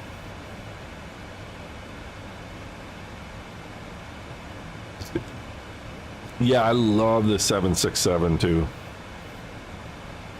Hopefully those will come out at some point for the sim. I know, who is it? Is it Bluebird Simulations that's working on one? I one time sat in the captain's seat, as a matter of fact, of a 767 at JFK in American. It was an American Airlines flight that we were taking down to Miami, and my wife and I were sitting in the front row, and I was sitting there staring. They had the cockpit open. They're doing, you know, the prep for the flight, and I'm looking around the, you know, peeking around the corner, looking into the cockpit, and the captain looks up and he goes, "Come on, get up here." This was like probably 10 years ago, and I had just gotten my private pilot's license, and I told him, I was like, "Yeah, I just got my private pilot's license." He's like, "That's awesome." And he said, and the captain, he says to me, "I'd let you fly it if they'd let me." And I have no doubt that he would have. He was one of those guys, one of those like old school, you know, captains who had seen everything there was to see. And I guarantee you he would have. But yeah, United Ops with the 757. The 757 is a cool plane. Dad had a Debonair and Aerostar. Yeah, classic jet. I mean, I still like, so the Cherokee that I have now, I get it's a 72. I get in that plane and I just smell it. It just smells good to me. It's such a, you know, it's home, you know. Shrike Commander.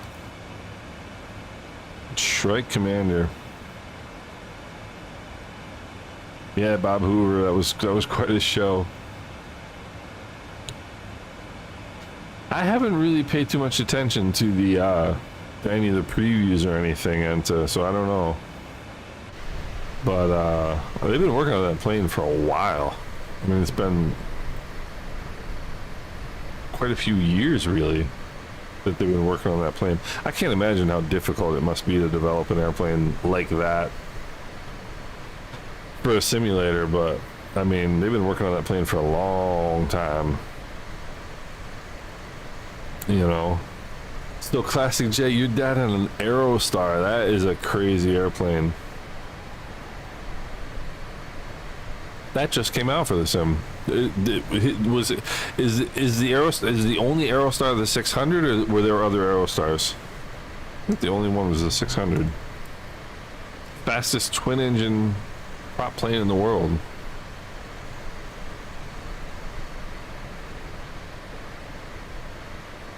That's a cool airplane.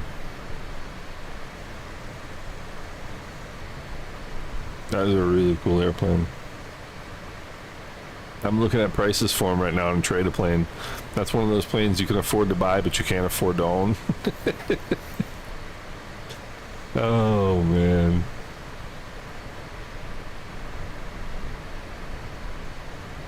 You know?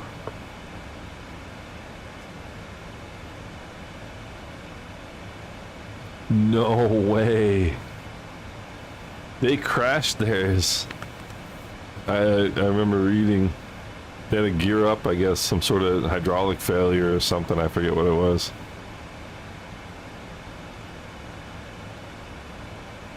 Another thing my old instructor used to say about retracts, he said they're not worth it. He said you gain 5 to 7 knots and you've got all that trouble to worry about. So what do we got here for fuel? 50.5. What did we just go past? I wish I knew. 52.30 we just went past. 52.30. 49.3. What do we got? 50.5. We're doing good.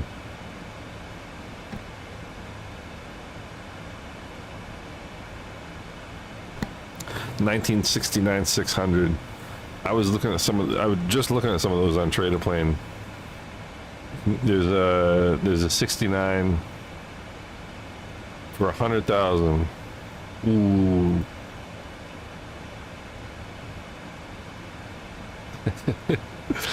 It's round gauge dials. Looks like it's got King radios. It's a pretty big cockpit, though. It looks like a relatively comfortable airplane.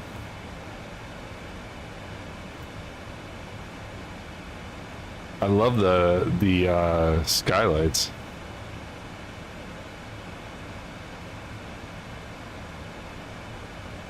What a cool plane. 600, 601 turbocharged, 601P.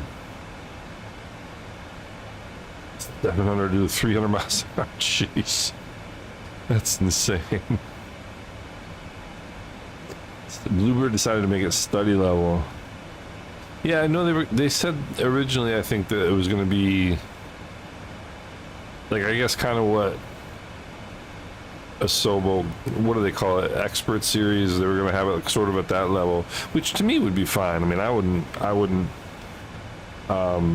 mean, I love the fact that PMDG is as crazy as they are with getting I mean, I was saying this yesterday in I did a 737 flight yesterday, and I remember one of the things about the 737 is they've modeled the fact that the cabin, the passenger cabin, gets warmer as the passengers board, because there's, you know, human bodies in there warming it up. I mean, it's the level to which, and they also had in the 737, when the center tanks read 0,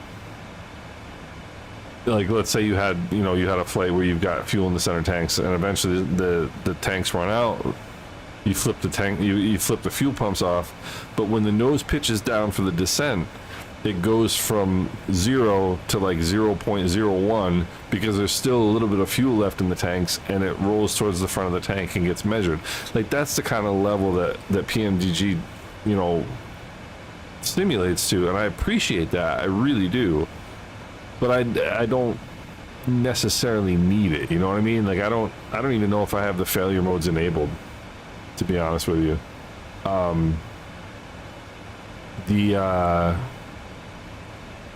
What I love about the the PMDG aircraft is that you know it's going to work. It's just going to do what it's supposed to do, and that's what I love about them. But I mean, as far as Bluebird doing like a, you know, close enough to study level, I would have been happy. I would have been okay with that. Once the pilot flying a spy plane that was used in Nam, virtually quiet, couldn't hear it. Coming to land, this showman said he hope he has the gear down, and yeah, I mean, there's the number of planes. I don't know if it's more recently, but the number of gear up landings I see in single retracts nowadays is insane. It's crazy.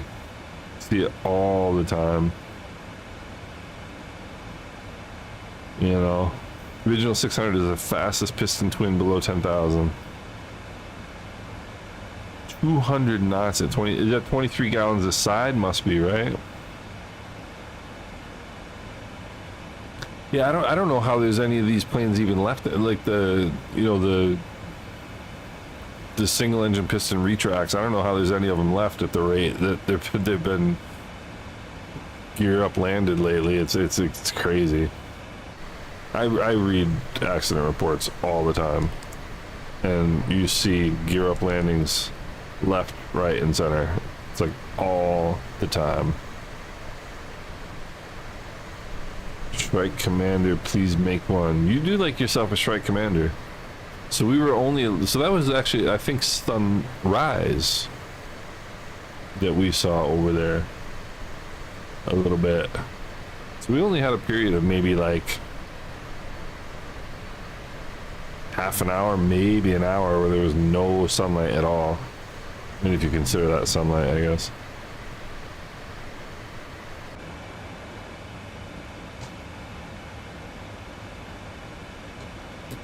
Sun's coming up, boys.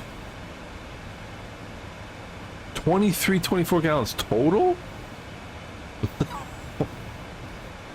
Yeah, I mean, I guess if they're 180 horsepower engines, yeah. That is insane. That is really fast for burning that amount of fuel.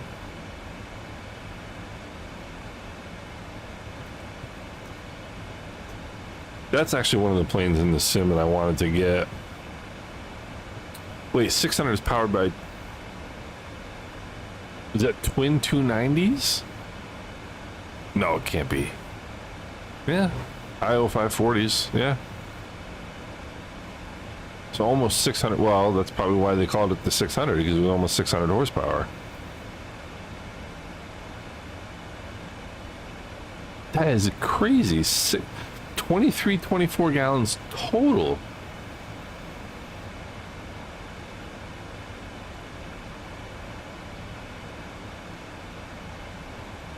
We had there was a guy, a hangar neighbor of mine, who had a Shrike. It was a cool looking plane. Kind of an odd looking plane, actually. Like really, really low to the ground on the gear. Like you almost kind of wonder how it doesn't bang the tail, but the Aerostar is a cool plane. It's a really cool plane. Man, the Aero Commander 500 had its first flight in 1948. That is crazy. It's almost like we haven't developed any better aircraft than they did in the 1940s. You know, like for GA, it's unbelievable. Unbelievable. Yeah, Mike, I heard something about that too. Run at 15, 16 aside and go 215, 220, but most, yeah, I mean, that's crazy.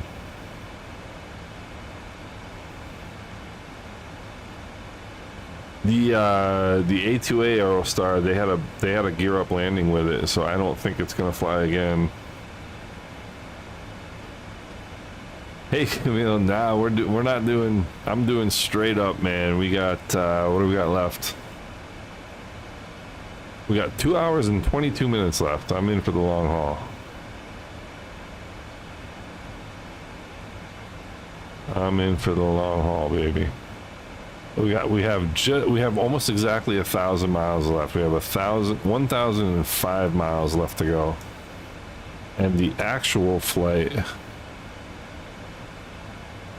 has, how much does he have left to go?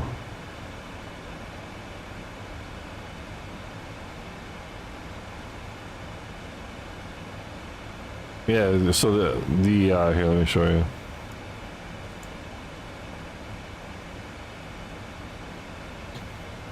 Do the actual flight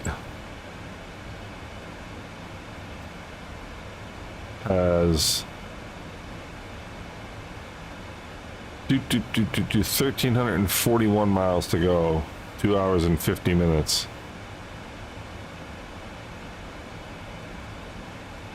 So we're actually going to beat them by a significant margin.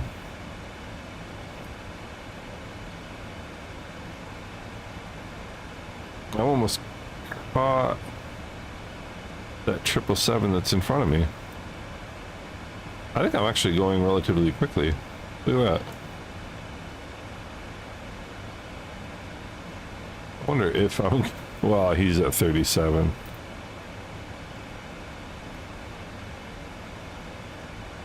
But he can't be that far in front of me.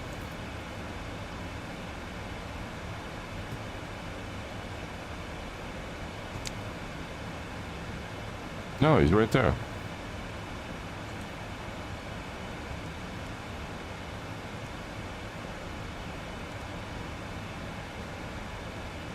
Well, oh, there he is. Look at him. See him? Right there.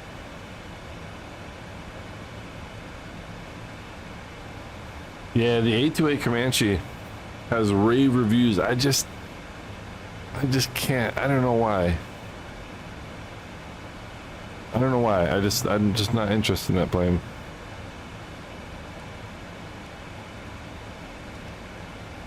We got until the step climb here. Step climb now. Well, there you go then.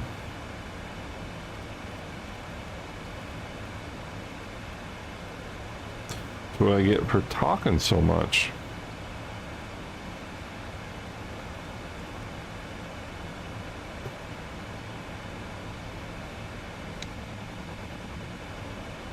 Yeah, I'm catching him by a good amount here. What is he doing? He's doing 532 knots ground speed. I am doing, well, 527 in the climb.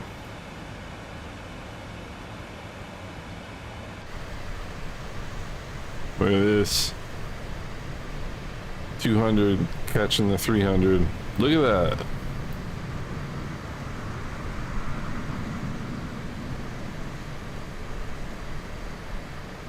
How cool is that?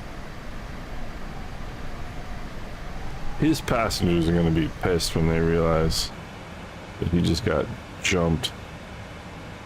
Where's he going? Oh, he's going to Brussels. One of my favorite places to fly in and out of.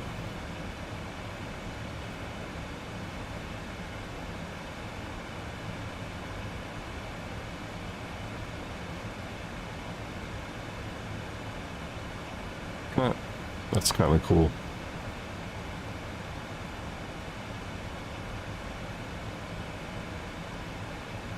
That's kind of cool.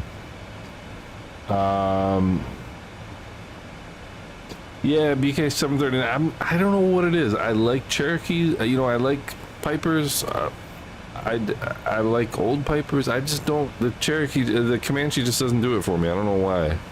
I don't know what it is. It's just not my thing. Think about high-speed singles, you don't need to slow down, just zoom in and land.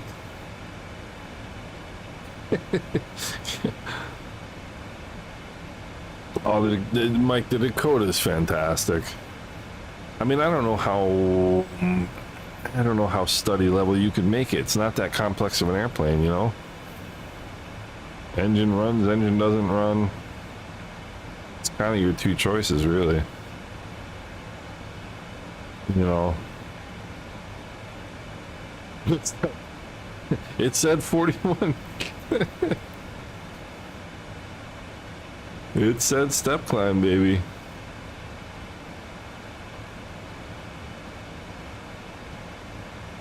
Are you thinking maybe I should have considered that instead? Let's see.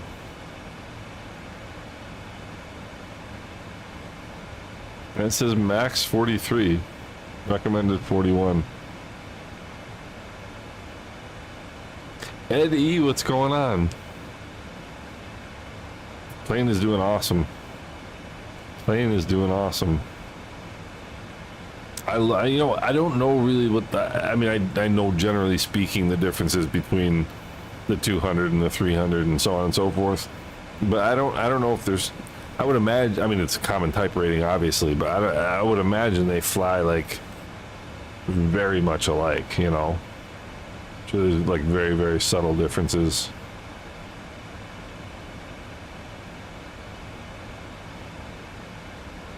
But I guess my point was that I really like the 200. Like this, as a matter of fact, I haven't flown the 300 in 2024 yet. I just installed it the other day. But PMDG was kind enough to give me early access to this plane for FlightSim24, and I just absolutely love this airplane. You know, want to see a pilot sweat? Turn off the fan. Yeah, that will make you sweat. We used to when we used to do when I used to fly with my first instructor, we get in the. I'm very deliberate when I'm flying. Like I don't rush through anything. One of my favorite expressions in aviation is pilots who are in a hurry are in a hurry to die. Like, take your time. There's no reason to hurry through a pre-flight. There's no reason to hurry through getting yourself set up and making sure everything's cool, like everything's where you want it to be, how you want it to be. And my first instructor was always like, "What the hell? You know, can you hurry up?" You know? And of course, I was a student, so I'm going slow anyway. And we get in the plane, and I'd be fussing around with, you know, getting things set up and da da da. And he'd look at me and he'd go, "Would you turn the fan on, for crying out loud?" You wanted the fan going to keep us cool. But good times. Randall Smith, how are you doing? Grand Forks, North Dakota. That is that's got to be a beautiful part of the world. It's got to be a beautiful part of the world. I've been to Montana. I went to visit my grandparents in Montana. Probably about 20 years ago now. But gorgeous part of the world up there. Filthy McNasty, what's going on? We are in the 777 this evening, and it's a flight I've always wanted to do, and I'm glad I did it. I almost didn't, because I was like, I mean, it's, you know, we still got another 2 hours to go, and it's gonna be 1 o'clock in the morning by the time I'm done. And my night owl days are over, but I'm super glad I did this flight. Look at that.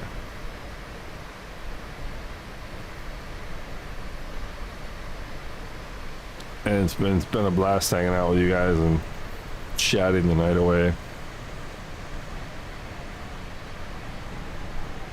Sun's starting to come up here, but yeah, it's been a good time. It's been a good flight. Cherokee 6 is a nice airplane. Cherokee 6 is a really nice airplane. Cherokee 6-300 is a really, really nice airplane. Just got the 200 last week. Yeah, I mean, I flew the 300 in 2020 and I liked it. I mean, really liked it.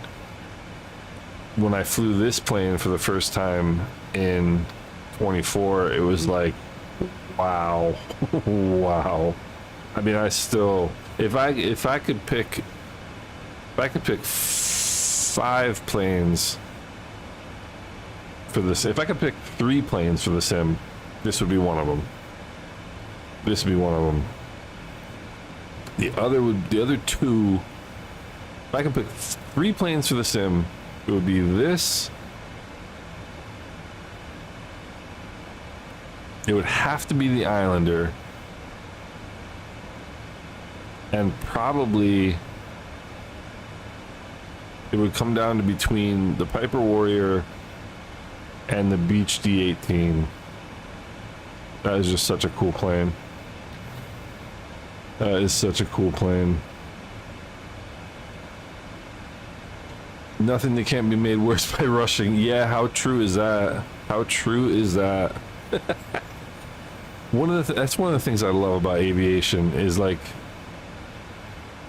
expressions like that come from reality. They come from experience of generally bad experiences that people have had, you know, not necessarily you or me but somebody, you know.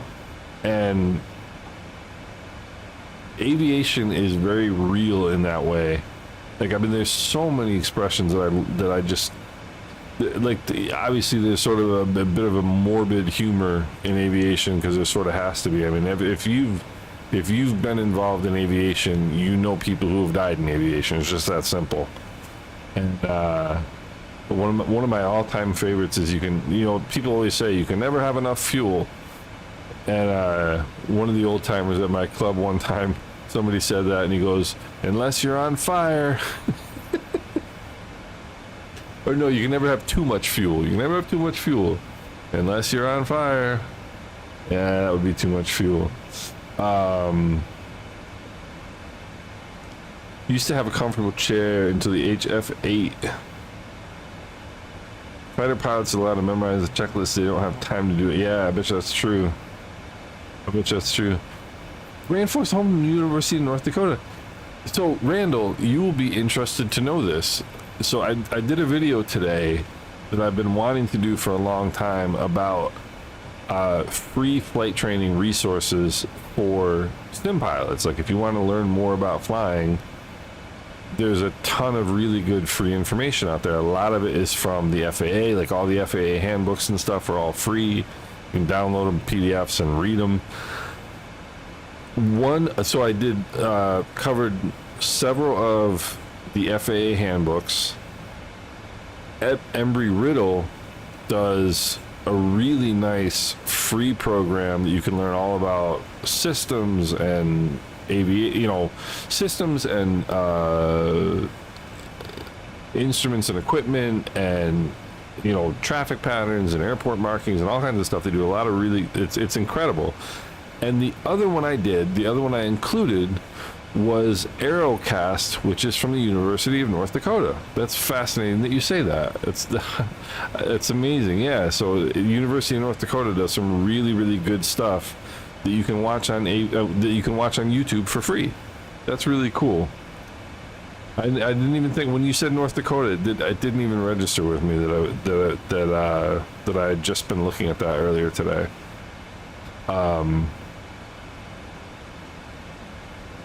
Yeah, yeah, seriously, right? The Cherokee 6, yeah. I mean, if I had to buy a plane that I could realistically buy in the real world, I think the 6 would. I mean, not that I can. I mean, I can't afford a Cherokee 6 probably. Now I'm gonna look at Cherokee 6 prices, but like Cherokee 6 is a great plane. Let me see. Holy cow. Yeah, never mind. 360,000 for a Cherokee 6. I mean, that's the high end, but huh. Crazy. That's a lot of money. Well, it's got a G3 panel in it. G3X panel in it. Huh. That guy had a lot of money. Yeah. So, man, 172, 14 years. 14 years with your dad, yeah.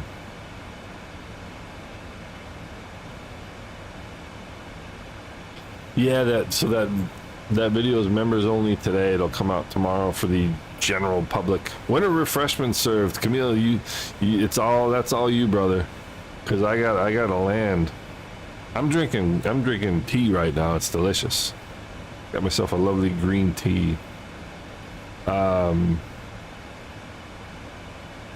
I tell you, even 739, even so, we just put 2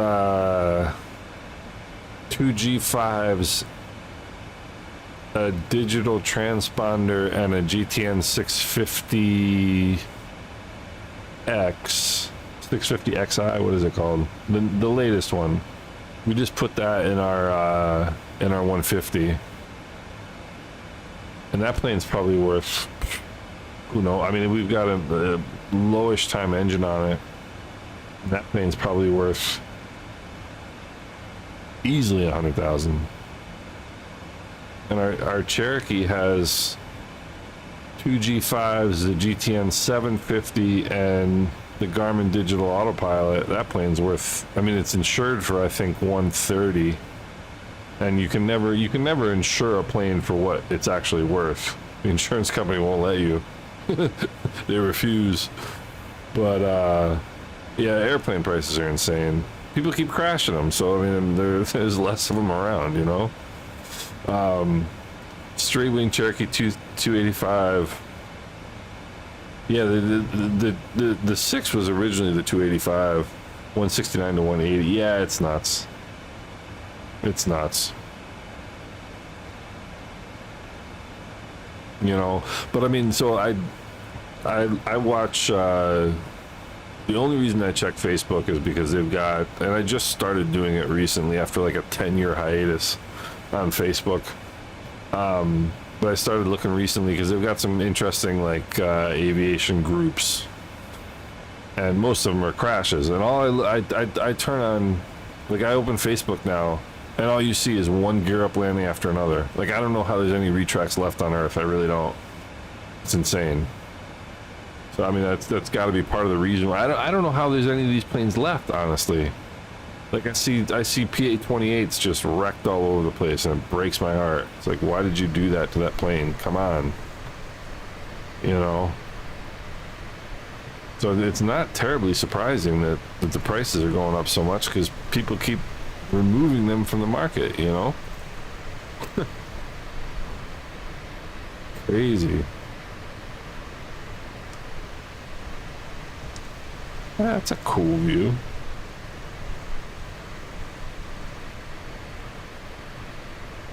Beach G36 retract, man, those things are 800,000 now. A new one. Baron is like what, 1.3 million for new Baron? Can you imagine that, spending 1.3 million dollars on a GA airplane? Crazy. Crazy, crazy, crazy.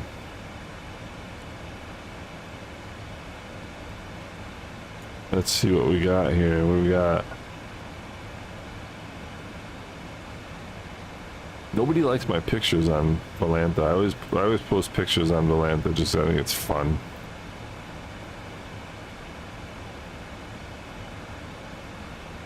I like the social aspect of Volanta. It's kind of cool.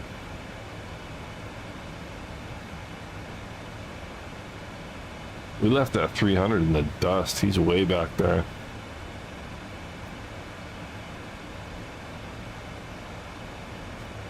Ay, ay, ay.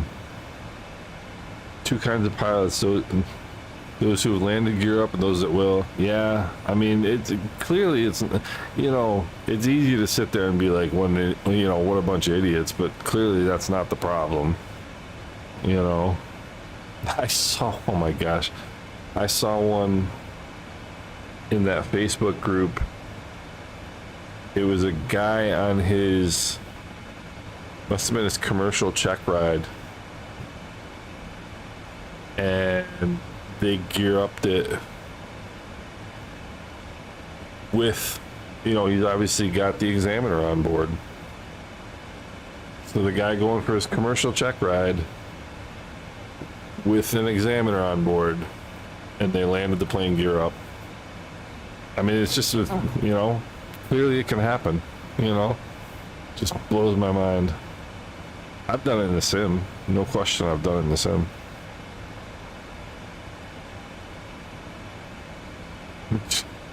Yes, it takes full power to taxi, exactly. If it takes full power to taxi, you might have left the gear up, exactly. That's a Rod Machado joke, or at least that's who I heard it from. Oh man, I'm not a Mooney guy. I apparently, supposedly they're pretty comfortable for being a smaller airplane. The one thing about the Mooney is known for being very, very sturdy in a crash. Like if you crash a Mooney, you've got a chance of walking away. You know, if you can get it down reasonably well, you got a chance of walking away from it. That's what, I don't know if it's true or not. I mean, prefer not to find out, but that's what I've always heard. We are at the 2-hour mark, gentlemen. 820 nautical miles to go.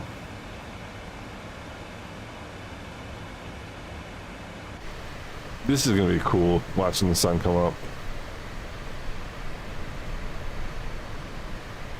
Moonies are hard to find. The Moonies, if you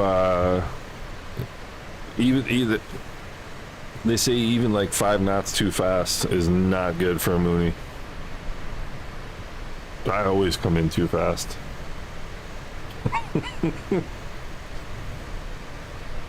I think a lot of pilots are like that. We don't like being low and slow.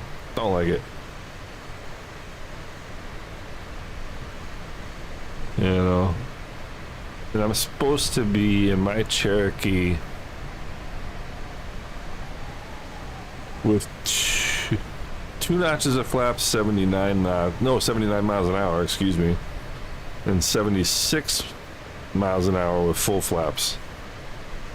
And I get a little gun shy under 85. I really do. I don't like it.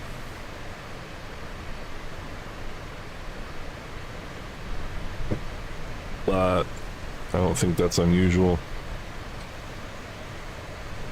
Satin 1 static display. Yeah, I've heard that about the Mooney. There's one,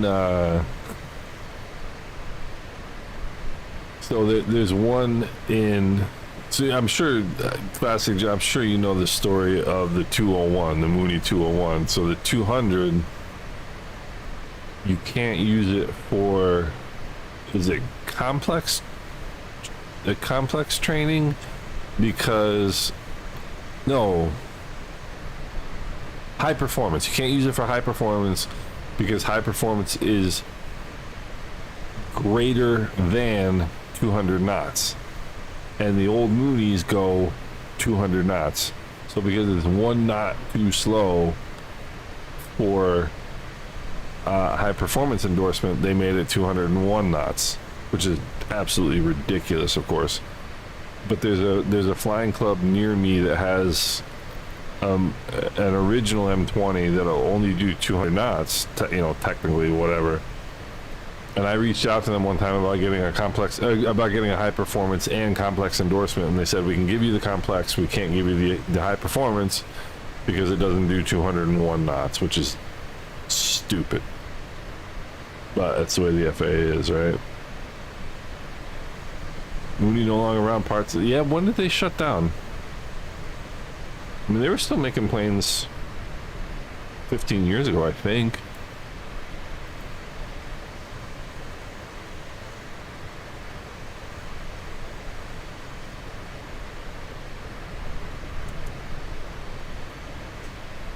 When did they stop?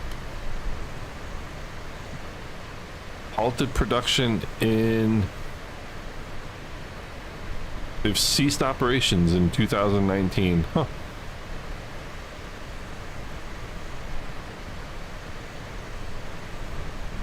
I didn't know that. 2 hours to go, fellas. 2 hours to go. Those wispy clouds. That's cool. Dominican Rat, what's going on, buddy? You are really seeing me live at this time doing a long haul. And yes, my wife is away on vacation. Navion. 739. The Navion. Are you talking sim or are you talking real life? Because... let me show you something. The where is it?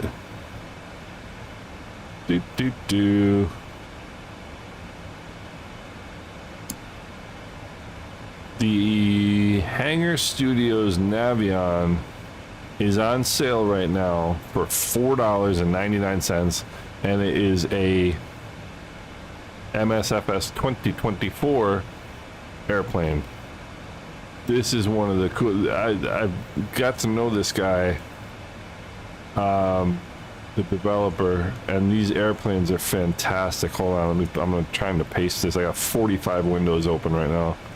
Trying to paste this in the chat for you. Check out those if you want a Navion for the sim. Get that plane. I'm telling you, it is so cool. That's another really fun plane. I think I would have to. I don't think I could pick 5 planes that I would want. I would like 10 for the sim, and their Navion would be one of them. It's a cool plane. Really is a cool plane.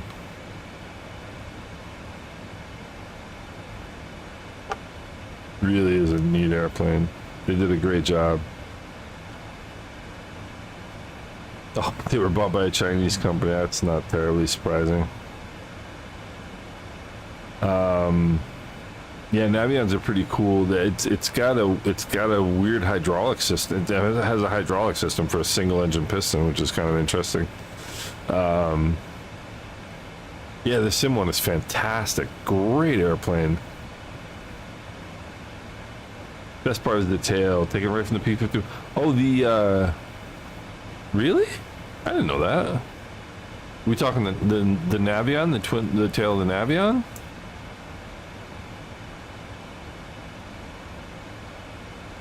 That kind of looks like a P-51 tail.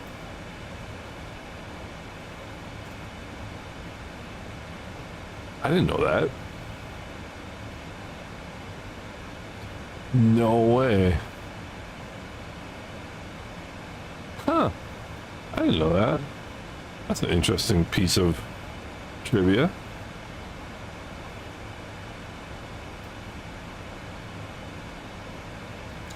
So let's see here. I'm eventually gonna have to start thinking about flying again, which is gonna be weird. So what do we got to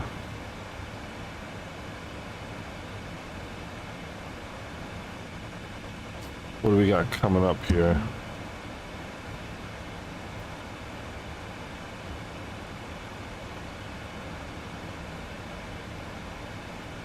It's not even giving me a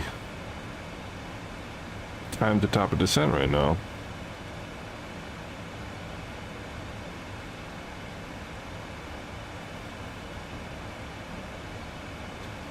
Where we at fuel wise? 42.6, 5220. 52 20. Yes, we are saving fuel, ladies and gentlemen. 42.5.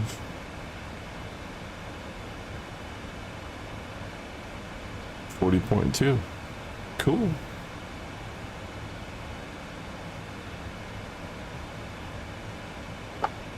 Let's see what kind of interesting things we can do here to keep ourselves entertained. Where is the old legs page? There's OC. There's runway 27 left.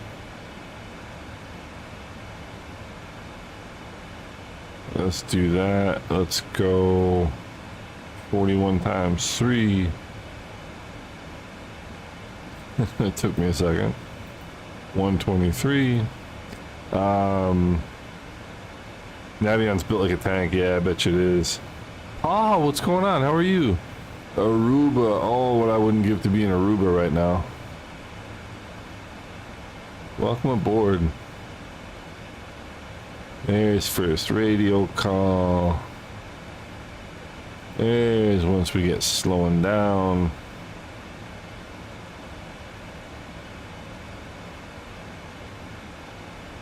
Let's see here. You know, I can feel my eyes are like slower than they usually are. We'll go 10.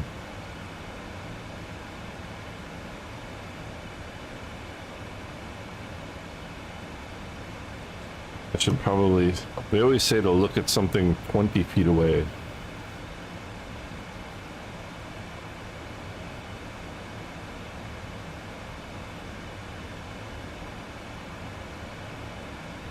My eyes are probably pretty strained right now.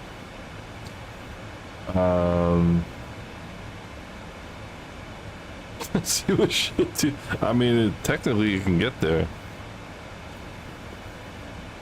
VNAV page is not showing me top of descent right now. I was kind of surprised. It's perhaps because I don't know if that's because it's still, but I'm sort of, so that's why I put the fix in for 123, because I kind of figured it should show me top of descent by now. It's still showing to step climb. I mean, I've got the approach loaded, so it should have what it needs, but page over to descent. Let's see here. Ba, ba, ba, ba, ba.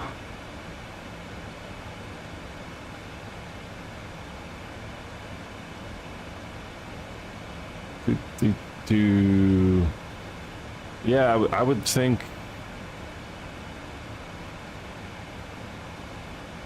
Let's see here.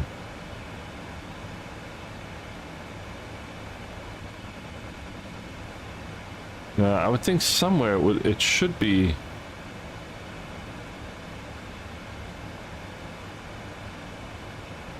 It should be on.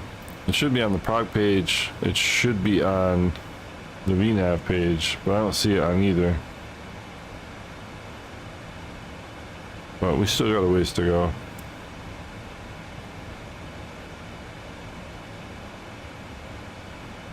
Still got a ways to go. We'll see. Shows top of descent. Ah, Ali, thank you.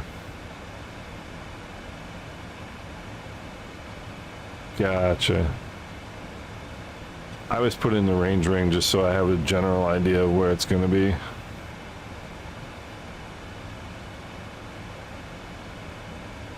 Globe Swift. Ali, welcome aboard.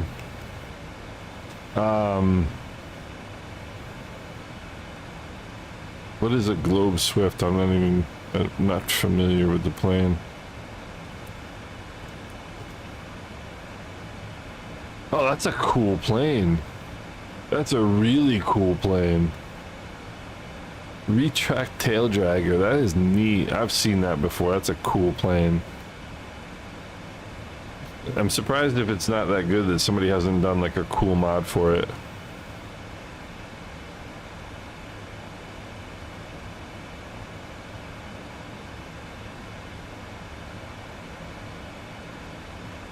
I'm starting to get there. We left that dude in the dust unless he seems like he kind of stopped. Looks like. But we're getting there.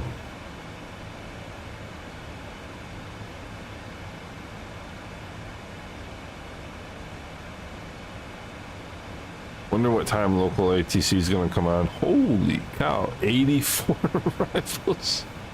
Those are Volanta though.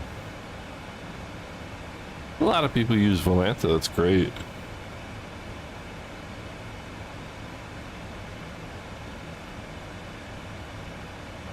Who else is coming in? He's coming from Tokyo. That is... Where is that? I remember that one, I just can't think of it right now. Fact. That is Cape Town.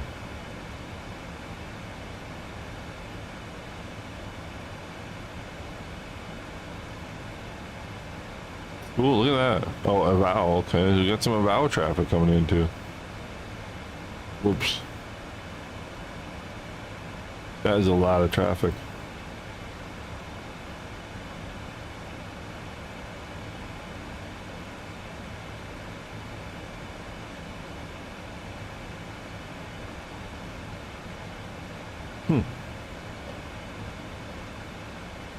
Ooh.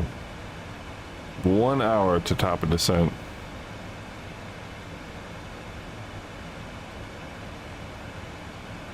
Let me see.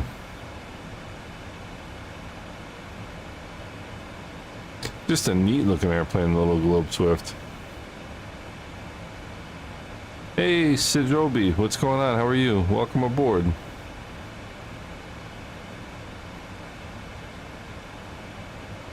Oh yeah, I do Islander videos all the time. It's I think I'm gonna do an Islander stream tomorrow afternoon.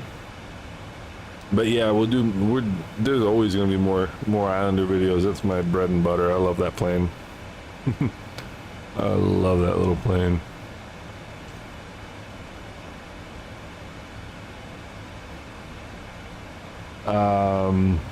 Long time listener, first time caller. You must have used to watch you used to listen to Steve Summers on WFAN in New York. He used to say that. People used to say that to him all the time. Air Coupe is another cool plane. Air Coupe.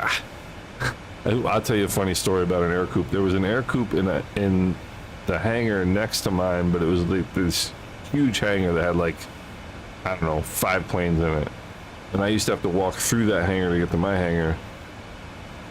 And there was an Air Coupe in there that had a sticker on by the passenger side, and it said something to the effect of passenger instructions. Sit down, buckle up, shut up. Oh gosh. The Air Coupe, you didn't taxi, you drove it like a car, yeah. Didn't have any rudders, did it? I think that was the whole thing about the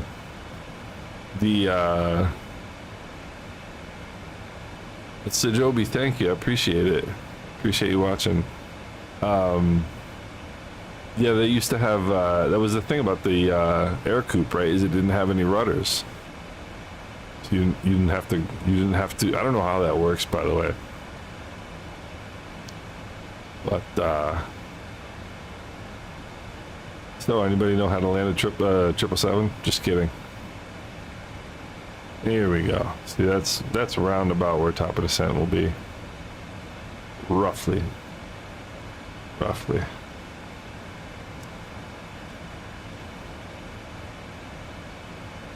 No rotor pedals and very limited elevator travel, so you wouldn't stall. I mean, I guess I get the idea, but at the same time, did it make it like sort of a limited flight envelope? I don't know. That sounds. I mean, I'm sure somebody smarter than me thought of how to design that well, but it's. I'd be curious to know if it turned out to be any safer than anything else, you know. Interesting question.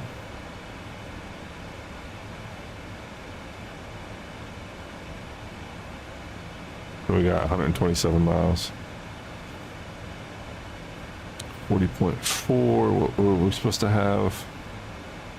40.2. So we're good. Yeah, I wonder if the air coupe was any safer than anything else.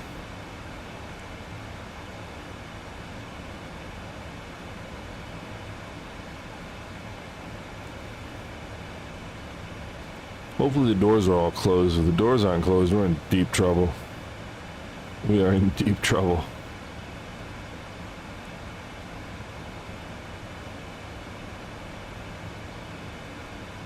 So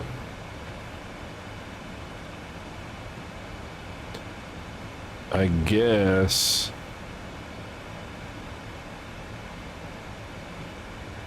we gotta turn that on to night mode. My eyes can't handle like bright windows right now. It's been a crazy play. It's been a lot of fun. 7 knot tailwind on 27 left right now in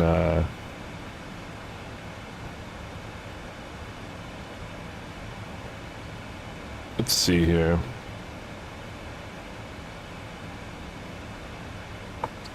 Seven knot tailwind. Do do do.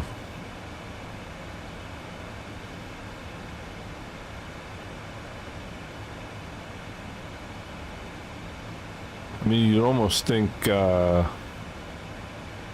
the weather? 130 at 9, or why are we landing 27? That don't make no sense.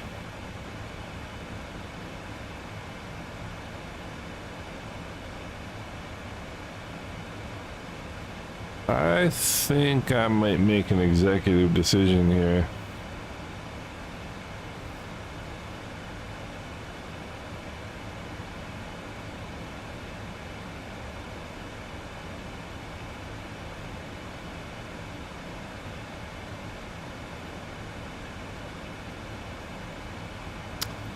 I think I might make a decision here that we're gonna land the other way.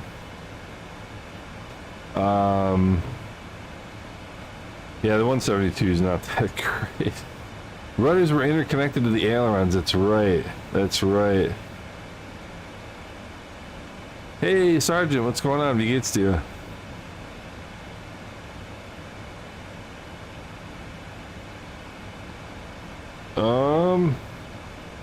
Yeah, we're gonna make some. I mean, I'm sure you can land with up to a 10 knot tailwind, but I don't necessarily think that's what I want to do.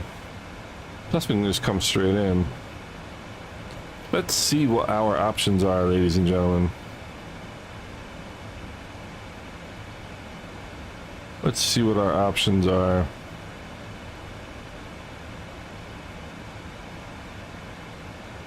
Well, what would we want?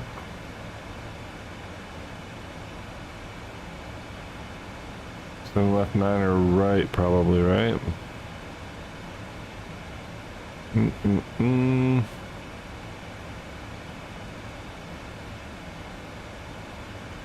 I can't look at. Where's the thing? Where's the thing? There we go. Alright, I mean, that's straight in.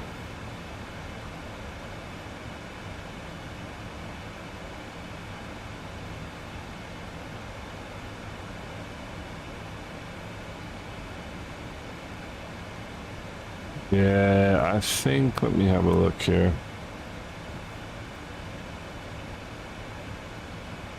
Let me have a look here.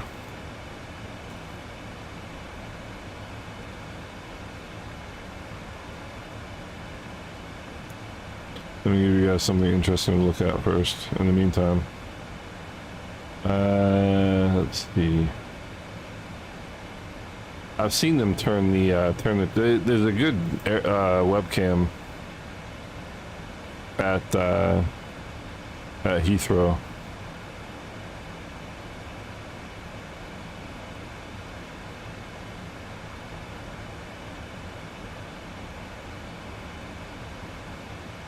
And I've seen them turn the traffic around. It takes a little bit of time.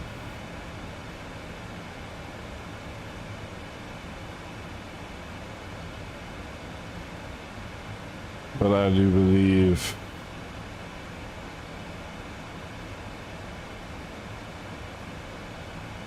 yeah, we're gonna switch this around here. Alright. So let's go.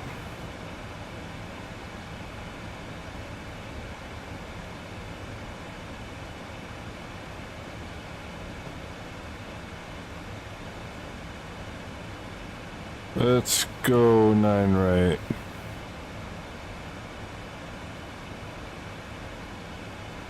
Does this still work?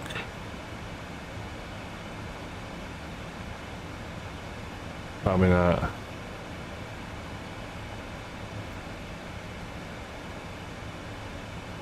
see what we got here. Oh, Sierra 1 Zulu. No, that's not gonna do the trick either. Let's see here.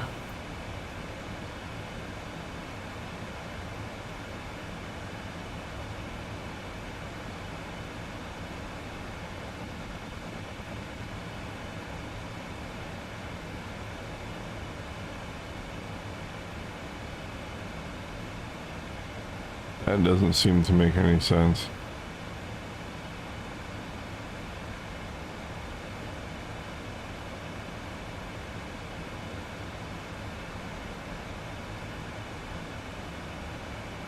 Okay. That's why.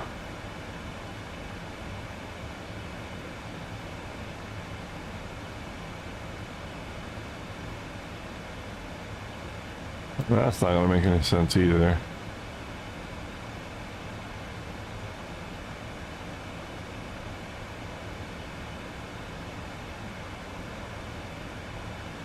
Okay.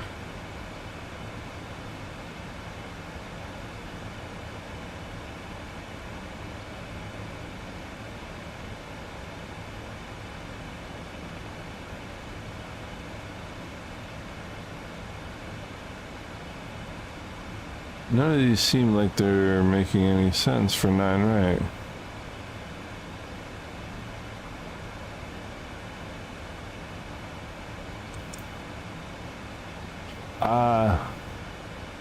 Okay.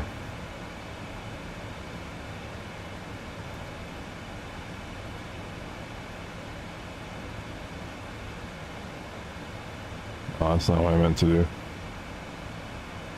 None of these seem like they're making any sense for 9 right.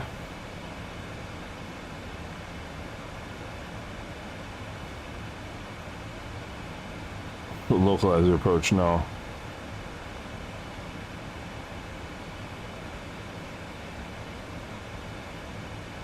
I see my localizer.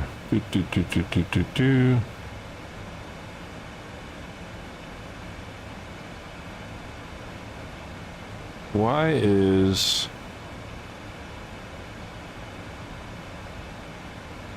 I mean, I can just do...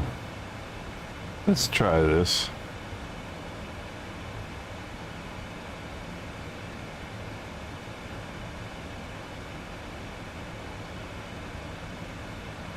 That doesn't make sense.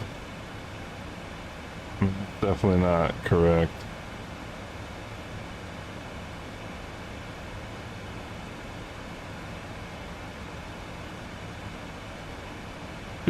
Do 9 left. Let's see if there's anything more, because these approaches for 9 right don't make any sense.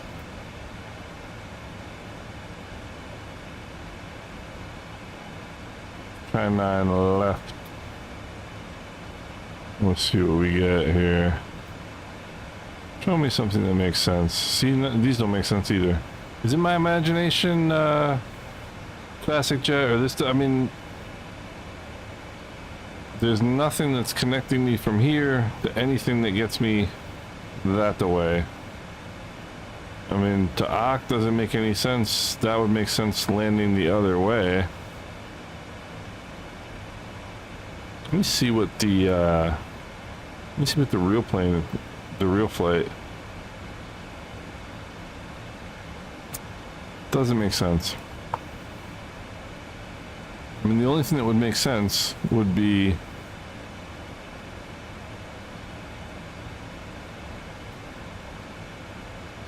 that, but I don't understand why there wouldn't be any sort of transition between those two. Machen viele Dinge keinen Sinn. Der oft Holdings, man sagt. You haven't done a holdover in London, you haven't been to London, that's great. Ja, alles gut in den Staaten sind, weiß ich nicht, man. Das ist ein bisschen komisch hier zur Zeit, ne? Kann man sagen. Ich versuche so wenig aufzupassen wie möglich, was hier so abgeht in den letzten Zeiten. Let's see here. In real life, you'd either come over Ak and likely hold for a turn or two, or you get pulled off the arrival and vectored. Okay. So it's just everything seems to go there that don't make no sense. But if that's what Alright,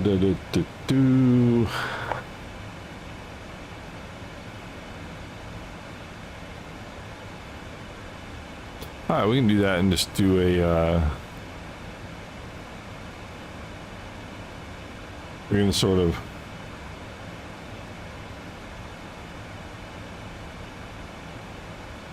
I mean, it's just gonna be okay. Gotcha. We can do my favorite holding pattern entry.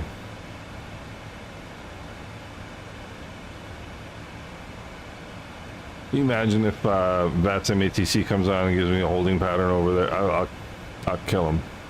It's not a nice thing to say, but I would.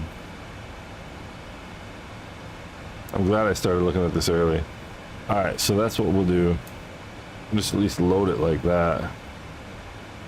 Because as they say,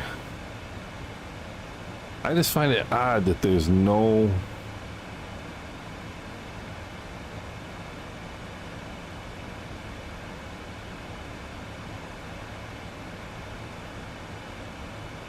just find it odd that there's no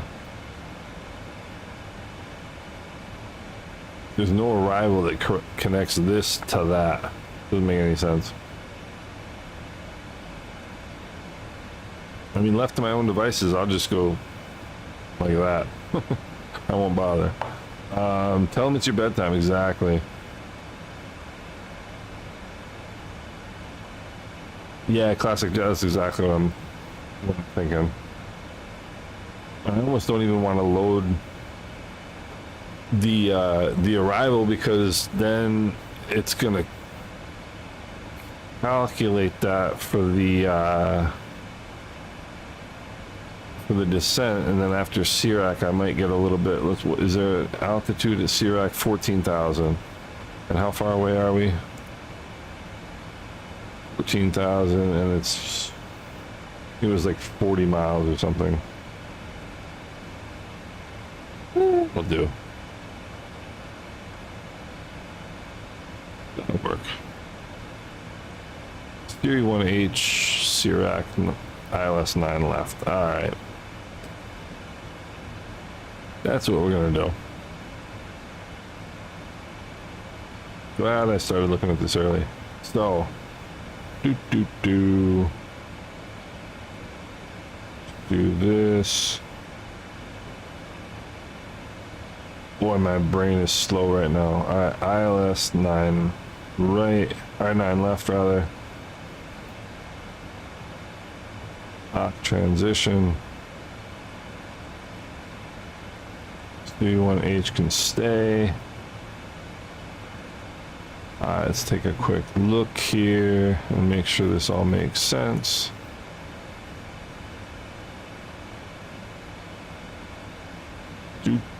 I am going to tell him it's my bedtime.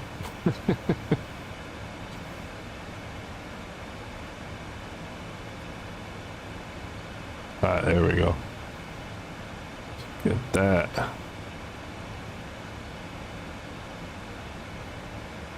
Alright, what do we got here? Okay, all good. So let's go. Alright, we're making a turn here. 37.2. We got Limray. Yeah, we got plenty. We're doing good. Alright, so okay. Alright, Zetbo, Evren, Yetzi, Amful, Octis, Causey, Cyric, Nigget, L003, Ock, and then, no, Ock 08,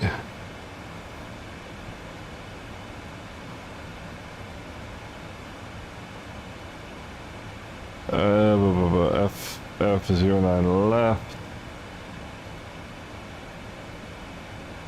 So he's got to be kind of waypoints swinging around this way. Yeah. West and turning north, then turning east. Interesting. Windsor Castle's over there. Don't want the Yanks waking him up. Alright. So it's got some waypoints in here, so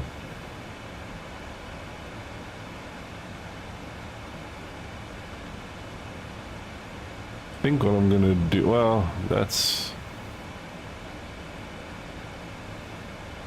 okay. Aka at 7. Can you stop doing that, please? Aka at 7.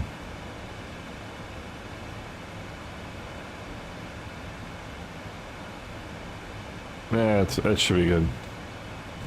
Should be good.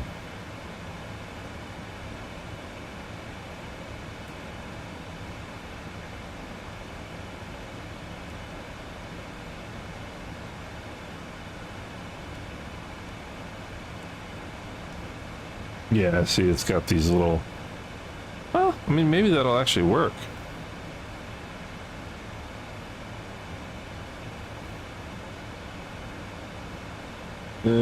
No. What's it doing?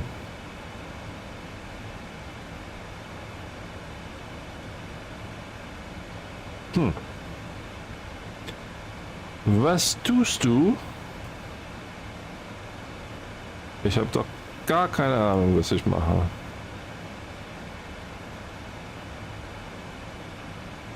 Alright, we'll figure it out. We'll just make it up as we go along, right? That's how we do it.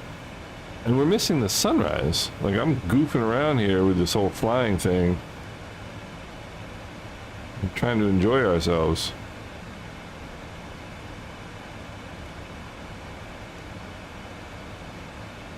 I mean, I didn't come here for flying. I came here for looking out the window, for crying out loud.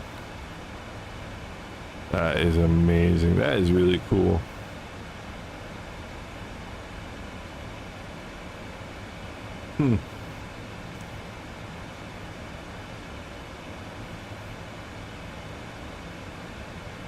Let's see, how close are we to the coast of the Emerald Isle? We're getting pretty close.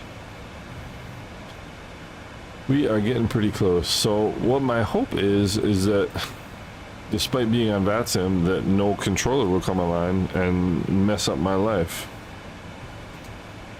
On my way into, yeah, it looks cool, doesn't it? I mean, if in like real life as a real pilot, I would think that you'd probably be a little tired during the middle part of the flight, but once you see this, you got to be like, wow, this is cool. Bringt das alles ein bisschen durcheinander bei, ja, der Herrn T. Weißt du, wollen wir im Oktober mal wieder für ein paar Tage nach New York?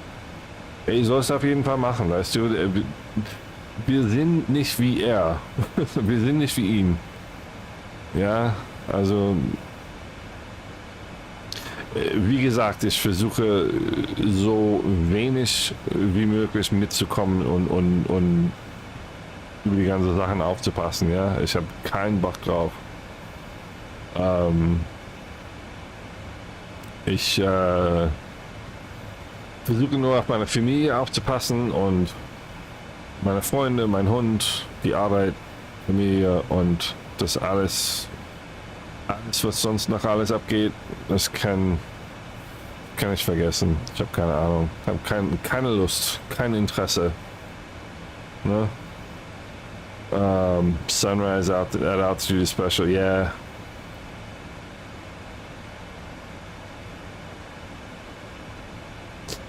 Ja, du auch. Du wie ganz viele anderen, ne? Und es ist doch ganz wichtig,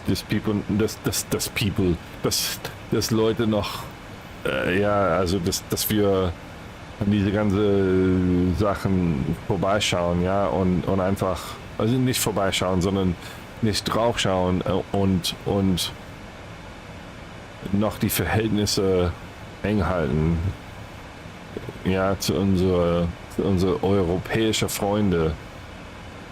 Ja, also was er macht mit NATO und sowas. Kaum zu fassen. So. This is cool. I can get away with having political conversations. I just have to do it in German, and then nobody knows what I'm talking about except for me and Sergeant K. Ay. Alright. So let's see, we're probably starting to get close to, what are you talking about? What are y'all worried about? What's this light over here for? Leave me alone. Can't you see I'm busy? Alright. Still got a ways to go, looks like, to, 502 miles. So we're inside, sort of inside an hour, getting close to an hour. Not really. But,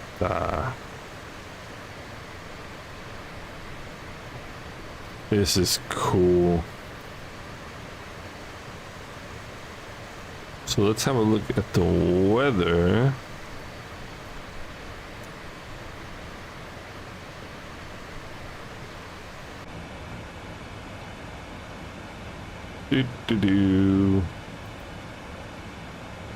Let's see here. What do we got? We've got 130 at Niner. What is 0320? And oh, okay, yeah, this is half hour old. Visibility unlimited. That's the thing right there. 17 and 15. So this cannot be trusted. Altimeter 1001? Huh? Yeah, I'm definitely not trusting that visibility. So, classic JetSim pilot knows this, but, and I talk about this all the time, like when you've got a temperature and dew point spread that's less than 5 degrees Celsius and it's showing, what that means is you can expect clouds, fog, what the FAA refers to as obstructions to visibility.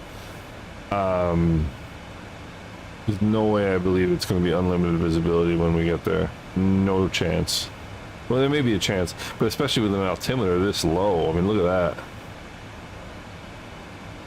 That's crazy.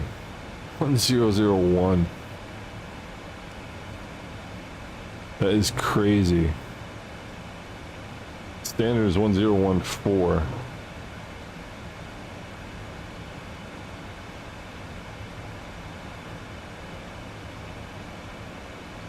I mean, I've seen altimeters that low in real life before, but it's pretty rare. My SP's German's better than my English. Yeah, what? You're absolutely right about that. It's a virtual planet Earth, and we get to fly around in it. It's unbelievable. It's unbelievable. So, yeah. See, when is this? Yep. So they're talking rain, showery precipitation, really showery precipitation. Yeah. So I'm gonna be correct that this weather is not gonna hold. This weather is not gonna hold.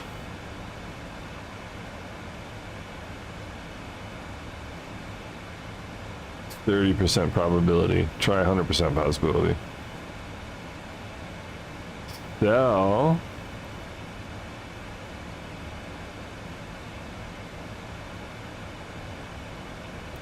we are gonna have some fun. Let's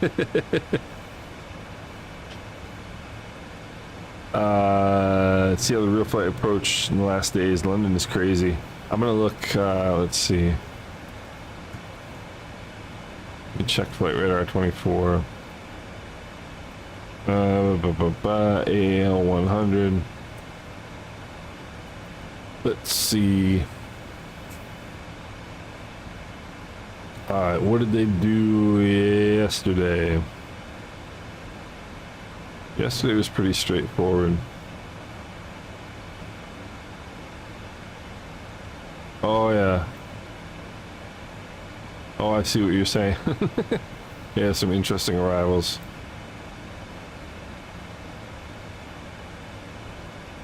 Huh, okay. Yeah, it looks like everybody is coming in 9 left right now. Yep. Let's see what the real. Oh, look at that. So, watch this. Hold on, let me show you real quick. Where is... There we go. So this guy, look at this. Does this look familiar? This is the guy who's landing right now. Came here. Little S turn and in. Now look here. Let's see if we can... see where that comes from. Look at this. It's exactly what we're getting. I don't know quite how this little bit works out, but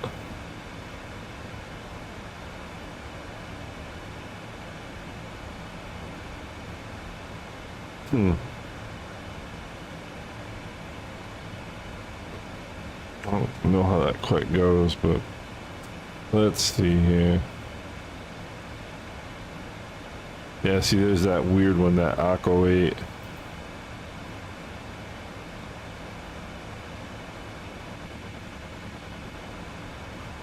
Let's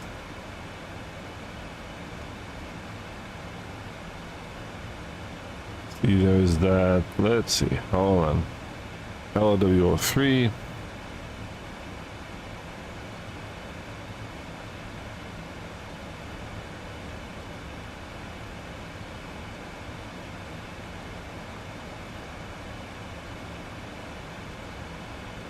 Oh. Don't mess with me now.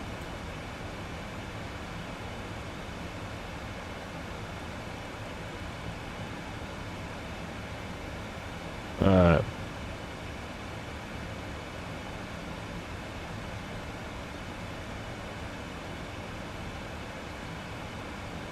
LW3, I don't understand this part of the process here, but we'll just skip that. We'll just skip that.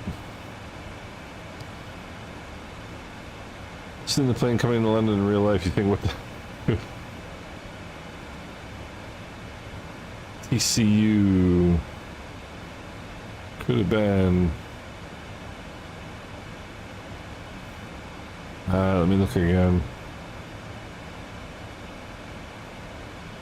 Let's see, London weather METAR. You did see TCU. You did see TCU.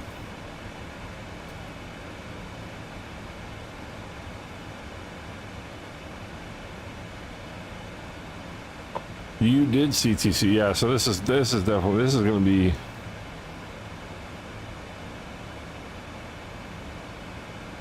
This is going to be an adventure of a approach, weather-wise. Let's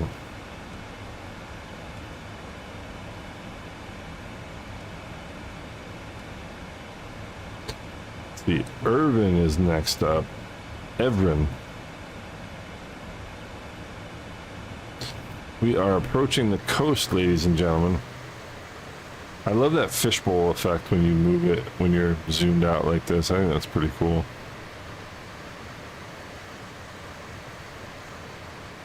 So we're approaching the coast here. Warsteiner. I remember when you couldn't get Warsteiner anywhere but Germany. That was good stuff. Yeah, we'll be good. You step.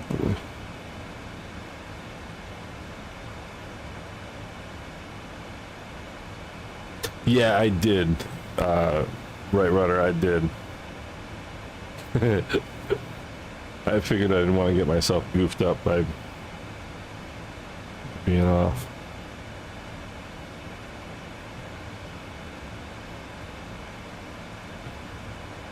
So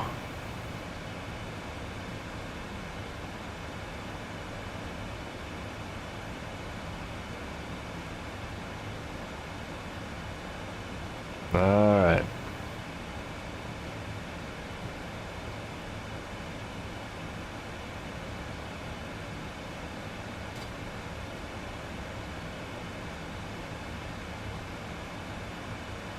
So now's the time when we just sit here and wait, I guess.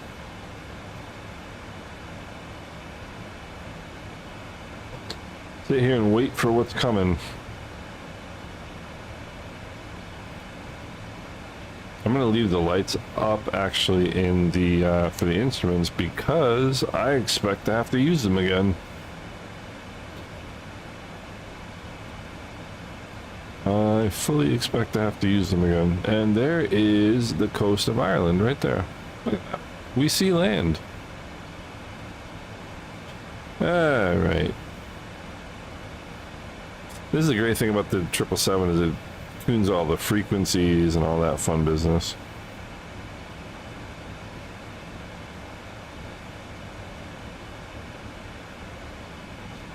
All right. And the other cool thing about the about flying the Boeings is it just there's nothing surprising to have to do. You know, nothing unusual. It's all just straightforward.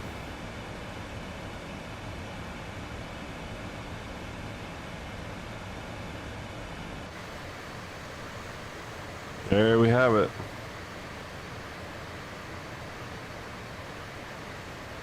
Feet dry, baby. Exactly. So cool. This has been a fun play. I've enjoyed this.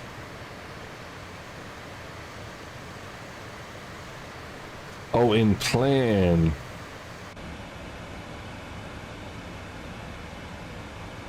Let's go in plan.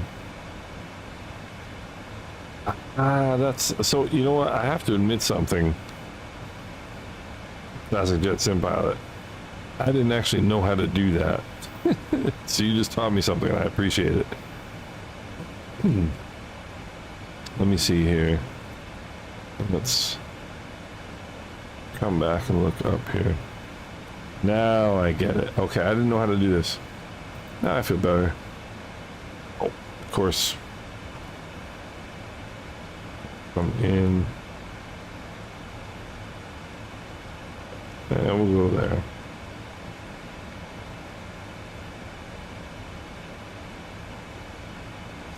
Alright. Let's see here.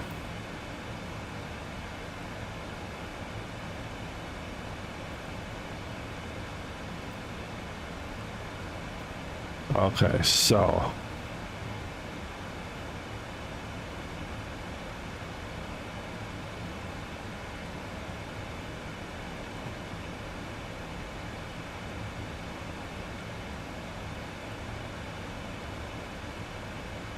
all right.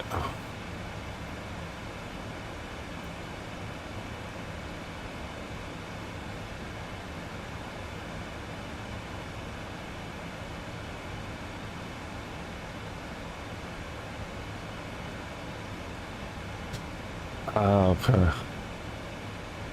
But it looks like they're kind of giving you two options, no? Because you get this curve here, but then it sends you out the arc right here. It doesn't make sense, but... Oh, is that 8 miles from arc? Alright. I should just let it fly and see what it does.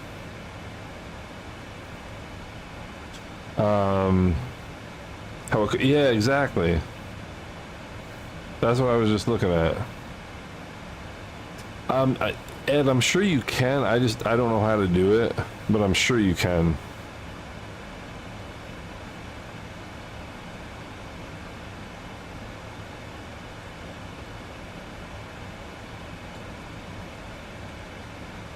See, what I'm curious about is, so LLW03 and whatever this is, D287, those two make sense. What doesn't make sense to me is ARC and then the ARC 08, unless that means, whoops.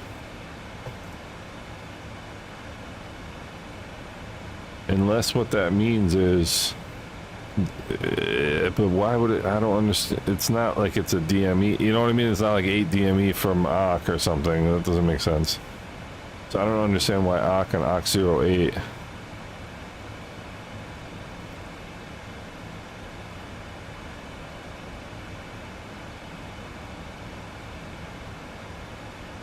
I just don't understand those two waypoints. That's the only part of it that sort of goose me a little bit.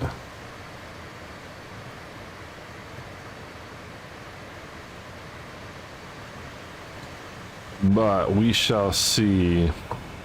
Whatever Boeing draws in the ND is what it'll do. What's after ARC 08? After ARC 08 is...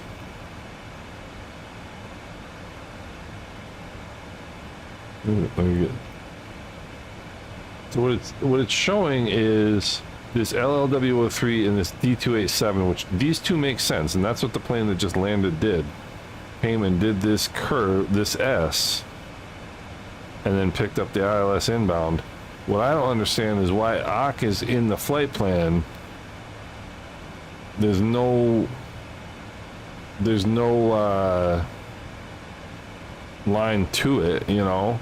And then there's this ARC 08, which I think is right here. So I don't quite understand why those two waypoints are in the flight plan. I think what the plane should do, theoretically, is this turn right here. Or maybe this is just the inbound to this D287 waypoint. Maybe it's just drawing a line from ARC to that D287, and that's what you'll capture inbound to D287. That may be, I don't know. It can't make the radius. Okay.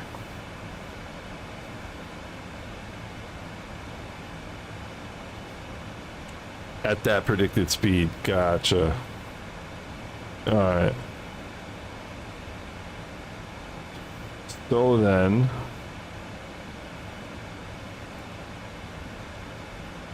$220.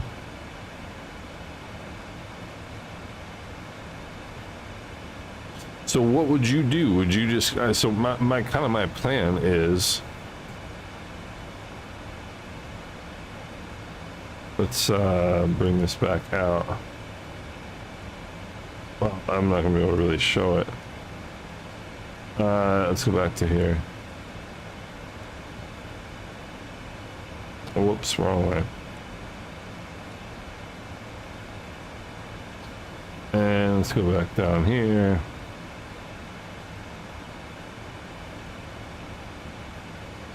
No.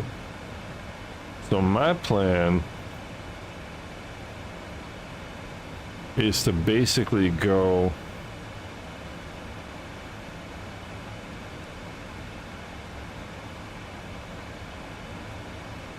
from Zurich and then just direct final, basically. Just cut this whole thing off. That's my plan. I don't know if that's going to leave it as a discount. There's no discontinuity.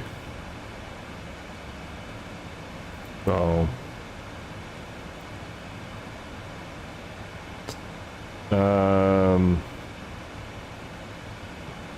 what could possibly go wrong? Exactly.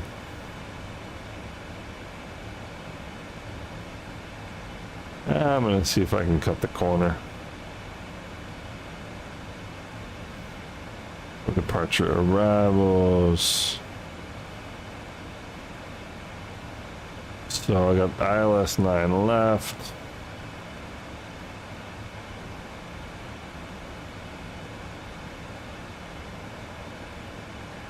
I think I know what you're gonna ask next.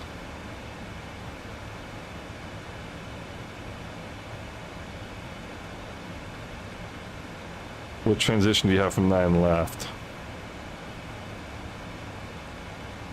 So there really, I mean, oh, so I've got AUK transition, yeah. I mean, that's really the only one that makes any sense. Let me flip over to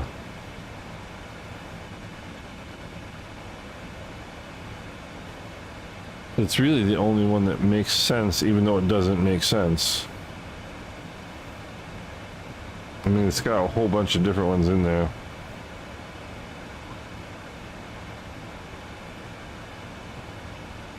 The one Zulu. Yeah, let me take a look at that one real quick. It said something. Where am I? What's my name? Where am I? Sierra 1 Zulu. This one.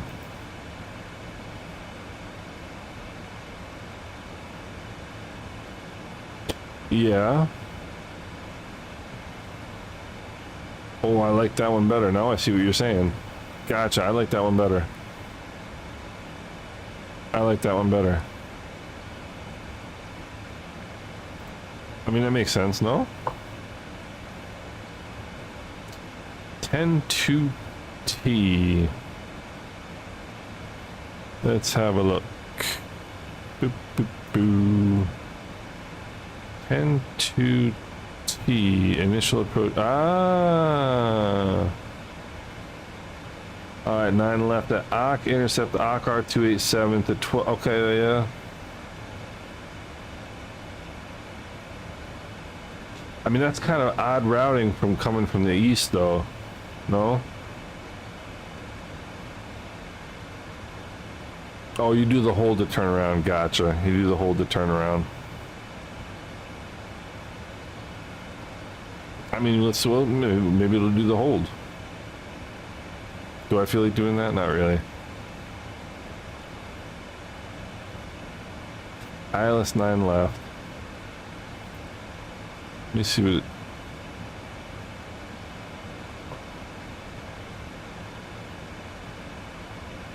Yeah.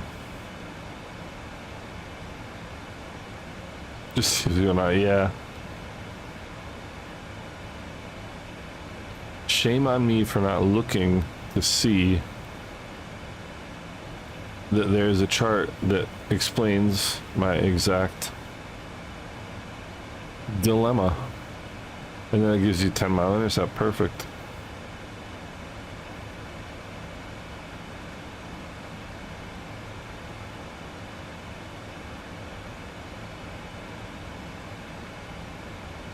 So do you have to manually insert the hold?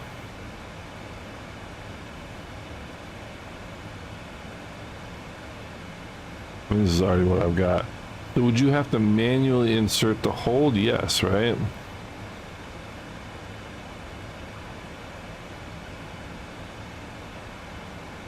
Let's see.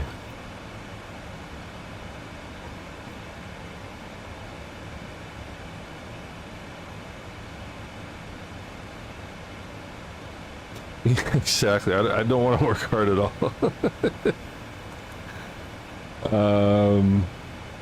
Let's see.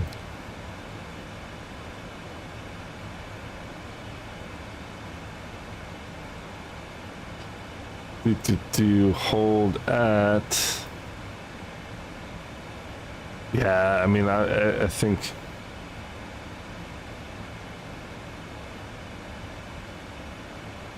I think I'm making it more complicated for myself than I need to. I mean, I understand, like, real life, they would have to kind of deal with this.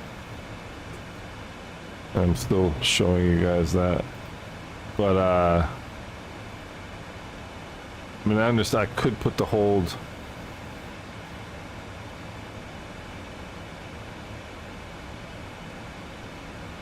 And then, you know, but, exactly. I think what I'm going to do, ILS 9 left.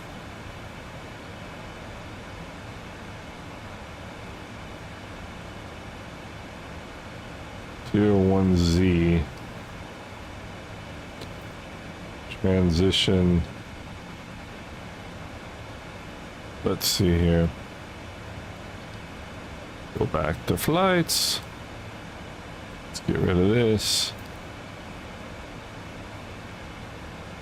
Let's go Sierra 1 Zulu. Yeah. I mean, even though... So, let's see here. So, even though it's a little goofy... So, we'll pick BNN for the transition. And you could theoretically do that, too.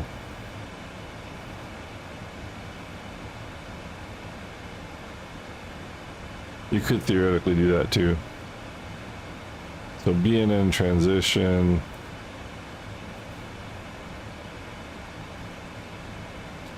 And then what we've got is... Where's Zurich? Zurich. CPT. And then at CPT we just cut through direct. See, the problem is now though,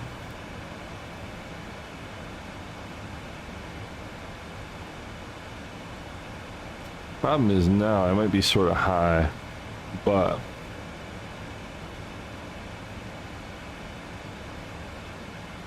I think I'm gonna go Zurich direct.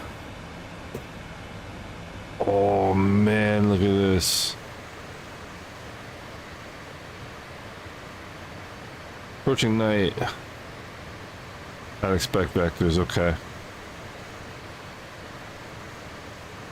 Oh, absolutely, yeah, they're definitely gonna come online and mess with my day.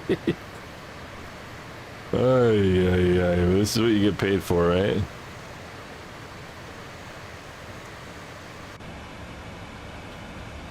Not that I get paid for this, thank God.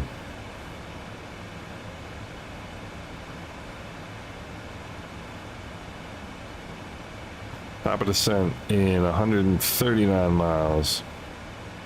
I almost wish I just kept it on 27 left and just landed the other way. It would be easier. But the weather is not favoring that option.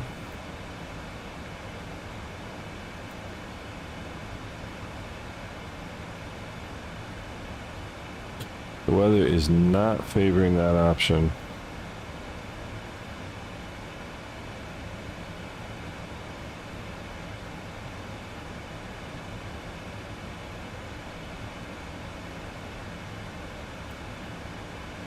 I mean, really,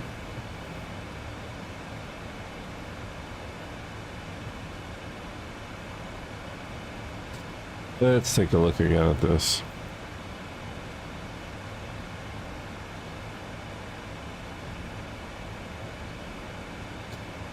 LLW03, okay.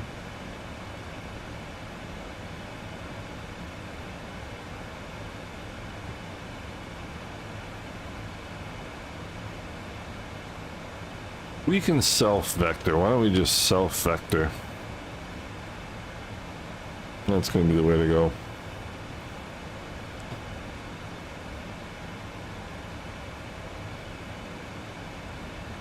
Yeah, I mean, this is crazy. Just so beautiful. Maybe just divert to JFK. Yeah, let's divert to like Mallorca or something. Make it easy on ourselves.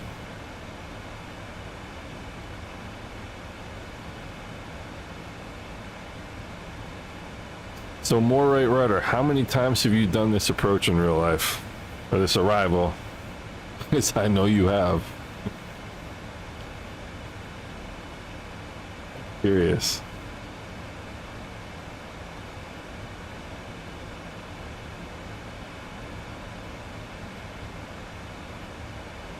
Yeah, I mean, I'm telling you, I enjoy this. The only thing, of course, is that what's allowing me to do this is that my dearly beloved is on another continent right now. Other than that. Ah, I gotcha, okay. Hey Andy, how you doing? Yeah, I'm thinking the same thing. It's possible, but I'm thinking the same thing.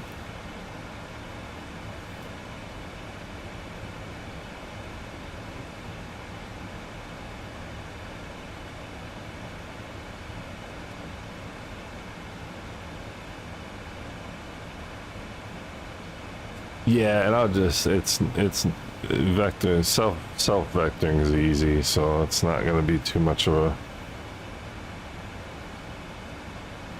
The only thing I'm worried about is speed and descent. It's gonna be, I think it's gonna be kind of a, might be kind of a quick descent, but we'll figure it out. Worst comes to worst, we'll pull this chute. How about that? Pull this chute. Man, this is beautiful. I mean, of course, there's also a possibility that the weather in the sim is not going to reflect the actual weather.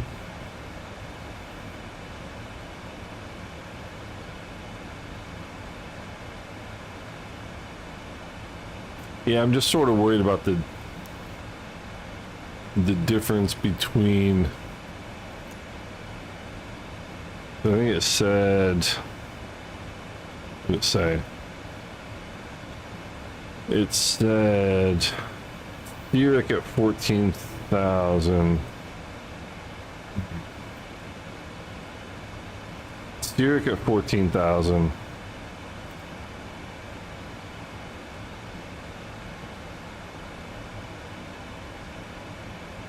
And then if I just cut this,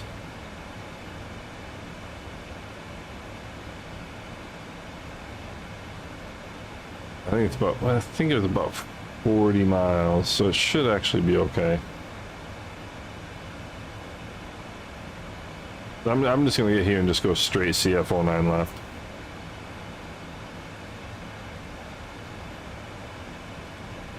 I should just go direct there right now.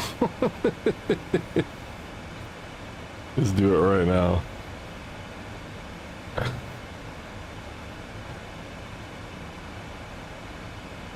You also use the off-path descent rings.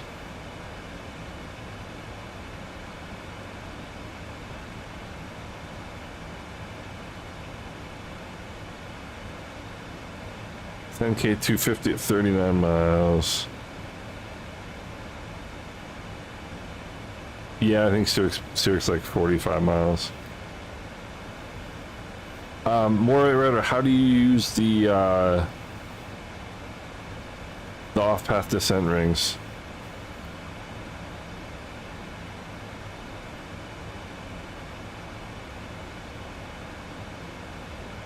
This is the stuff I love about, like, this is the stuff I love learning about, you know?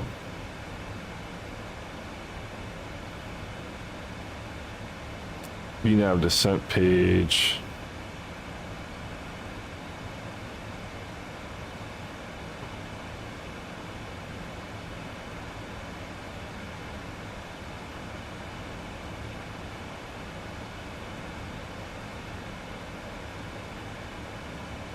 Oh, off-path descent, okay.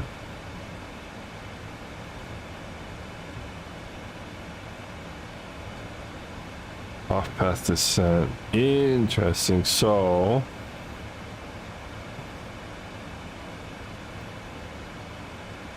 is this number of miles to clean speed, to clean speed, or what is this? Okay.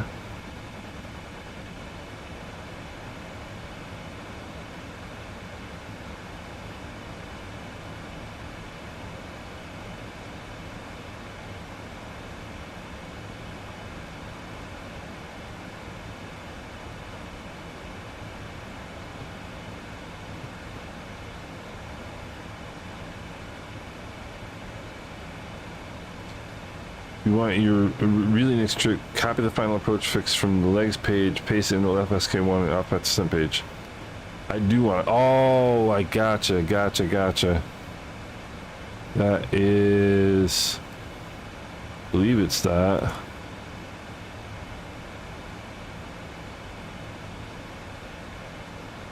Is that it? FF09 left. FF09 left. Okay, that's what we're looking for. No. That's not what I wanted. That's what I want right there. And VNav. This stuff is gold. Display on. Put that there.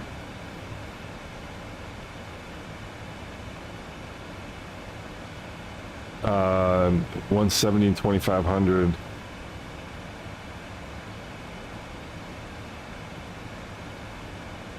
And so then start the descent at the blue ring,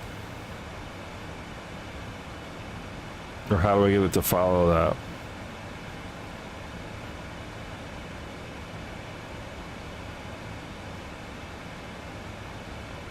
This is some cool stuff.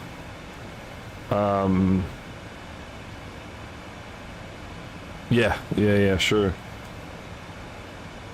Advisory only, gotcha. Okay. More energy management, okay.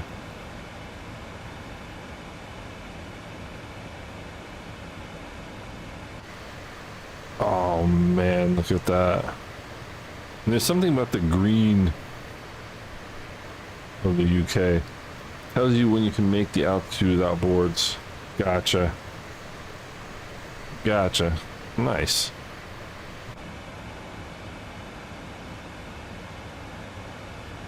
That is really cool.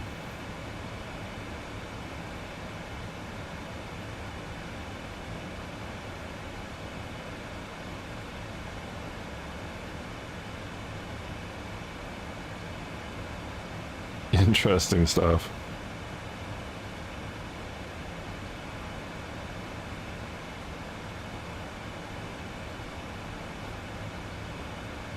All right.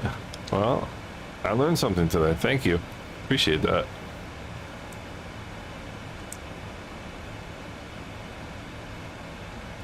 Like I was saying, there's something cool about the green of the UK when you, I don't know if it's just like when you've,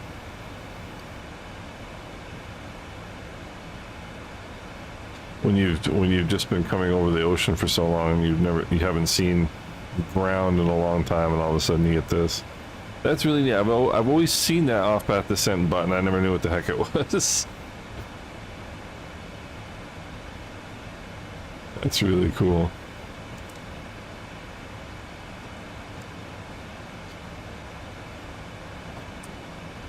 Carlos, what's going on? Costa Rica. Hey, thank you. I appreciate that.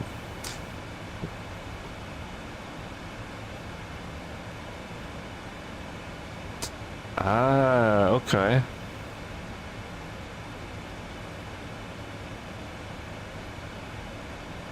That's interesting. So more right rudder. I'm gonna warn you ahead of time. I'm gonna slow this airplane down a heck of a lot earlier than you would. Especially if I have plenty of time to do it. You know.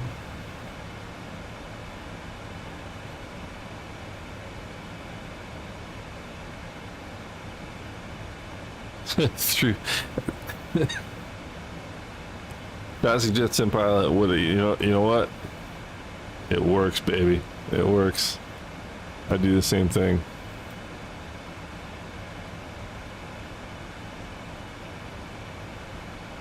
Yeah, I mean, if there's no traffic around, I like to get it slowed down early.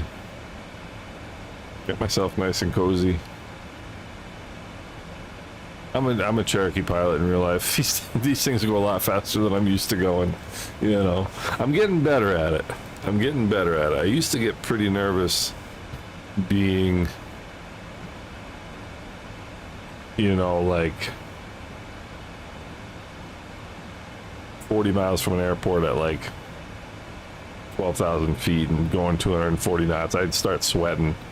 I just get worried about slowing down and going down at the same time, you know. But I'm getting more comfortable with it.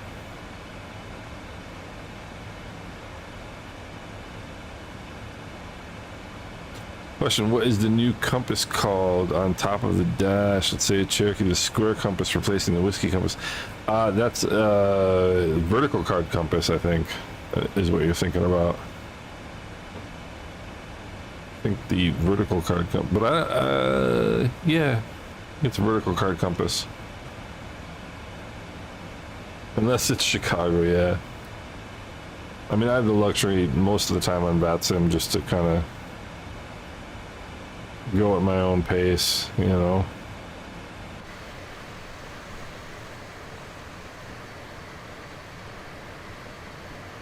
It's pretty amazing how big. I mean, like, we hit Ireland, seemed like a while ago, and we've still got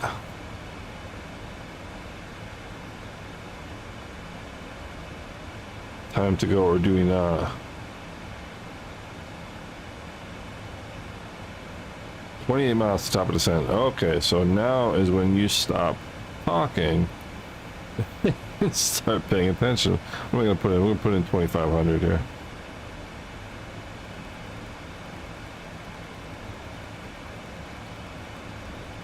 Boy, am I glad I didn't miss top of descent. So 2,500 is glide slope intercept, so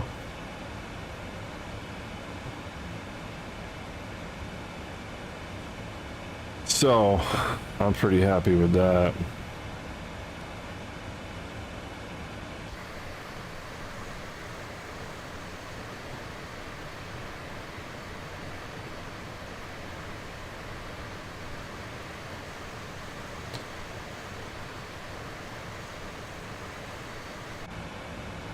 What do we got?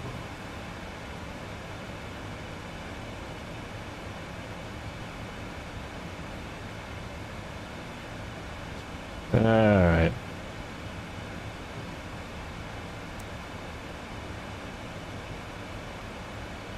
Let's get out our charts here. Oh, all right, fine. Let's go arrival.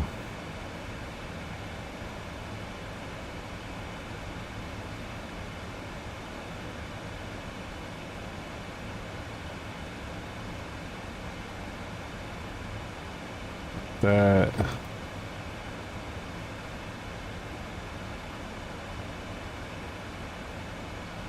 I'm just gonna park anywhere, just anywhere.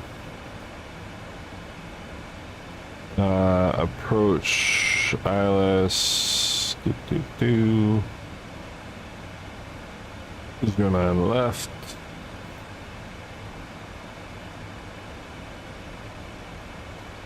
So let's go here. It's no.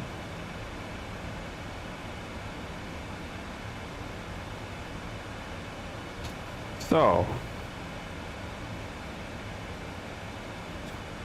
let's see. Final localizer is 110.3. Should be automatically. Yeah.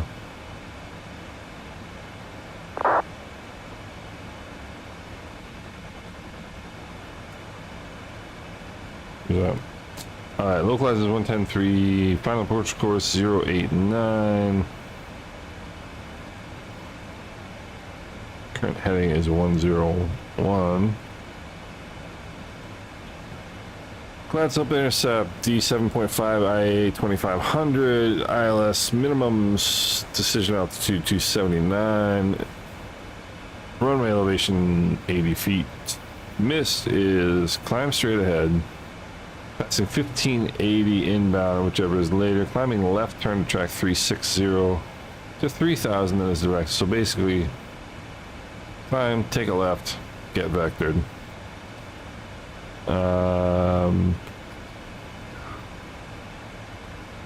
The glide slope is what we'd expect. Alright.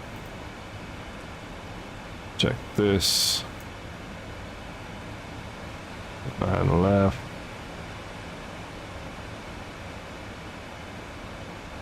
$133 VRAF. Okay. Let's see here. Drag required.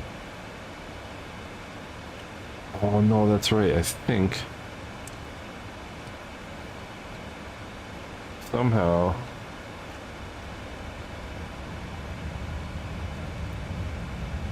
I don't have my speed brake set on this.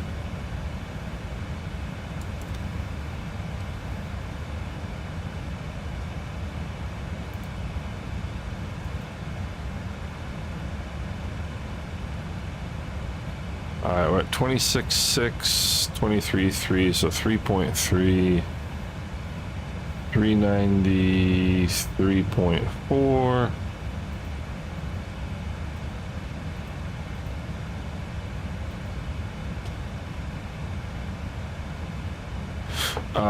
Let's see.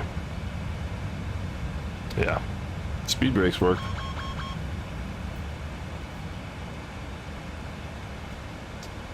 More right rudder usually land 25 or 30.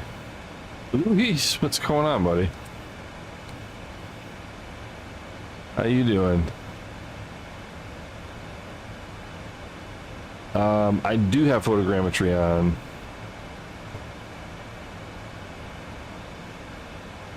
Let's see. Modulate speed brake. Ah, okay. Yeah, I think you should just yank the thing.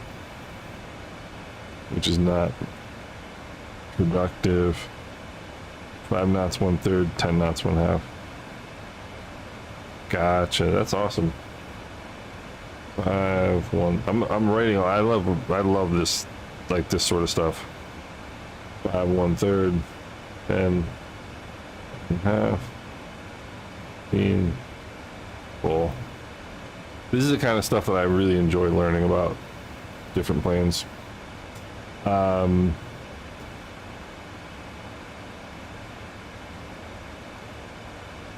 go flaps 25.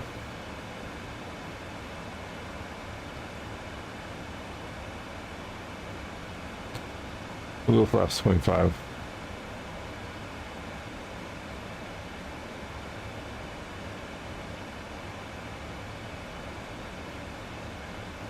Okay, and speaking of, I don't know why my speed brake doesn't work for my for this airplane, but it doesn't. My Honeycomb Bravo.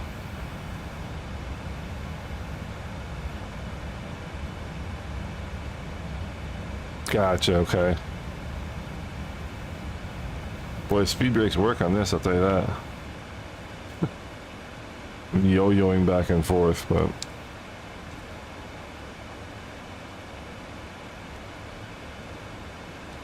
Alright, let's go, let's go recall.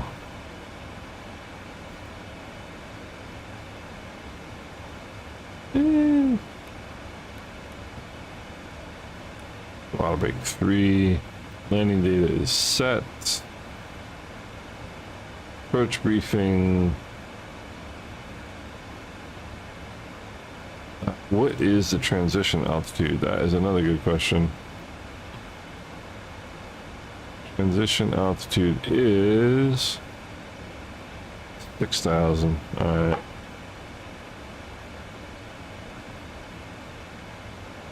Got too much stuff on my desk right now. 6,000. I'm gonna get ATC, I swear, and they're gonna give me something nuts. Let me make sure here. Alright.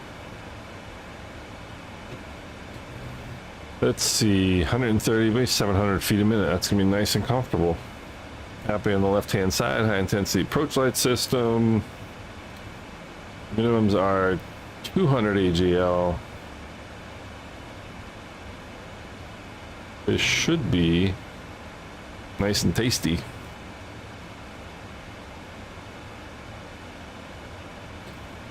Let's check one more time if we got a weather update. 420 Zulu 1001 1108 knots. Temperature dew point spread right now is 1. Temperature dew point spread is 1. Loved how Clint Eastwood yanked on a speed brake in the shuttle. So there's nobody who hasn't gone to bed yet in London who's going to jump on and do ATC. I better be careful what I ask for. The other thing I always like to do is take a look at this and see where I want to get off here. 09 left. Where are we getting off?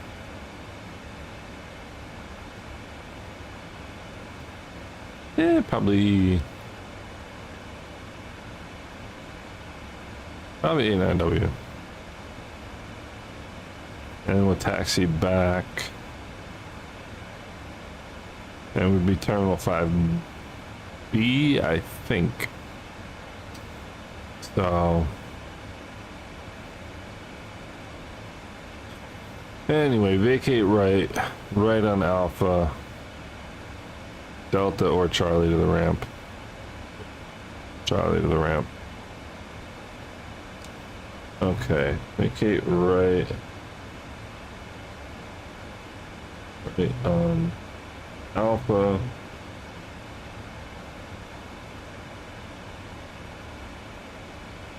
Charlie to the ramp. So now I got my taxi in mind, so that I can make the most use of my feeble mind. Alright. So, Terminal 3 it is. And let's get Terminal 3 here. First of all, let's make sure we're not about to crash. Okay, we're not about to crash. Good. Terminal 3. These are one of those things I probably should have looked up before the flight, but I didn't.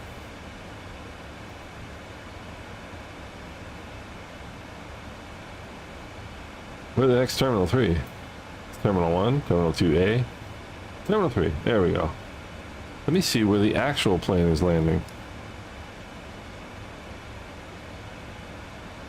The actual plane doesn't have a gate yet. Oh, gate 342. So, parking stands. Where is gate 342?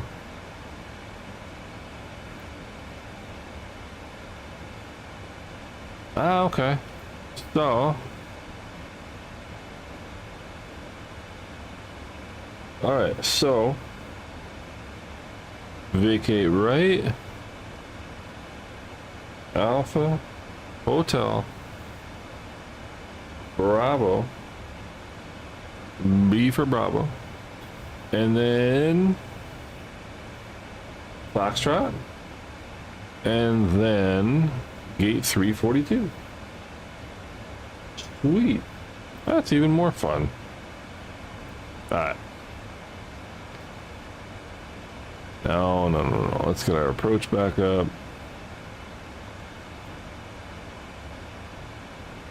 Alright. That's what I like to see right there. So.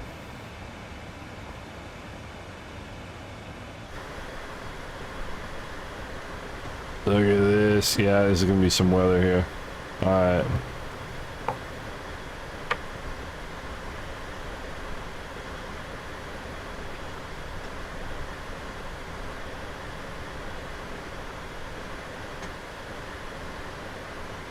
I gotta get back to my old chair just because that way I know what it's gonna do.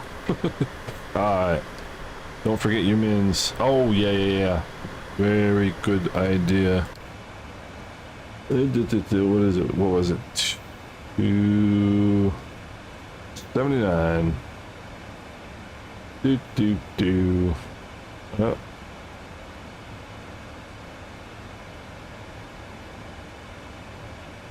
Takes forever in this plane too. Cloudy in London. United Rampy, what's going on? Takes forever to do.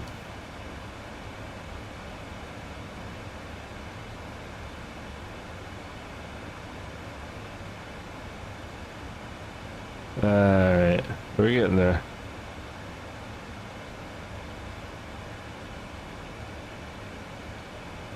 Alright.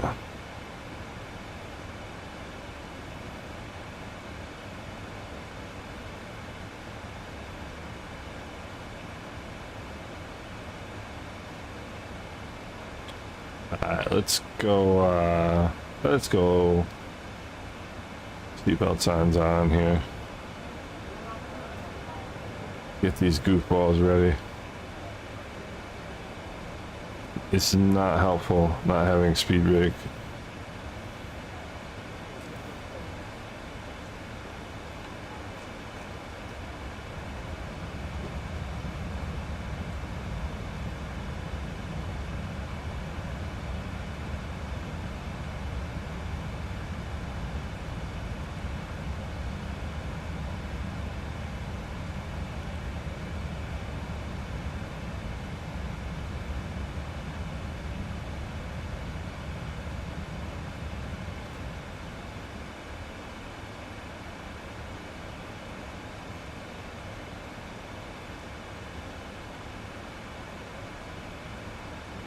Alright, so once I hit Zurich here, I am going direct.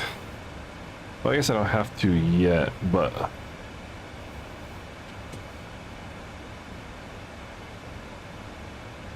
gonna be a day. Oh, are you at London?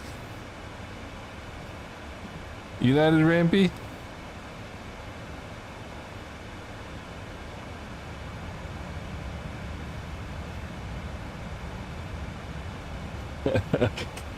Alright.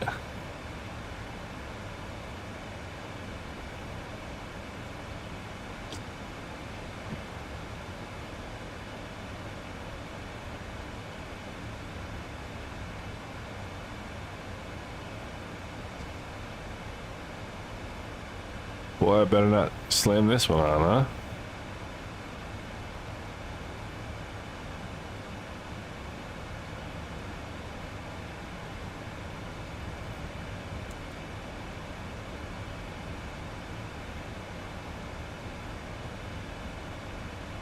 You know what, we're going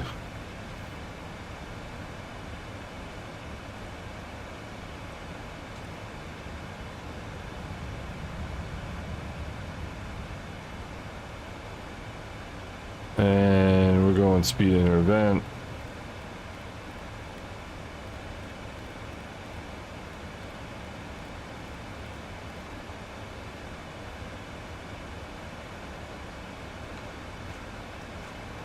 Come on, baby. Please help me out here.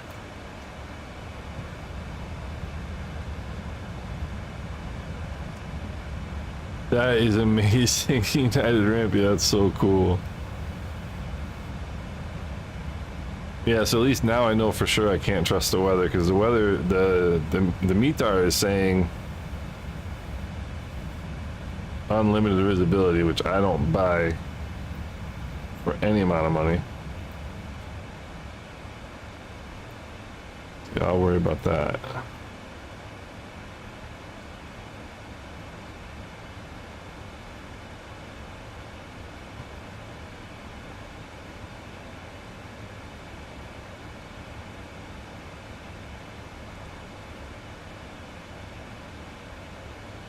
Yeah, see, we're way high.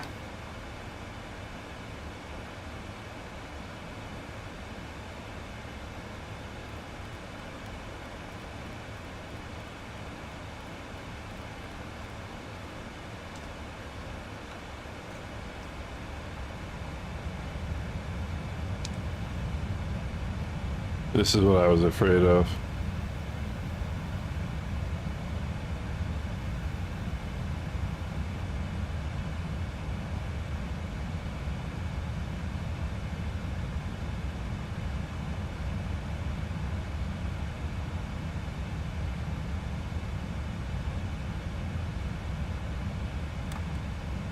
We'll go flaps 1.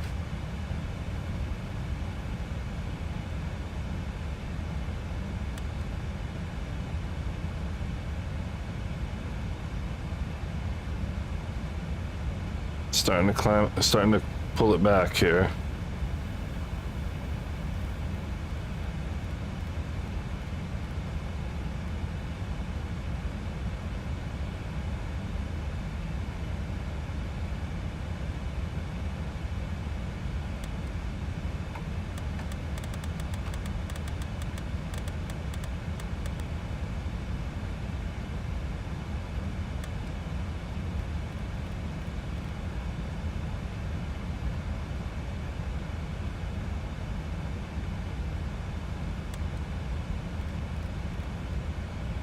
This is what I was afraid of.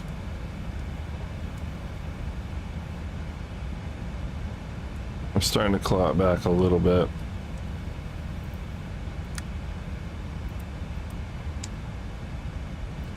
All right.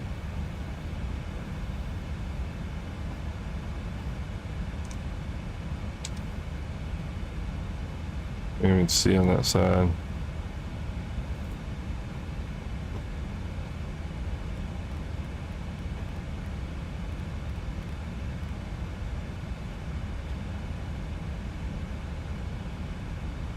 Alright, we are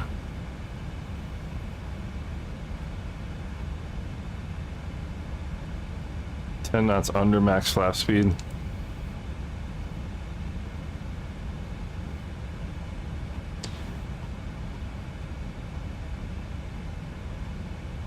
Alright.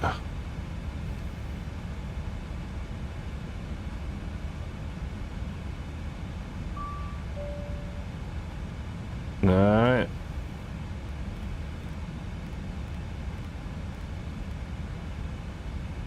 $133.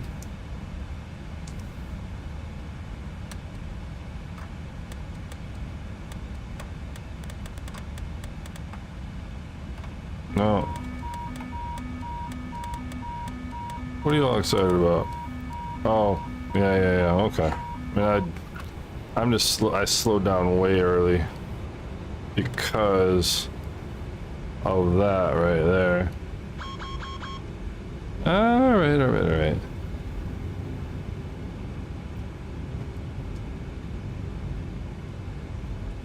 So we'll leave the speed brake armed.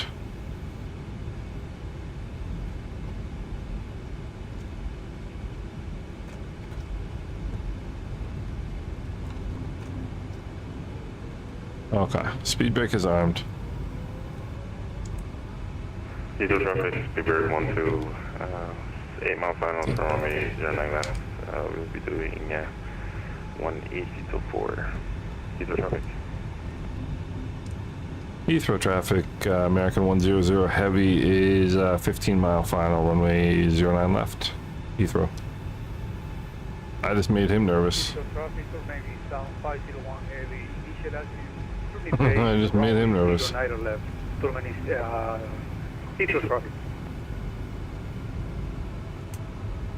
Got news for you fellas, I ain't going around. Alright.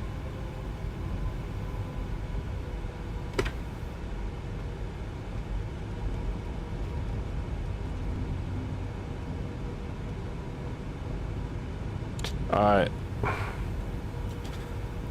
Localizer and glad soap are in the backup. We are good to capture. Speed's good, we're configured. Back on altitude, I believe. Yep, we're good.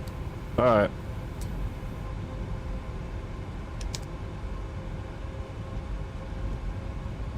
Oh, okay. Good to go. Win 110 at 10. Thank you, sir.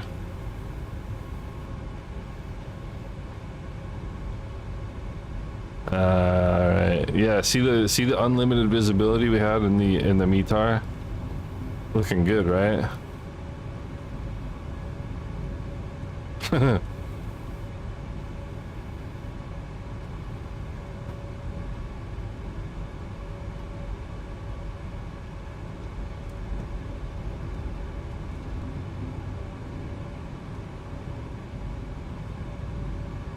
I'm just gonna dial this down. I just want to make sure it doesn't. I just want to make sure it doesn't stop descending before it captures.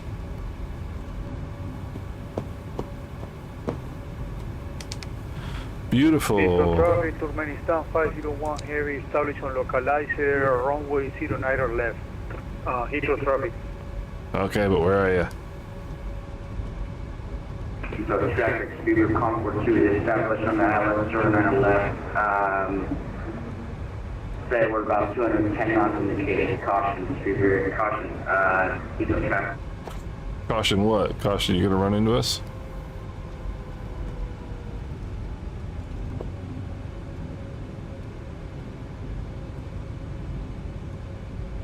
Heathrow traffic, American 100 heavy, 8 mile final, runway 09 left. Heathrow. That may be true, maybe not, but I think we're about 8 miles. Yeah.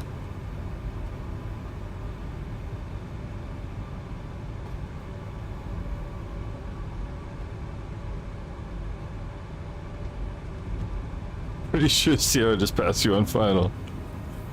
Alright. There we go. Alright, gear down. Flaps 25. 12, clear to 09 left, Heathrow traffic. What is that? 4. 2500. Heathrow traffic, American 100 heavy, 5 mile final, runway 09 left. Heathrow. 5 mile final going really slow.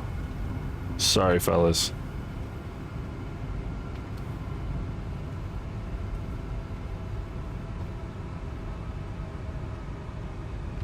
Alright.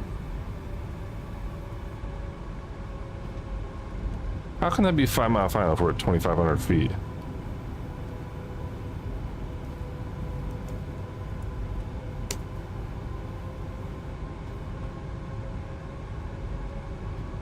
Oh no, we're 7 now. I got me waypoints mixed up. That's all right.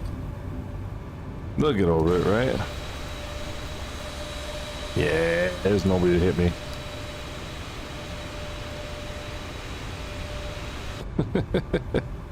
Ay. Heathrow traffic, Turkmenistan 501 heavy, your final runway 09 left. Oh, okay. Heathrow traffic.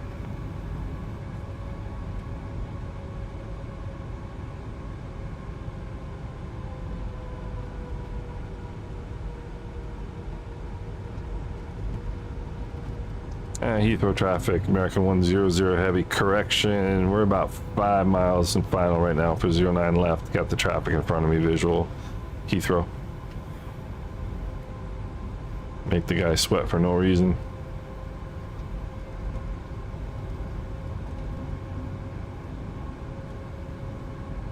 Alright. Heathrow traffic, Speeder Concord 2 is on the left 27, correction 09 left, and we're about 10 miles Heathrow. Well.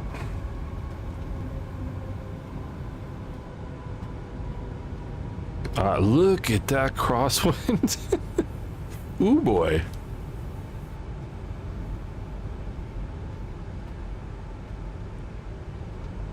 .28 knot crosswind. And that's gonna die too.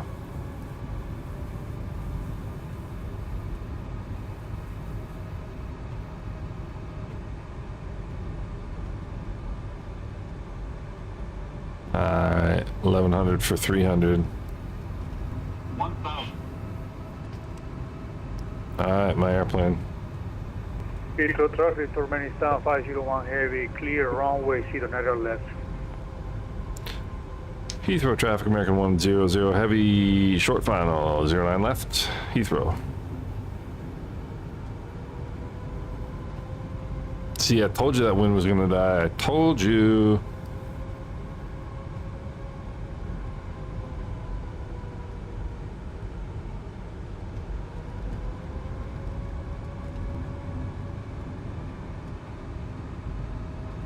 We're getting all over the place here.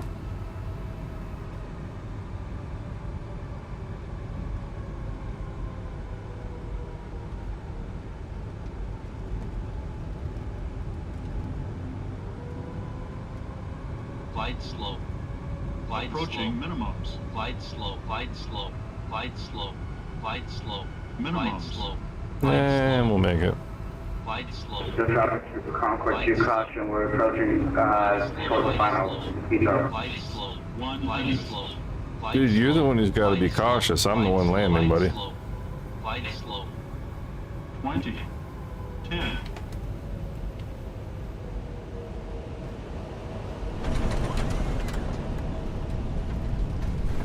Not great, not terrible. What's he calling me to tell me caution for? He's the one who's got to slow the heck down. The traffic, Speeder Concord 2 is going around. Yeah, sorry, buddy.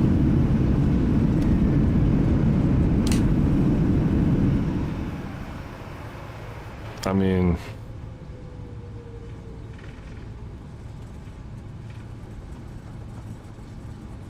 I'm not trying to be a jerk, but I'm really not. But what am I going to do? Concorde is a difficult plane to get into traffic, I'm sure.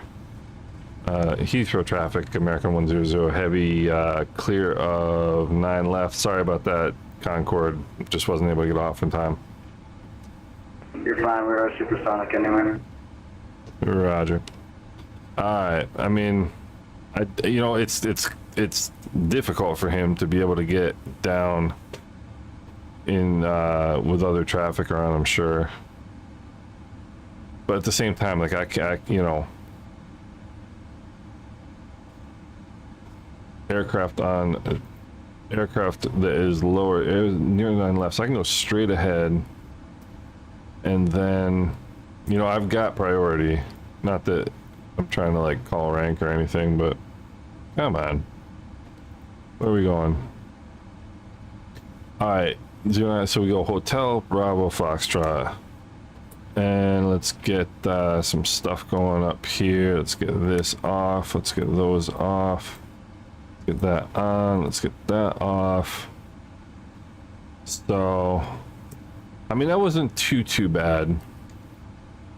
You know, what I'm glad about, what I liked is that I didn't chicken out because of the wind and just let the auto land fly it, you know.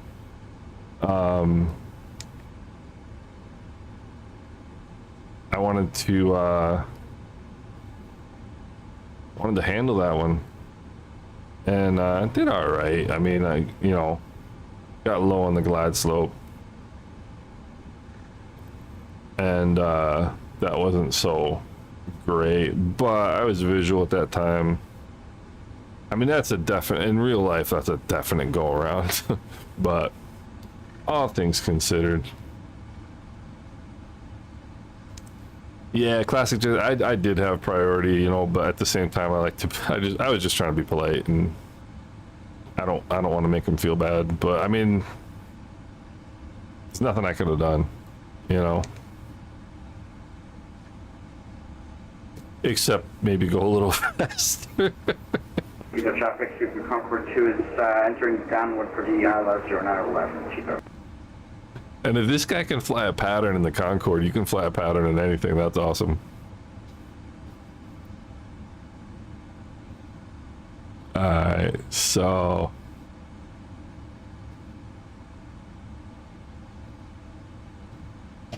let's see here.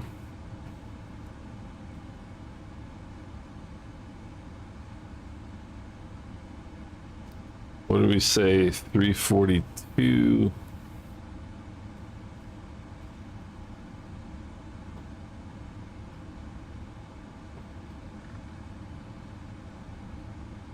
Gotta slowly bring it around here.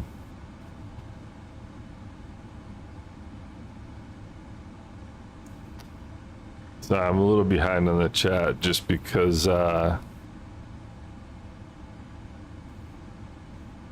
trying to get this. So now we have the most important part of the flight: parking. Gotta be able to park your aircraft.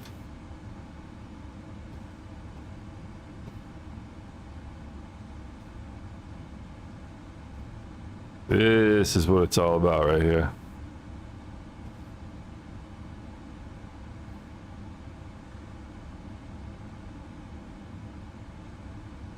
Come on, baby.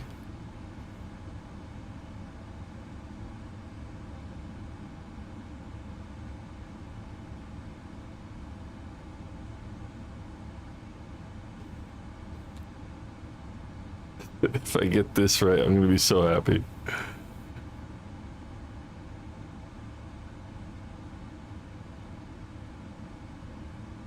Alright, there we go.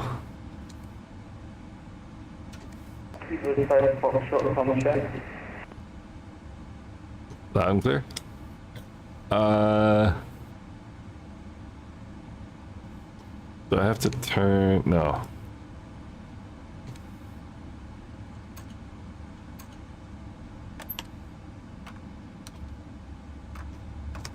Let's see here.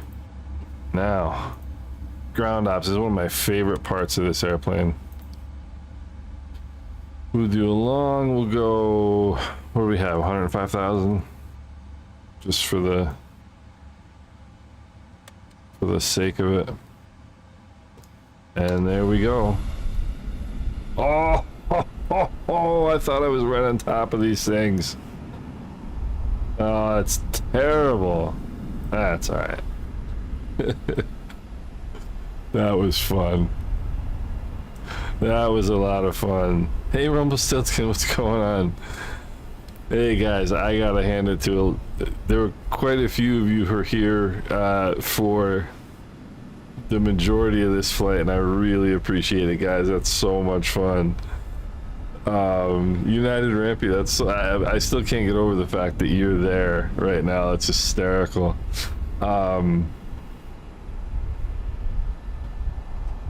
If you can manage a Ryanair landing, you can do anything. Return leg, I'm down. I'm in. Classic Jet Sim Pilot. That was so much fun. Thanks for being around the whole time. I really enjoyed it. Really enjoyed it. I had a good time. I mean, it wasn't too bad, you know. More right rudder. Thank you so much for the knowledge on the aircraft. That was a good time. But airframe is reusable. It is indeed. I'm gonna get let's see here, what do we got? Yeah, let's get the jetway here. I suppose we don't need AC, right? We're in London. Other thing we can do is... Eco traffic Concord 2 is turning space manner left. Alright. So, that was a good time. Let's see what our landing rate was, actually. Landing rate was... Let me see... 276 feet a minute. Not bad. I'll take it. I'll take it. You know, not the best landing I've ever done, not the worst landing I've ever done by any stretch of the imagination, but a good flight and an enjoyable flight. You know, from a yeah, exactly, classic jet. And I mean, for me, what was satisfying about that was that my brain was ahead of the airplane. I knew I was going to have... I actually was a little bit further ahead than I needed to be, really, because I knew at least I anticipated an issue of getting down between, what was it, Citron and the final approach fix, and ultimately I really didn't have a problem, basically because the speed brakes are apparently huge on this airplane, and I wound up with plenty of room to spare. So I mean, I really didn't have to be as nervous as or really didn't have to get down and slow down as early as I did. Slowing down as early as I did made it a little bit more difficult for the Concorde, but it also made it possible for the 777 in front of me to get in. So that's, you know, that's a cool thing. Hey, Moray Rotor, I appreciate it, man. You know, you guys have been a whole lot of fun. It really has been a whole lot of fun. I can't even believe it's 1:13 in the morning now. I'm completely jazzed. I might do the return leg. You know, but it was a great flight. It was a lot of fun, but it was mostly fun because of you guys hanging out and chatting and making it a good time. I really appreciate it, guys. And who knows? So one of the reasons I flew to London is because somebody asked, is it Dog? Yeah, he could have landed 9 right to United Rampy, you're right. Where was it? Who was it? Oh, even more right, you said it. Concorde can sidestep. You know, it's funny. It's one of those things that you just don't, you know, SimPilot doesn't think about, you know, and I wouldn't have thought about it, but you're absolutely right. Sidestep with no traffic, just sidestep and do it. Somebody asked earlier about doing London to Dubai, and I am totally game for doing that. Maybe tomorrow, who knows?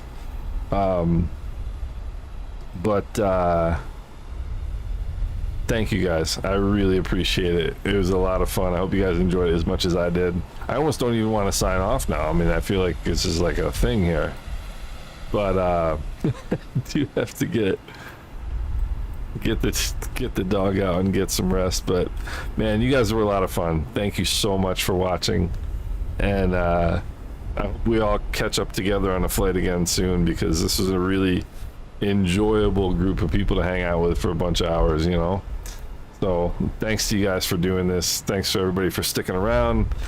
And traffic scheduled 521 heavy stand 561 push and start. And I hope everybody has a great rest of their night. United Rampy, have a good day at work, brother. And appreciate it, guys. Thank you to everybody who tuned in, and look forward to doing the next one, guys. Everybody take care. Thanks.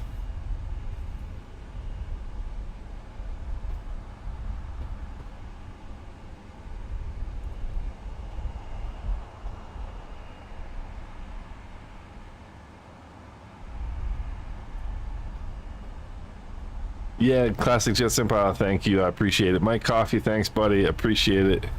Glad you could join.